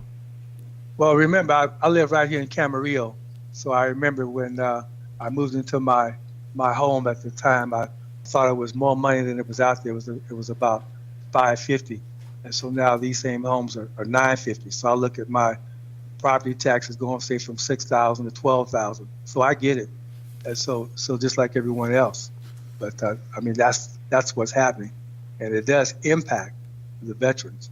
And so we're basically crying out to the legislators to help those that we say made the ultimate sacrifice, and look at the budget too.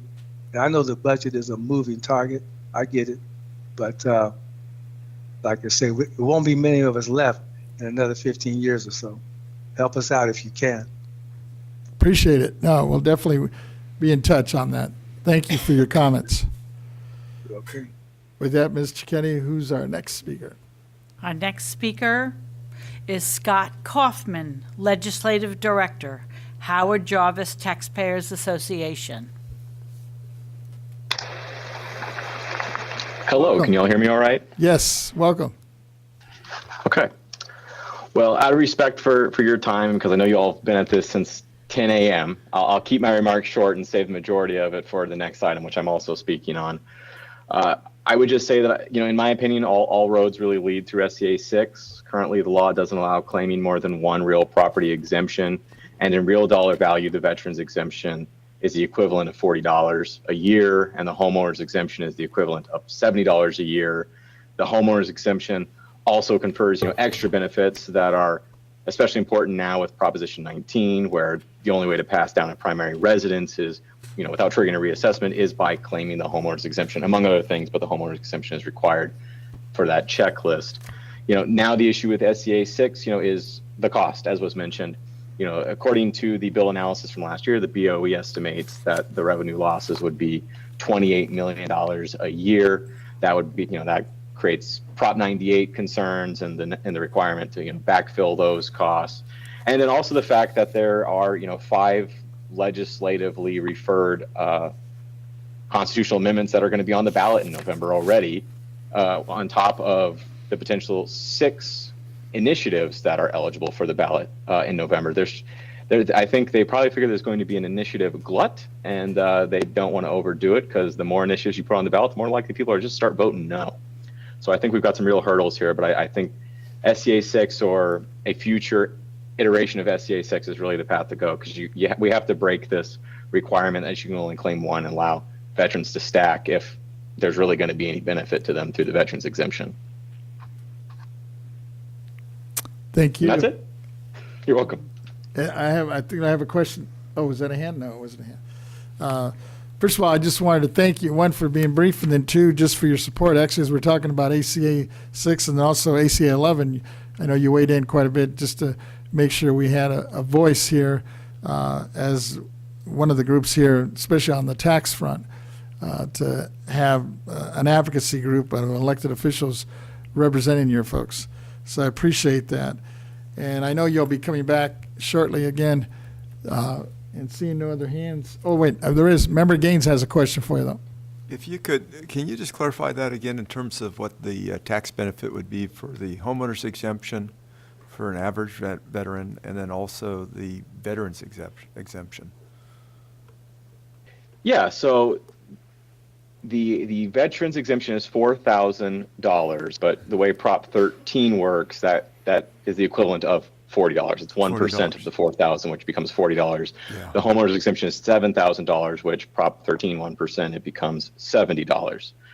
So there's really, from a dollar and cents perspective, there's no real reason to take the veterans exemption currently, because if you do, you can't take the homeowner's exemption. Okay. And even though the dollar amount, the dollar amounts are 40 versus 70 is more, so why wouldn't you just take the 70 versus the 40?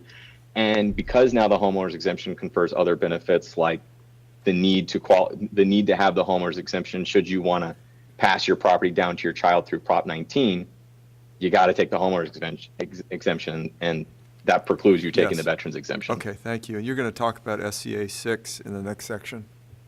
Yes, sir. Yes. Yeah, thank you. Good. Thank you. And then with that, we'll move on and we'll see you shortly again. Ms. Cicchetti, if you would announce the next speaker you have. Alrighty. The next speaker is Nicholas Gautier, Capital Director, representing Honorable Kelly Ciarto, Senator, Member, California State Senate District 32. Welcome. Greetings. How's everyone doing? Great. Good. So I'm Nicholas Gauthier, Capital Director for Senator Kelly Ciarto. The Senator has 4 veteran measures that he is promoting this year and trying to push through. And one of them in particular is kind of a continuing discussion, which I know the board, you guys have been discussing so far today. So I guess maybe in the interest, I should start with a more applicable bill, I'm guessing. Okay, so that would be SB 911. And this is in regards to survivors' benefits tax exemptions. Currently in the country, 48 states within the country have some sort of tax exemption, whether it be complete or partial tax exemption for survivor benefits and or pensions in the military benefit system. What we're talking about here, the difference between pension and survivor benefits are kind of like a life insurance policy. Veterans and active duty service members can opt into this, where they pay a portion of their income to this system. And what it does is it guarantees half of the retirement pay to their surviving spouse and or child if they become deceased. So unfortunately, since it's not an official life insurance policy, and since it's more of a continuation of the pension to the surviving family, which there are, of course, a lot of clarifications and requirements, right, for them. It's not as simple as I'm making it. There's a little bit more hoops to jump in. The federal government treats it as a fully taxable source of income, just like pension. California treats both of these as fully taxable sources of income. But by and large, most of the country does not treat it as fully taxable sources of income. So SB 911 specifically goes after survivors' benefits only. We chose to leave the pension on the table since that's a little bit more of a hard discussion to have. survivors benefits in surveying the rest of the country. Of the 14 states that partially tax this benefit, their average, the average law that they carry out is a $20,000 exemption. So the first $20,000 made on the survivor's benefit is exempted from income tax in the 14 states that do have this. All the other states of the 38 fully exempt this, or they don't have income tax, whichever way it goes. The two states that fully tax are us and Vermont. For the last, I've been tracking this issue and been an advocate on this issue through my time in the legislature as a staffer for the last 7 years. In the last 7 years, we have gone from number 1 in the country to now number 3 in the country for the number of survivors in the state. And we are dwindling at a rate of about 1,000 a year. Now, most people would immediately assume that this might be death, old age, falling off the system due to marriage or other reasons.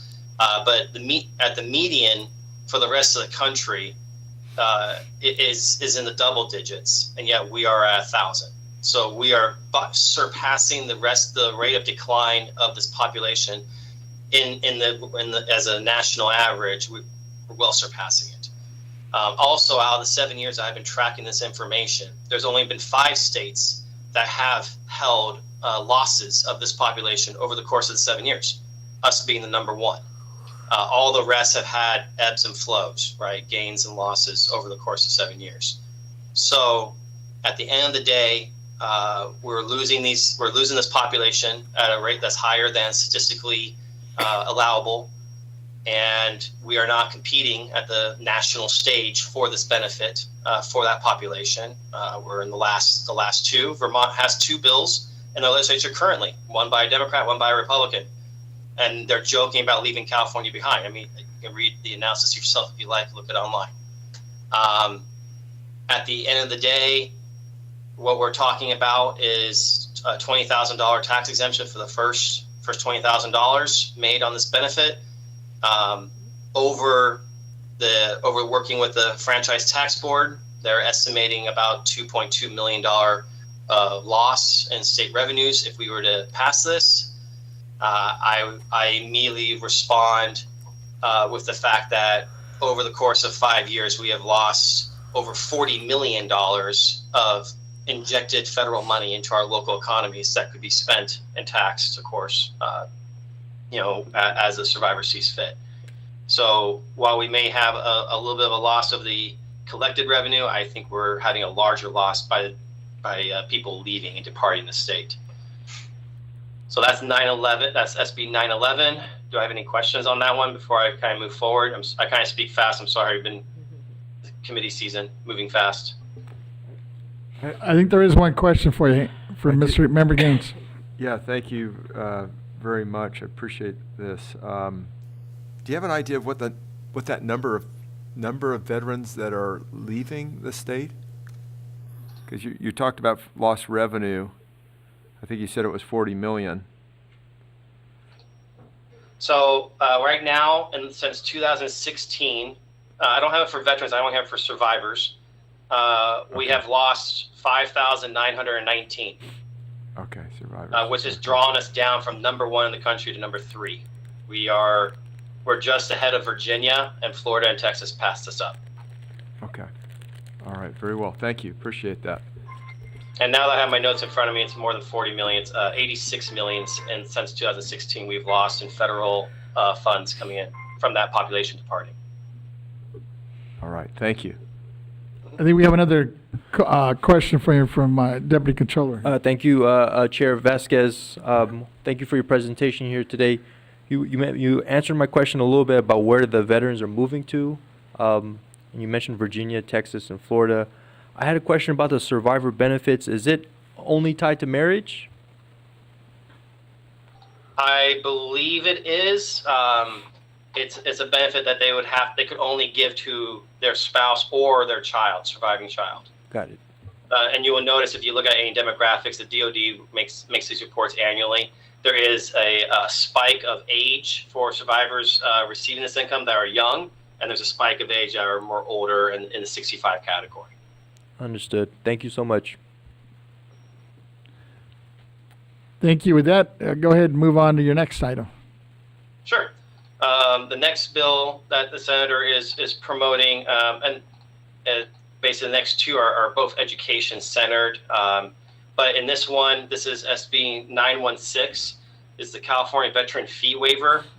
The legislature over the last number of years, I mean, going all the way back to 1976, has been working this unique California benefit for the dependents, family, spouses, children of our disabled veterans here in California. This is a very unique benefit to California that most states don't have, but and it has seen a lot of amendments and changes over the years. As the CalVet fee waiver currently stands, what we're talking about is a disabled veteran rated at 100% by the VA, or as defined by our state statute, and that would kick off an automatic free degree through one of our public university systems, whether that be community college. They can go for an associate's, a bachelor's, a CSU. A few CSUs and UCs even offer graduate degrees for the CalVet fee waiver. This program is very, very well utilized, and veterans, are definitely attracted to it. The issue that we have developed, and it came from our own constituent in our own district for the senator, is the CSU has created a very unique platform of extended education. Extended education is nothing more than, it usually pertains to licenses and permits, more like adult continuing education, changing careers. And the UCs and community colleges, that's all that is. But for the CSU, they did something a little bit different, where they actually put entire degree paths in the extended education. To clarify, extended education is a self-funded program that is usually unique to a single campus, not system-wide, and is funded through the participants of the program. This expansion of extended education to be beyond licenses and permits into actual degree paths has caused a situation where the CSU has kind of played with a loophole in the law for what the CalVet fee waiver says. The issue is on a single phrase, whereas it stipulates that no system-wide tuition or fees shall be charged. Well, because the extended education degree program is not system-wide, and it's largely just one single campus and self-funded, the CSU has, this doesn't apply to them. And this constituent in the district, his son wanted to attend a CSU and get a degree in wildfire science. He wanted to become a firefighter. Unfortunately, this degree program is not offered in a normal degree setting. It's offered as extended education. So lo and behold, this veteran's son, who otherwise would be covered if he did any other degree, this degree is not covered. It took our office investigating and digging in, because we didn't understand why this bachelor's degree for an up-and-coming wannabe firefighter was being denied. And lo and behold, it's because we learned CSU has been expanding this extended education program to include these full-on bacheloratory degrees. So the purpose of the bill 916 is simply clarifies the original intent of the CalVet fee waiver to include extended education courses that meet the requirements of an undergrad degree program. We could have expanded to cover licensing, permits, all these other types of qualifying courses, but we decided that's not really in keeping with the CalVet fee waiver and the spirit of it. So we decided to be very narrow in scope and clarify that even these undergrad degree programs are covered. And with that, I will open up to any questions you may have. I think you did a pretty well job. I don't see any hands up here. Appreciate your time and your testimony on this. Unless you had any other comments or other bills that you're looking at. We had one more bill, but it's more of a bill that is trying to immortalize, so to speak, as far as you can go with statute, a program for military families. It's called the Purple Star School Program. I don't know how how interested the board is on this. What I can say is instead maybe a better use of the time is to explain the senator is very much engaged in trying to tackle these pension survivor benefits and the need for a relook at the veterans property tax deduction, the disabled veterans property tax deduction, and the need to modernize it to be more competitive with right now with the current market. While it's been tied to the consumer price index, it is not keeping up. He would like us to see the carry on the spirit in which it was originally passed and modernize it to carry on that spirit today. Well, thank you for your testimony, and also give my thanks to the senator for allowing you to make this presentation today. It was really helpful, and we'll definitely be in touch. Appreciate it. Thank you. Take care. Ms. Cicchetti, who's our next speaker? Our last speaker for this item is James Espinoza, President, the Veteran Mentor Project, Inc.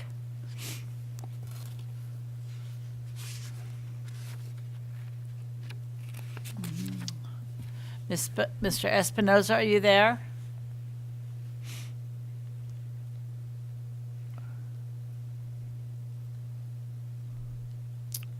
Oh, there we go. Oh, there he is. All righty. Welcome. I think you might be muted, though.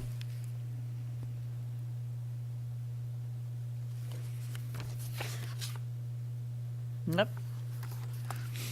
Can't hear you. Let's see.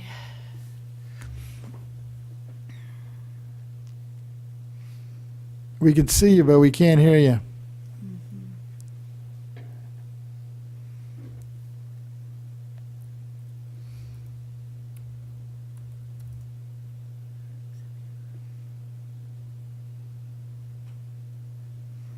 He's typing in the thing, it looks like.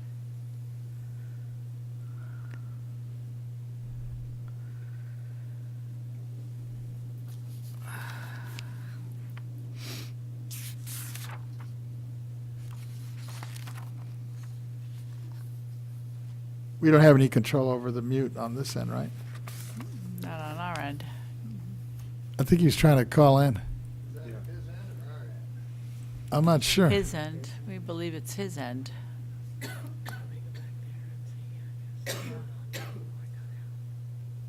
I didn't log in to see.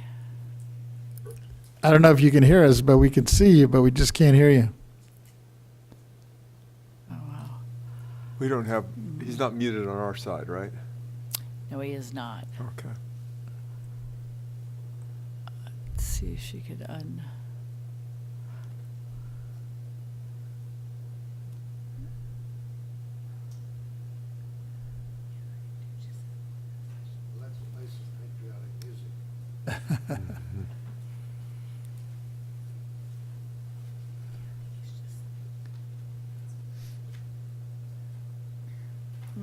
Oh, here, maybe he tries rebooting here. Yeah, maybe he is. No, log back in, yeah. Let's see.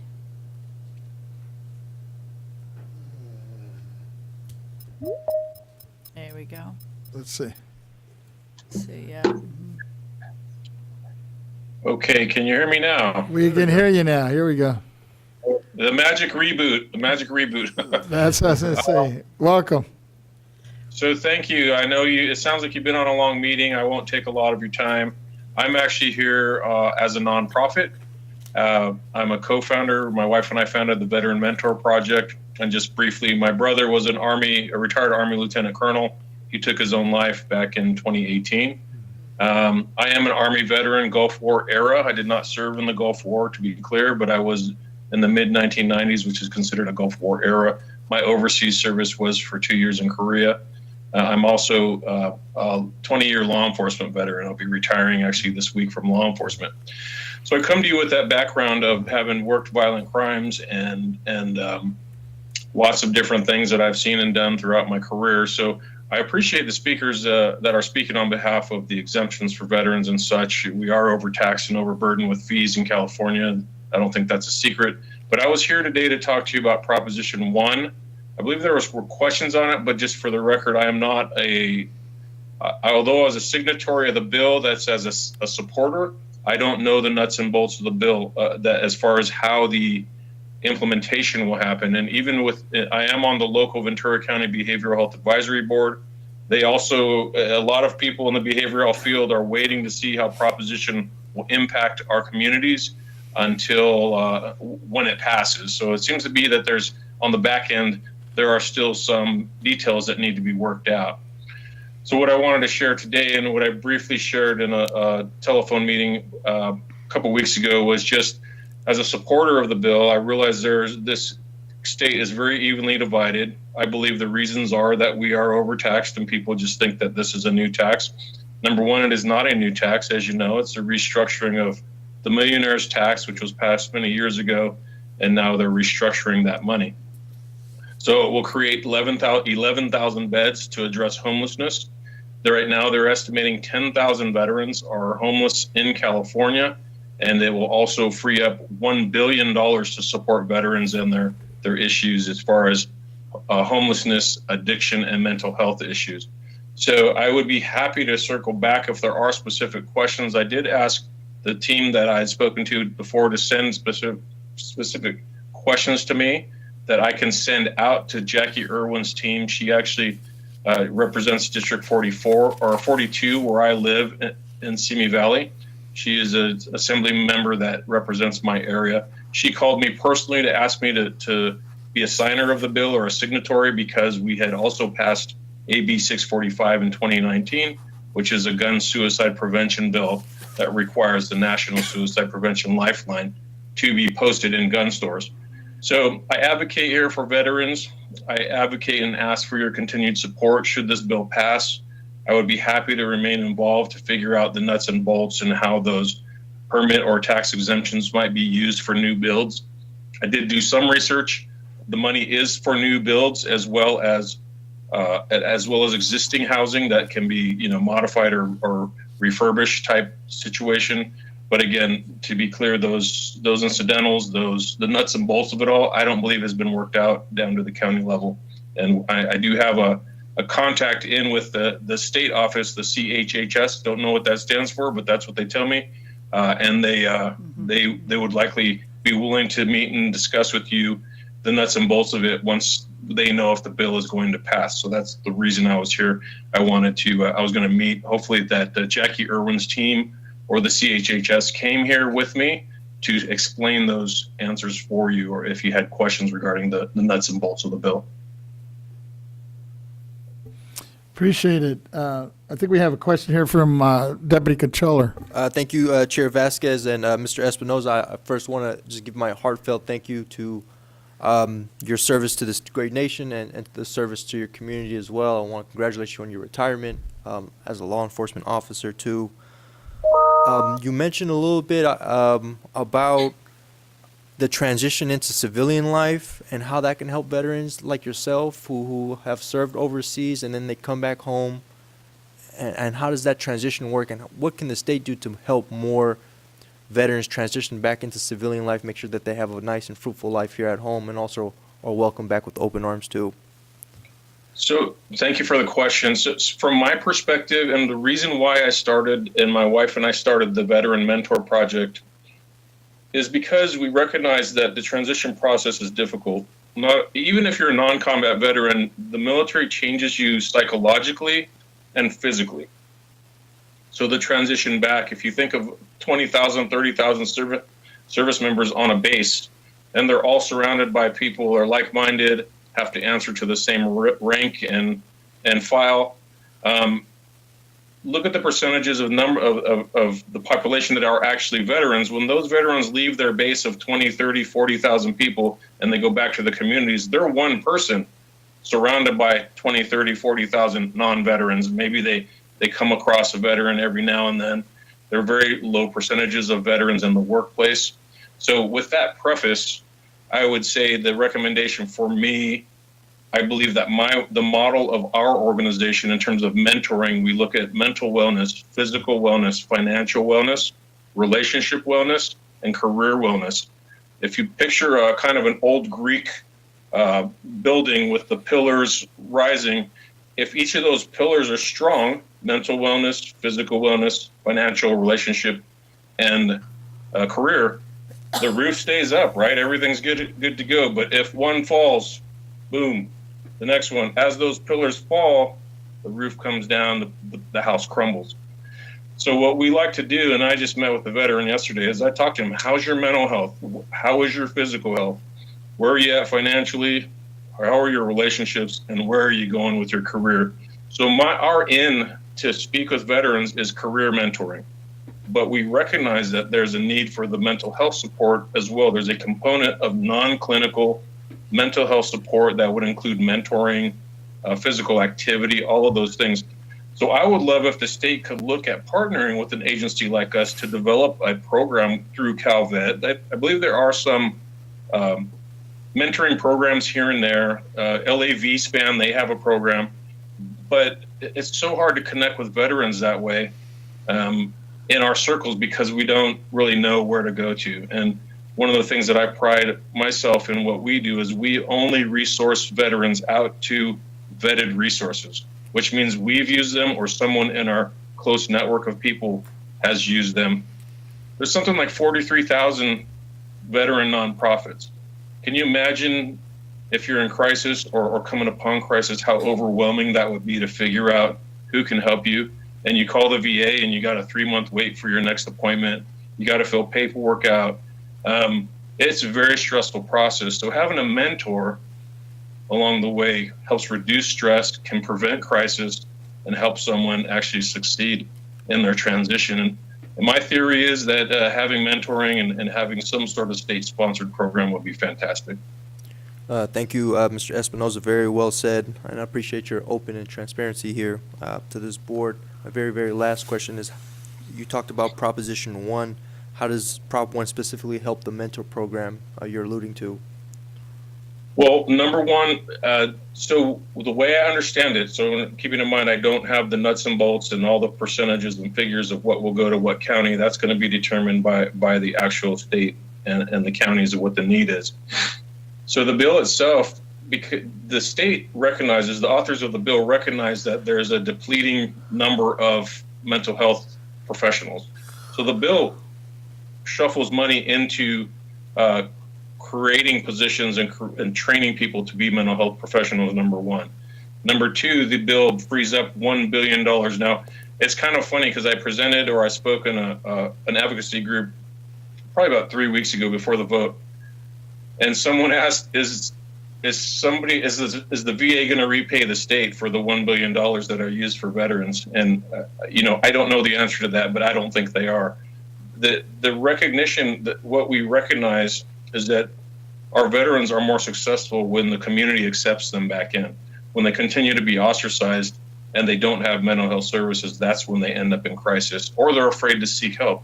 I use my own brother as an example. He was a retired lieutenant colonel. Now, understanding the ranks, that's a high-level rank in the military. It's an 05, Officer 5 rank, and largely he would be considered a battalion commander of 100, 200 soldiers or more, 250 soldiers. He doesn't ask for help. He provides the help and he provides leadership. So in that role, he's the one who's left out of the help matrix.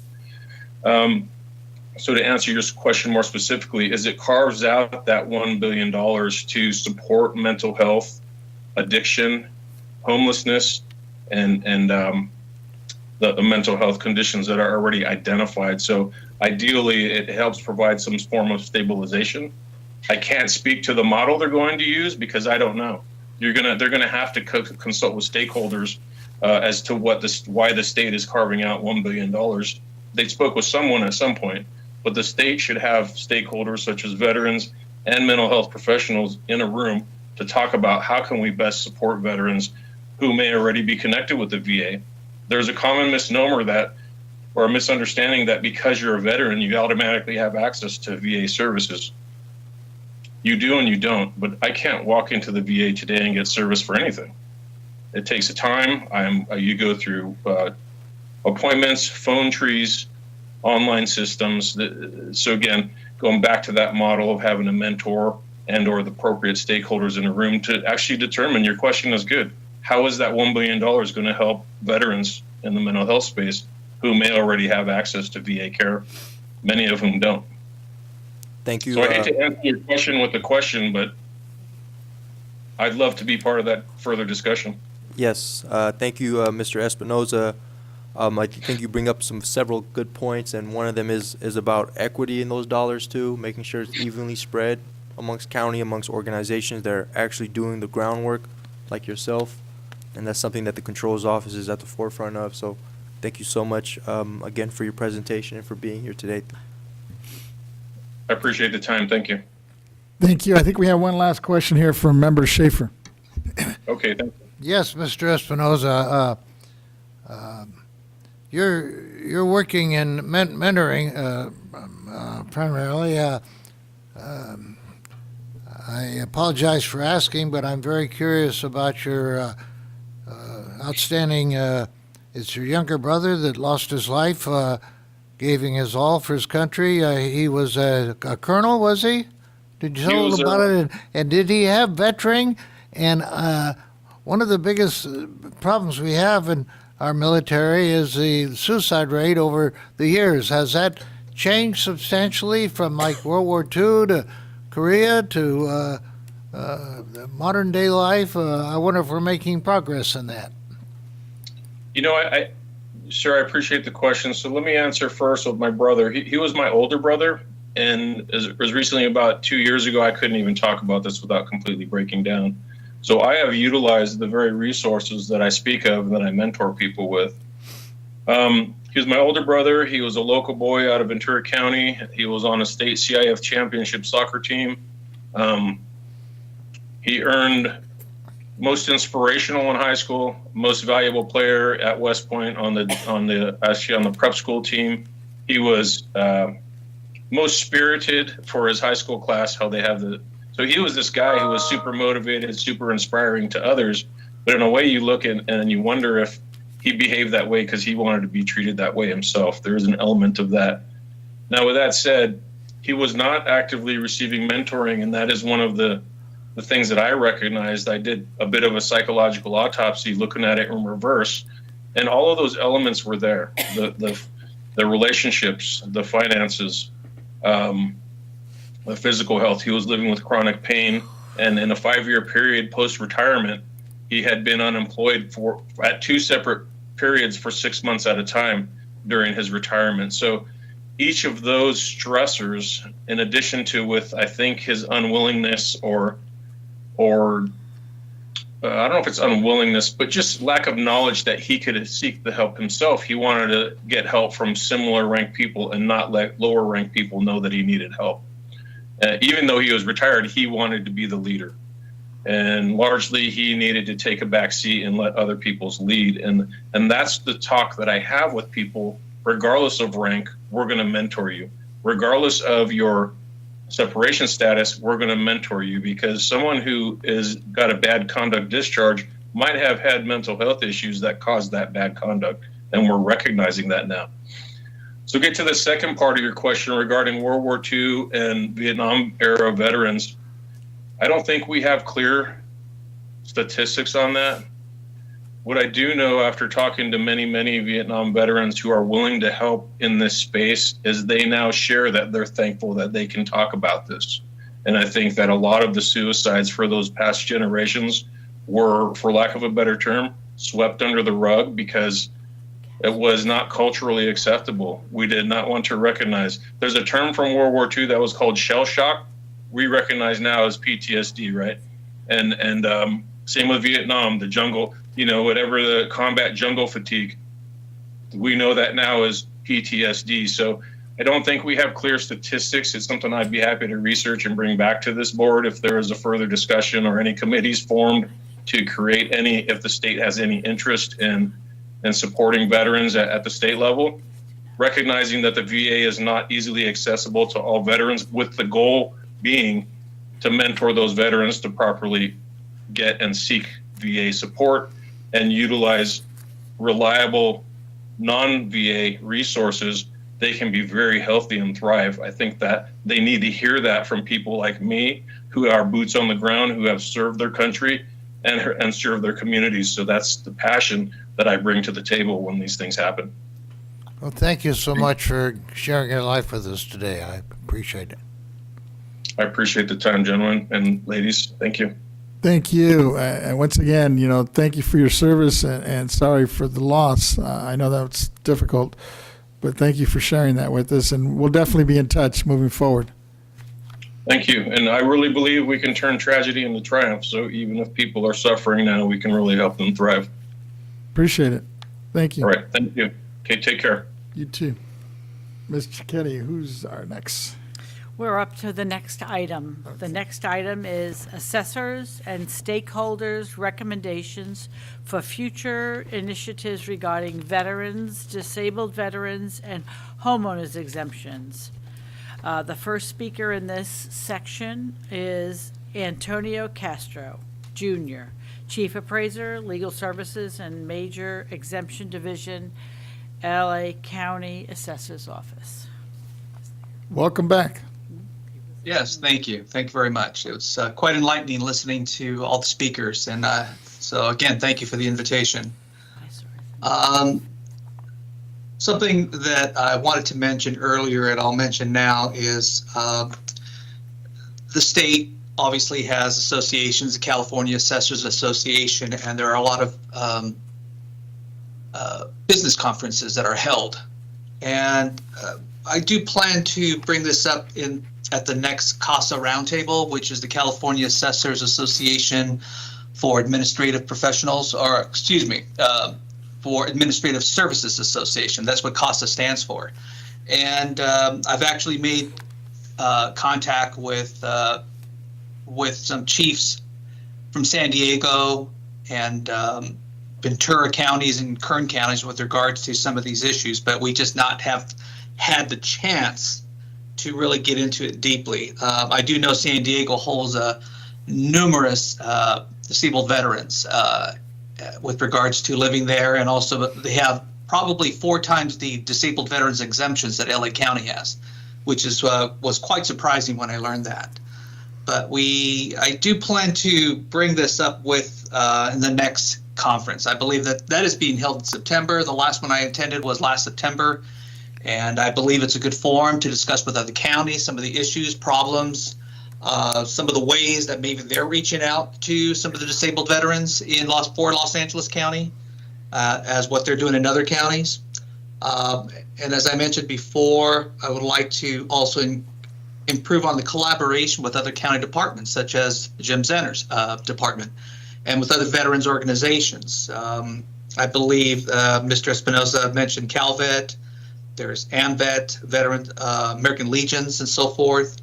And so I'd like to reach out to these organizations to maybe collaborate and some of these community outreach to get the attendance, because as you notice, the attendance in Santa Clarita, there was only a handful of disabled veterans or homeowners exemptions that came in to visit us, but we were prepared for more. But I just think it's too regional and too localized for them to go that far. It was quite a distance for me, so I imagined where they're coming from, probably the valley, southern part of the county, and Santa Clarita is way up northern part of the county. So just able to logistically get around and getting to these community outreach, but there's got to be a way so we can improve on that. Appreciate it. I have a question here from my Deputy Controller. Thank you, Mr. Chairman, and Mr. Castro. Good to see you again. I think we last were together in Santa Monica, so thank you for staying involved here at the Board of Equalization. I had one really quick question in regards to the outreach. You talk about getting on the road and seeing these outreach places. Is there anything that the Assessor's Office does online? Do you have any type of outreach through your website, like a military toolkit for our veterans? Like a one-stop shop that they can go and click and see everything that they can apply or be eligible for? Well, I'm glad you mentioned that. I actually should have mentioned it before, as I had note on the next page here with regards to that. We need to improve on that. I don't believe we have sufficient toolkits or outreach within our website to capture that. We're finding ways not only to improve on the disabled veterans, but also on other exemptions like the welfare exemptions. So there's a lot of things that we can do to improve on that. The one thing that I want to prevent from doing is becoming where it's so comprehensive, it's so complex that the logistics and trying to wade through that is so difficult for people to navigate. I think quick links or a design that will make it easier for people to click on a link, so that will take them to a certain place where it's easier to navigate. But I think what we also need to do is to have the phones and frequently asked questions, so that way they can get a lot of the preliminary stuff out of the way. We've been working on that from a public service standpoint, ongoing for months and months now. And I'm glad you brought that up, because we do plan to improve on the website. I think it's lacking. I think it needs more information, and I think we need to get creative in getting people to more of a welcoming in actually researching what they need to do. But contacting us would be also helpful. I think if they spoke to somebody, we could help them with that as well.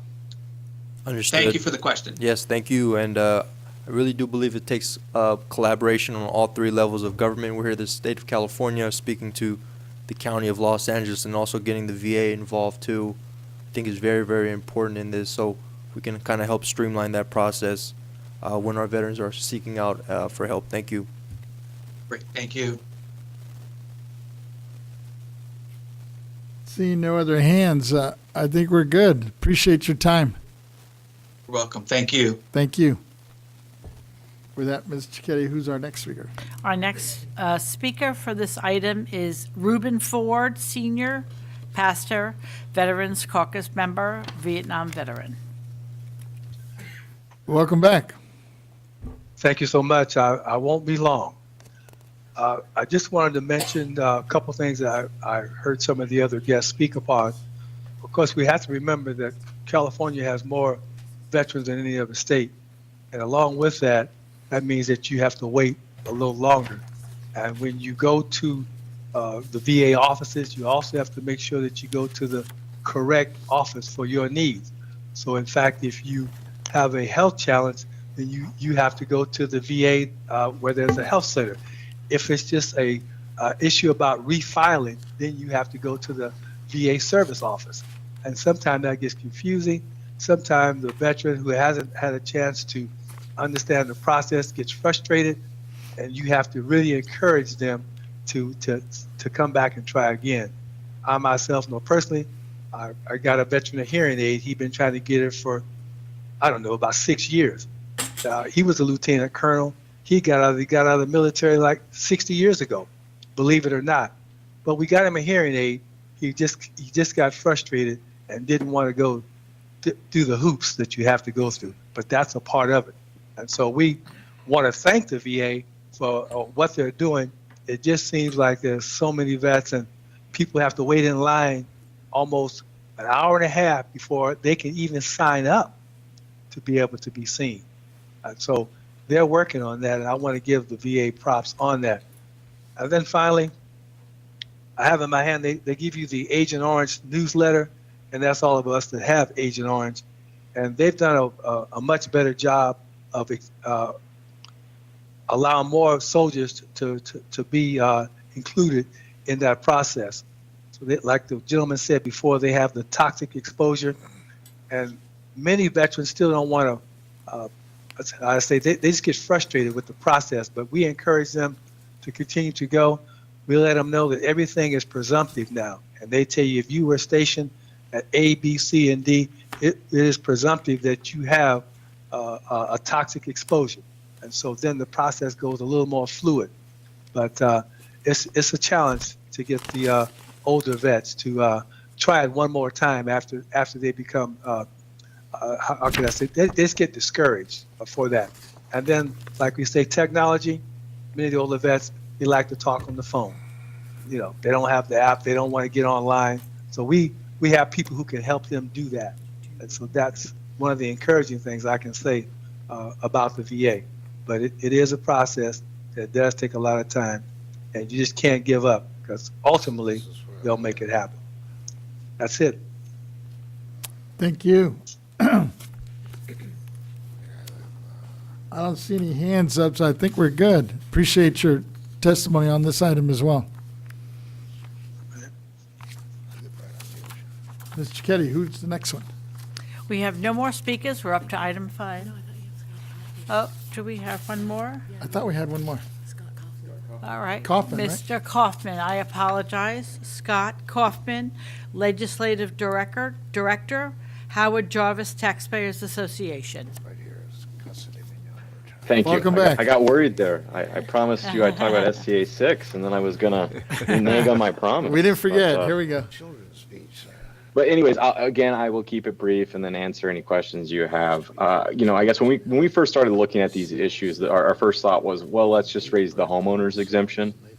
It solves the problem if you can only claim one, because people are claiming the homeowners exemption as it is. I believe last time it was checked in 2018, 2019, one person was claiming the veterans exemption. So it alternates between 0 and 1. So we thought, why not just raise the homeowners exemption?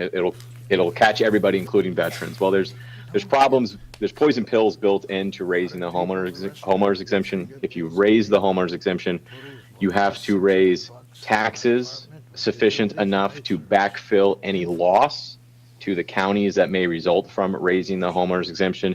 You also have to raise the renters exemption, so which includes a greater revenue loss. So efforts to raise the homeowners, make those changes, remove those, because we don't want to do that, and raise it, have kind of met a dead end. So then we focused on what can we do to help make the veterans exemption useful, because it currently isn't. Like I said, between 1 and 0 people in the state currently claim the veterans exemption, because there's no reason you would take the veterans exemption over the homeowners exemption. And really the issue there is that you just have to decouple them. You currently are not allowed to take the homeowners exemption with any other real property exemption. That's both in the state constitution and in statute. So you have to do a constitutional amendment to remove it from statute. That would be SCA 6. That's one of the big things SCA 6 does, is it removes that rule that you can only claim one. It would also allow the legislature to raise the veterans exemption should they choose. The number is currently set by the Constitution at 4,000. And then there's also some companion language, which would be SB 871. That companion language to SCA 6 does the same thing in statute. It removes this requirement that you can only claim one and gives the legislature the flexibility to raise it should they want to. We decided not to automatically raise it because, obviously the current financial situation that the state's in, they may frown upon something that automatically raises the homeowner exemption. So we just put them in the driver's seat and would let them raise it to begin with. SCA 6 is still alive. Constitutional amendments are alive for the entirety of the 2-year session, so it is still alive. It's currently in the assembly. It's being held at the desk. And SB 871 cleared the legislative 2-year hurdle, so it made it to the assembly, so it is still active as well. We haven't seen any movement on either of them after going to the assembly. They're both being held at the desk. As I mentioned previously, it's looking like there's going to be a lot of ballot initiatives, potentially 6 ballot initiatives on the ballot in November, and 5 legislatively referred ballot measures on the ballot in November. So I'm concerned that there's not an appetite to put another ballot measure on. And there's also the issue of the cost, right? It is an exemption. People would be able to claim it. Last year, according to the Senate committee report, the BOE estimated that it would result in about $28 million and we would say in tax savings, the state would say in reduced revenue, and then obviously there's reduced revenue in a budget in a down budget year, but also the effects that has on Prop 98 and that money as well. So that's really where we are. But I think the only way we're going to tackle the veterans exemption, because frankly, it's currently kind of an insult. It exists. It exists, but there's no reason to take it. It's obsolete is a nice way of putting it. But I think our veterans deserve better, and I think the only way of making it worthy of our veterans is to decouple it from this requirement that you can only claim one real property exemption at a time and let them stack it. And I'm happy to answer any questions you may have. Thank you for that update. Appreciate it. My deputy controller has a question for you. Yes, I want to thank you for your presentation. I just had a quick comment. I have to think that one military exemption that was claimed had to be some type of blip or misinformation for that to even happen. And I really appreciate you coming on board because you gave us a lot to think about in regards to stacking those exemptions too. So that would be outright $12,000 if I'm correct. And I'm sure that will be very good help to homeowners that are veterans. Thank you. Yes, Yeah, Member so- Gaines, Vice Chair, has a question for you. Just a comment, just want to thank you for clarifying SCA 6 and what that may do. It sounds like there's enough flexibility in it, the way you're presenting it, that the legislature could act in the future when our finances are stabilized, given our current deficit. We hope so. It made it through the Senate, so there is clearly an appetite for doing something about the veterans exemption. It's just, with the current budget deficit, I think everything's kind of been put in a holding pattern while they figure out, exactly how big the deficit is and what to do about it. Yeah, well, thank you, appreciate it. Yeah, I wanted to thank you too, Mr. Cobb, for your remarks. I just had one quick question. I noticed that your organization has generally supported increasing the renter's credit to provide financial relief for low-income and middle-income renters. Do you have any recommendations for housing veterans who are homeless or unable to rent and need supportive housing? I would have to think more on that. That's not something that we've typically thought of. I mean, obviously, we're happy to support any potentially support any initiative that comes our way. If you have anything in mind, I'd be more than happy to discuss it with you. But nothing comes to mind at the moment. But I will dig into that and see if we can come up with some solutions for you. Appreciate it. And thank you for your time. Thank you. With that, Ms. Cicchetti, I believe that's Okay, it, no? Yeah, but before we go to the wrap-up and the next steps, I want you to, just for the record, we have no public comments. We have nobody in the audience. We have no written comments, and there is no one on the AT&T line. So just wanted to put that up for the record. And then we go to item 5, which is the wrap-up and next steps. In closing, let me start, and then I'll turn it over to the members to see if there's any other comments. I just want to express my appreciation for everyone who participated in this work group today. Based on your input, I think we know we have a sense of what the priorities should be for this year and maybe part of next year, and that what we can focus on in the meantime. I wanted to just thank the speakers that we had on today, Mr. Castro, Reverend Forward, Mr. Zenner, Mr. Kaufman, and I hope I'm not butchering this, Mr. Gotiai, and Mr. Espinosa, for taking time out of your schedules to engage and provide valuable information both to the board and to the public, especially veterans and homeowners. And with that, let me turn to the members and see if we have any closing remarks. Vice Chair Gaines. Yeah, could I make a couple of Sure. inquiries? Just ask some questions of our team here. And I was wondering if I could get some clarification on what the BOE's responsibilities are with regard to Prop 1. So in the event that Prop 1 passes, what would we be tasked with as the Board of Equalization?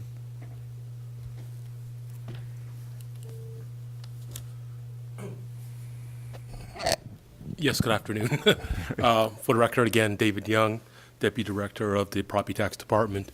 If Prop 1 were to pass and they were able to build some of that supportive housing, either for veterans or the homeless or anybody that fits within that program, depending, our responsibility would be to figure out how much of that, if any, are taxable.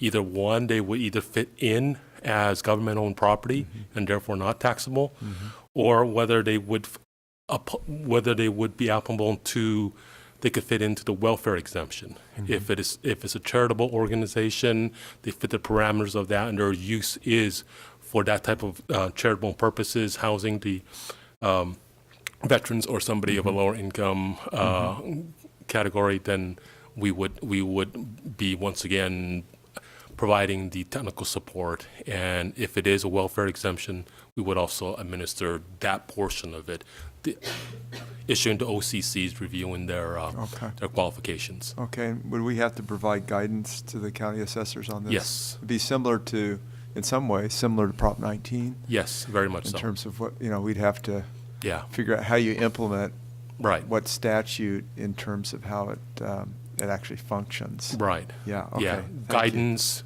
rulemaking, assessors handbooks, LTAs, possibly welfare exemptions. Okay, great. And are there any other tax credits or exemptions for veterans? So far, we've already covered the regular veterans, the disabled veterans. There's two levels there, the regular disabled and then the low-income disabled veterans. And then there's also one for Veterans Organization, which Mr. Member Vasquez talked about, that was initially in this, but not discussed in this work group session. Wonderful. Okay, that's great. And then I've got a question for Peter Kim through the Executive Director, if that would be okay. Question for Peter? Yes, if I could.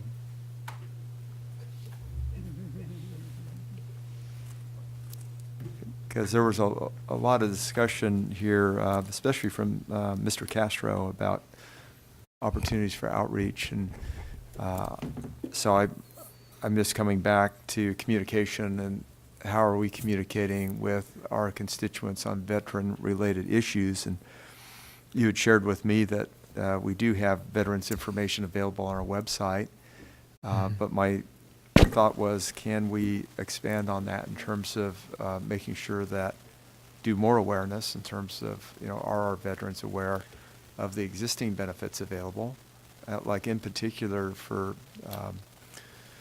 those who are injured veterans that are on disability. I think we have bigger benefits available from a property tax standpoint, but I'm just wanting to make sure that we're communicating and maybe even providing a link for veteran services so that, we can be a conduit for folks that need assistance and at the same time provide information on what we have available as the Board of Equalization. Yes, again, I'm Peter Kim, Chief Communications Officer, and thank you, Board Member Gaines, for that question. Like we discussed earlier, currently on our website, we do have a whole webpage of all of the exemptions available that is hosted by the Property Tax Department, and it does include the disabled veterans exemption and information on that.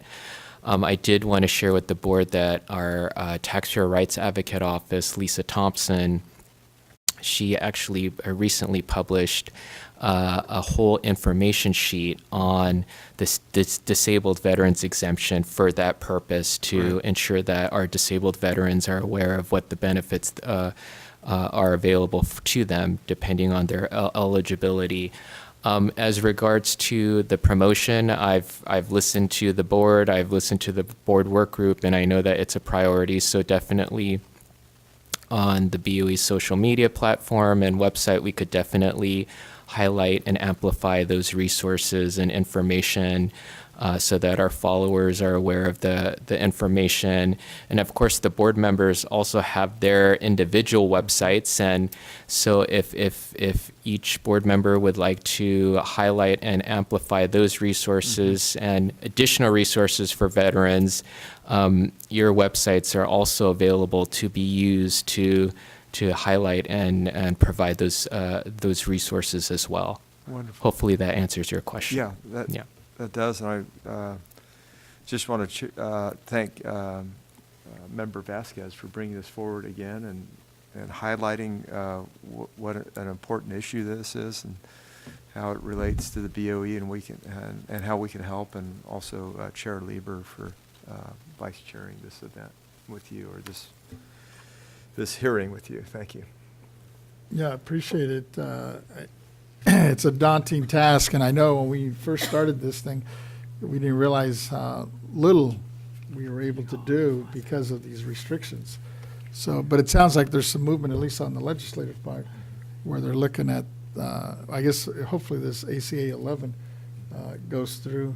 that would support some changes here moving forward.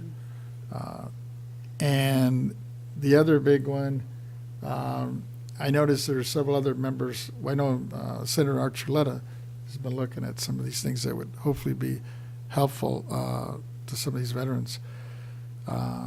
So looking forward to some of the recommendations and seeing what we could do to improve the situation.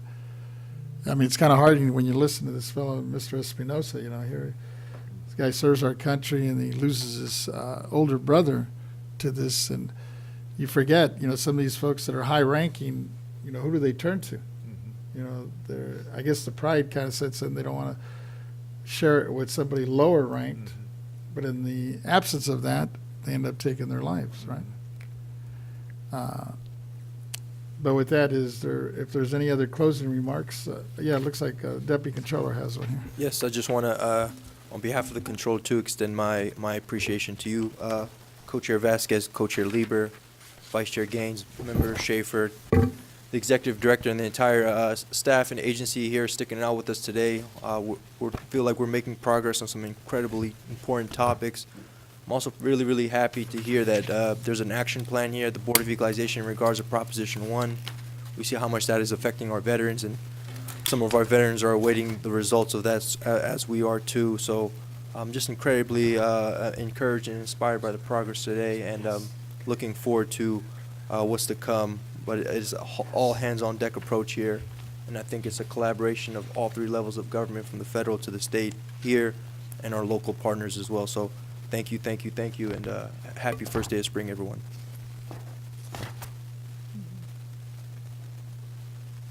With that, let me turn to Vice Chair Gaines for some closing remarks. Yeah, I just wanted to thank you again for bringing this issue forward, and I think there's opportunities for us to provide assistance for our vets, and I look forward to looking at how we can implement these based on legislation that is moving through currently, and I know we'll be revisiting this on several different levels, but certainly in the event that Prop 1 passes, we'll have another level of responsibility in making sure that we're implementing that initiative. So, thank you. Thank you. And I guess for the record, I think I mentioned ACA 11, which was incorrect. I think it was more ACA 6. ACA 6, Yeah. right? Yeah, just for the record.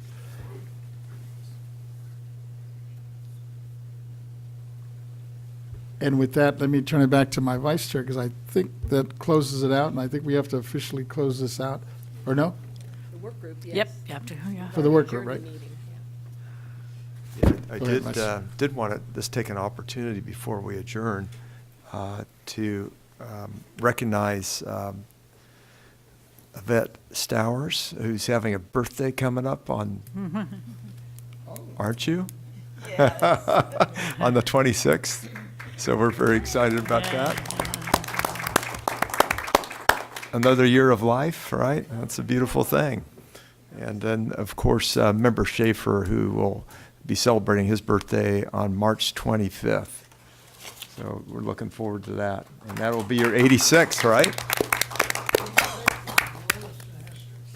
All right. And if I could just throw in my brother Peter, his birthday's on March 24th. So we got March 24th, March 25th, and March 26th covered here. So on that note, we will adjourn the workshop. Thank you. And the time is 4:39. Oh my gosh, that's wonderful. Yeah, absolutely. If you'd like a cupcake, it's going to be in the room here to the side of the hearing. Thank you. Got to get a cupcake.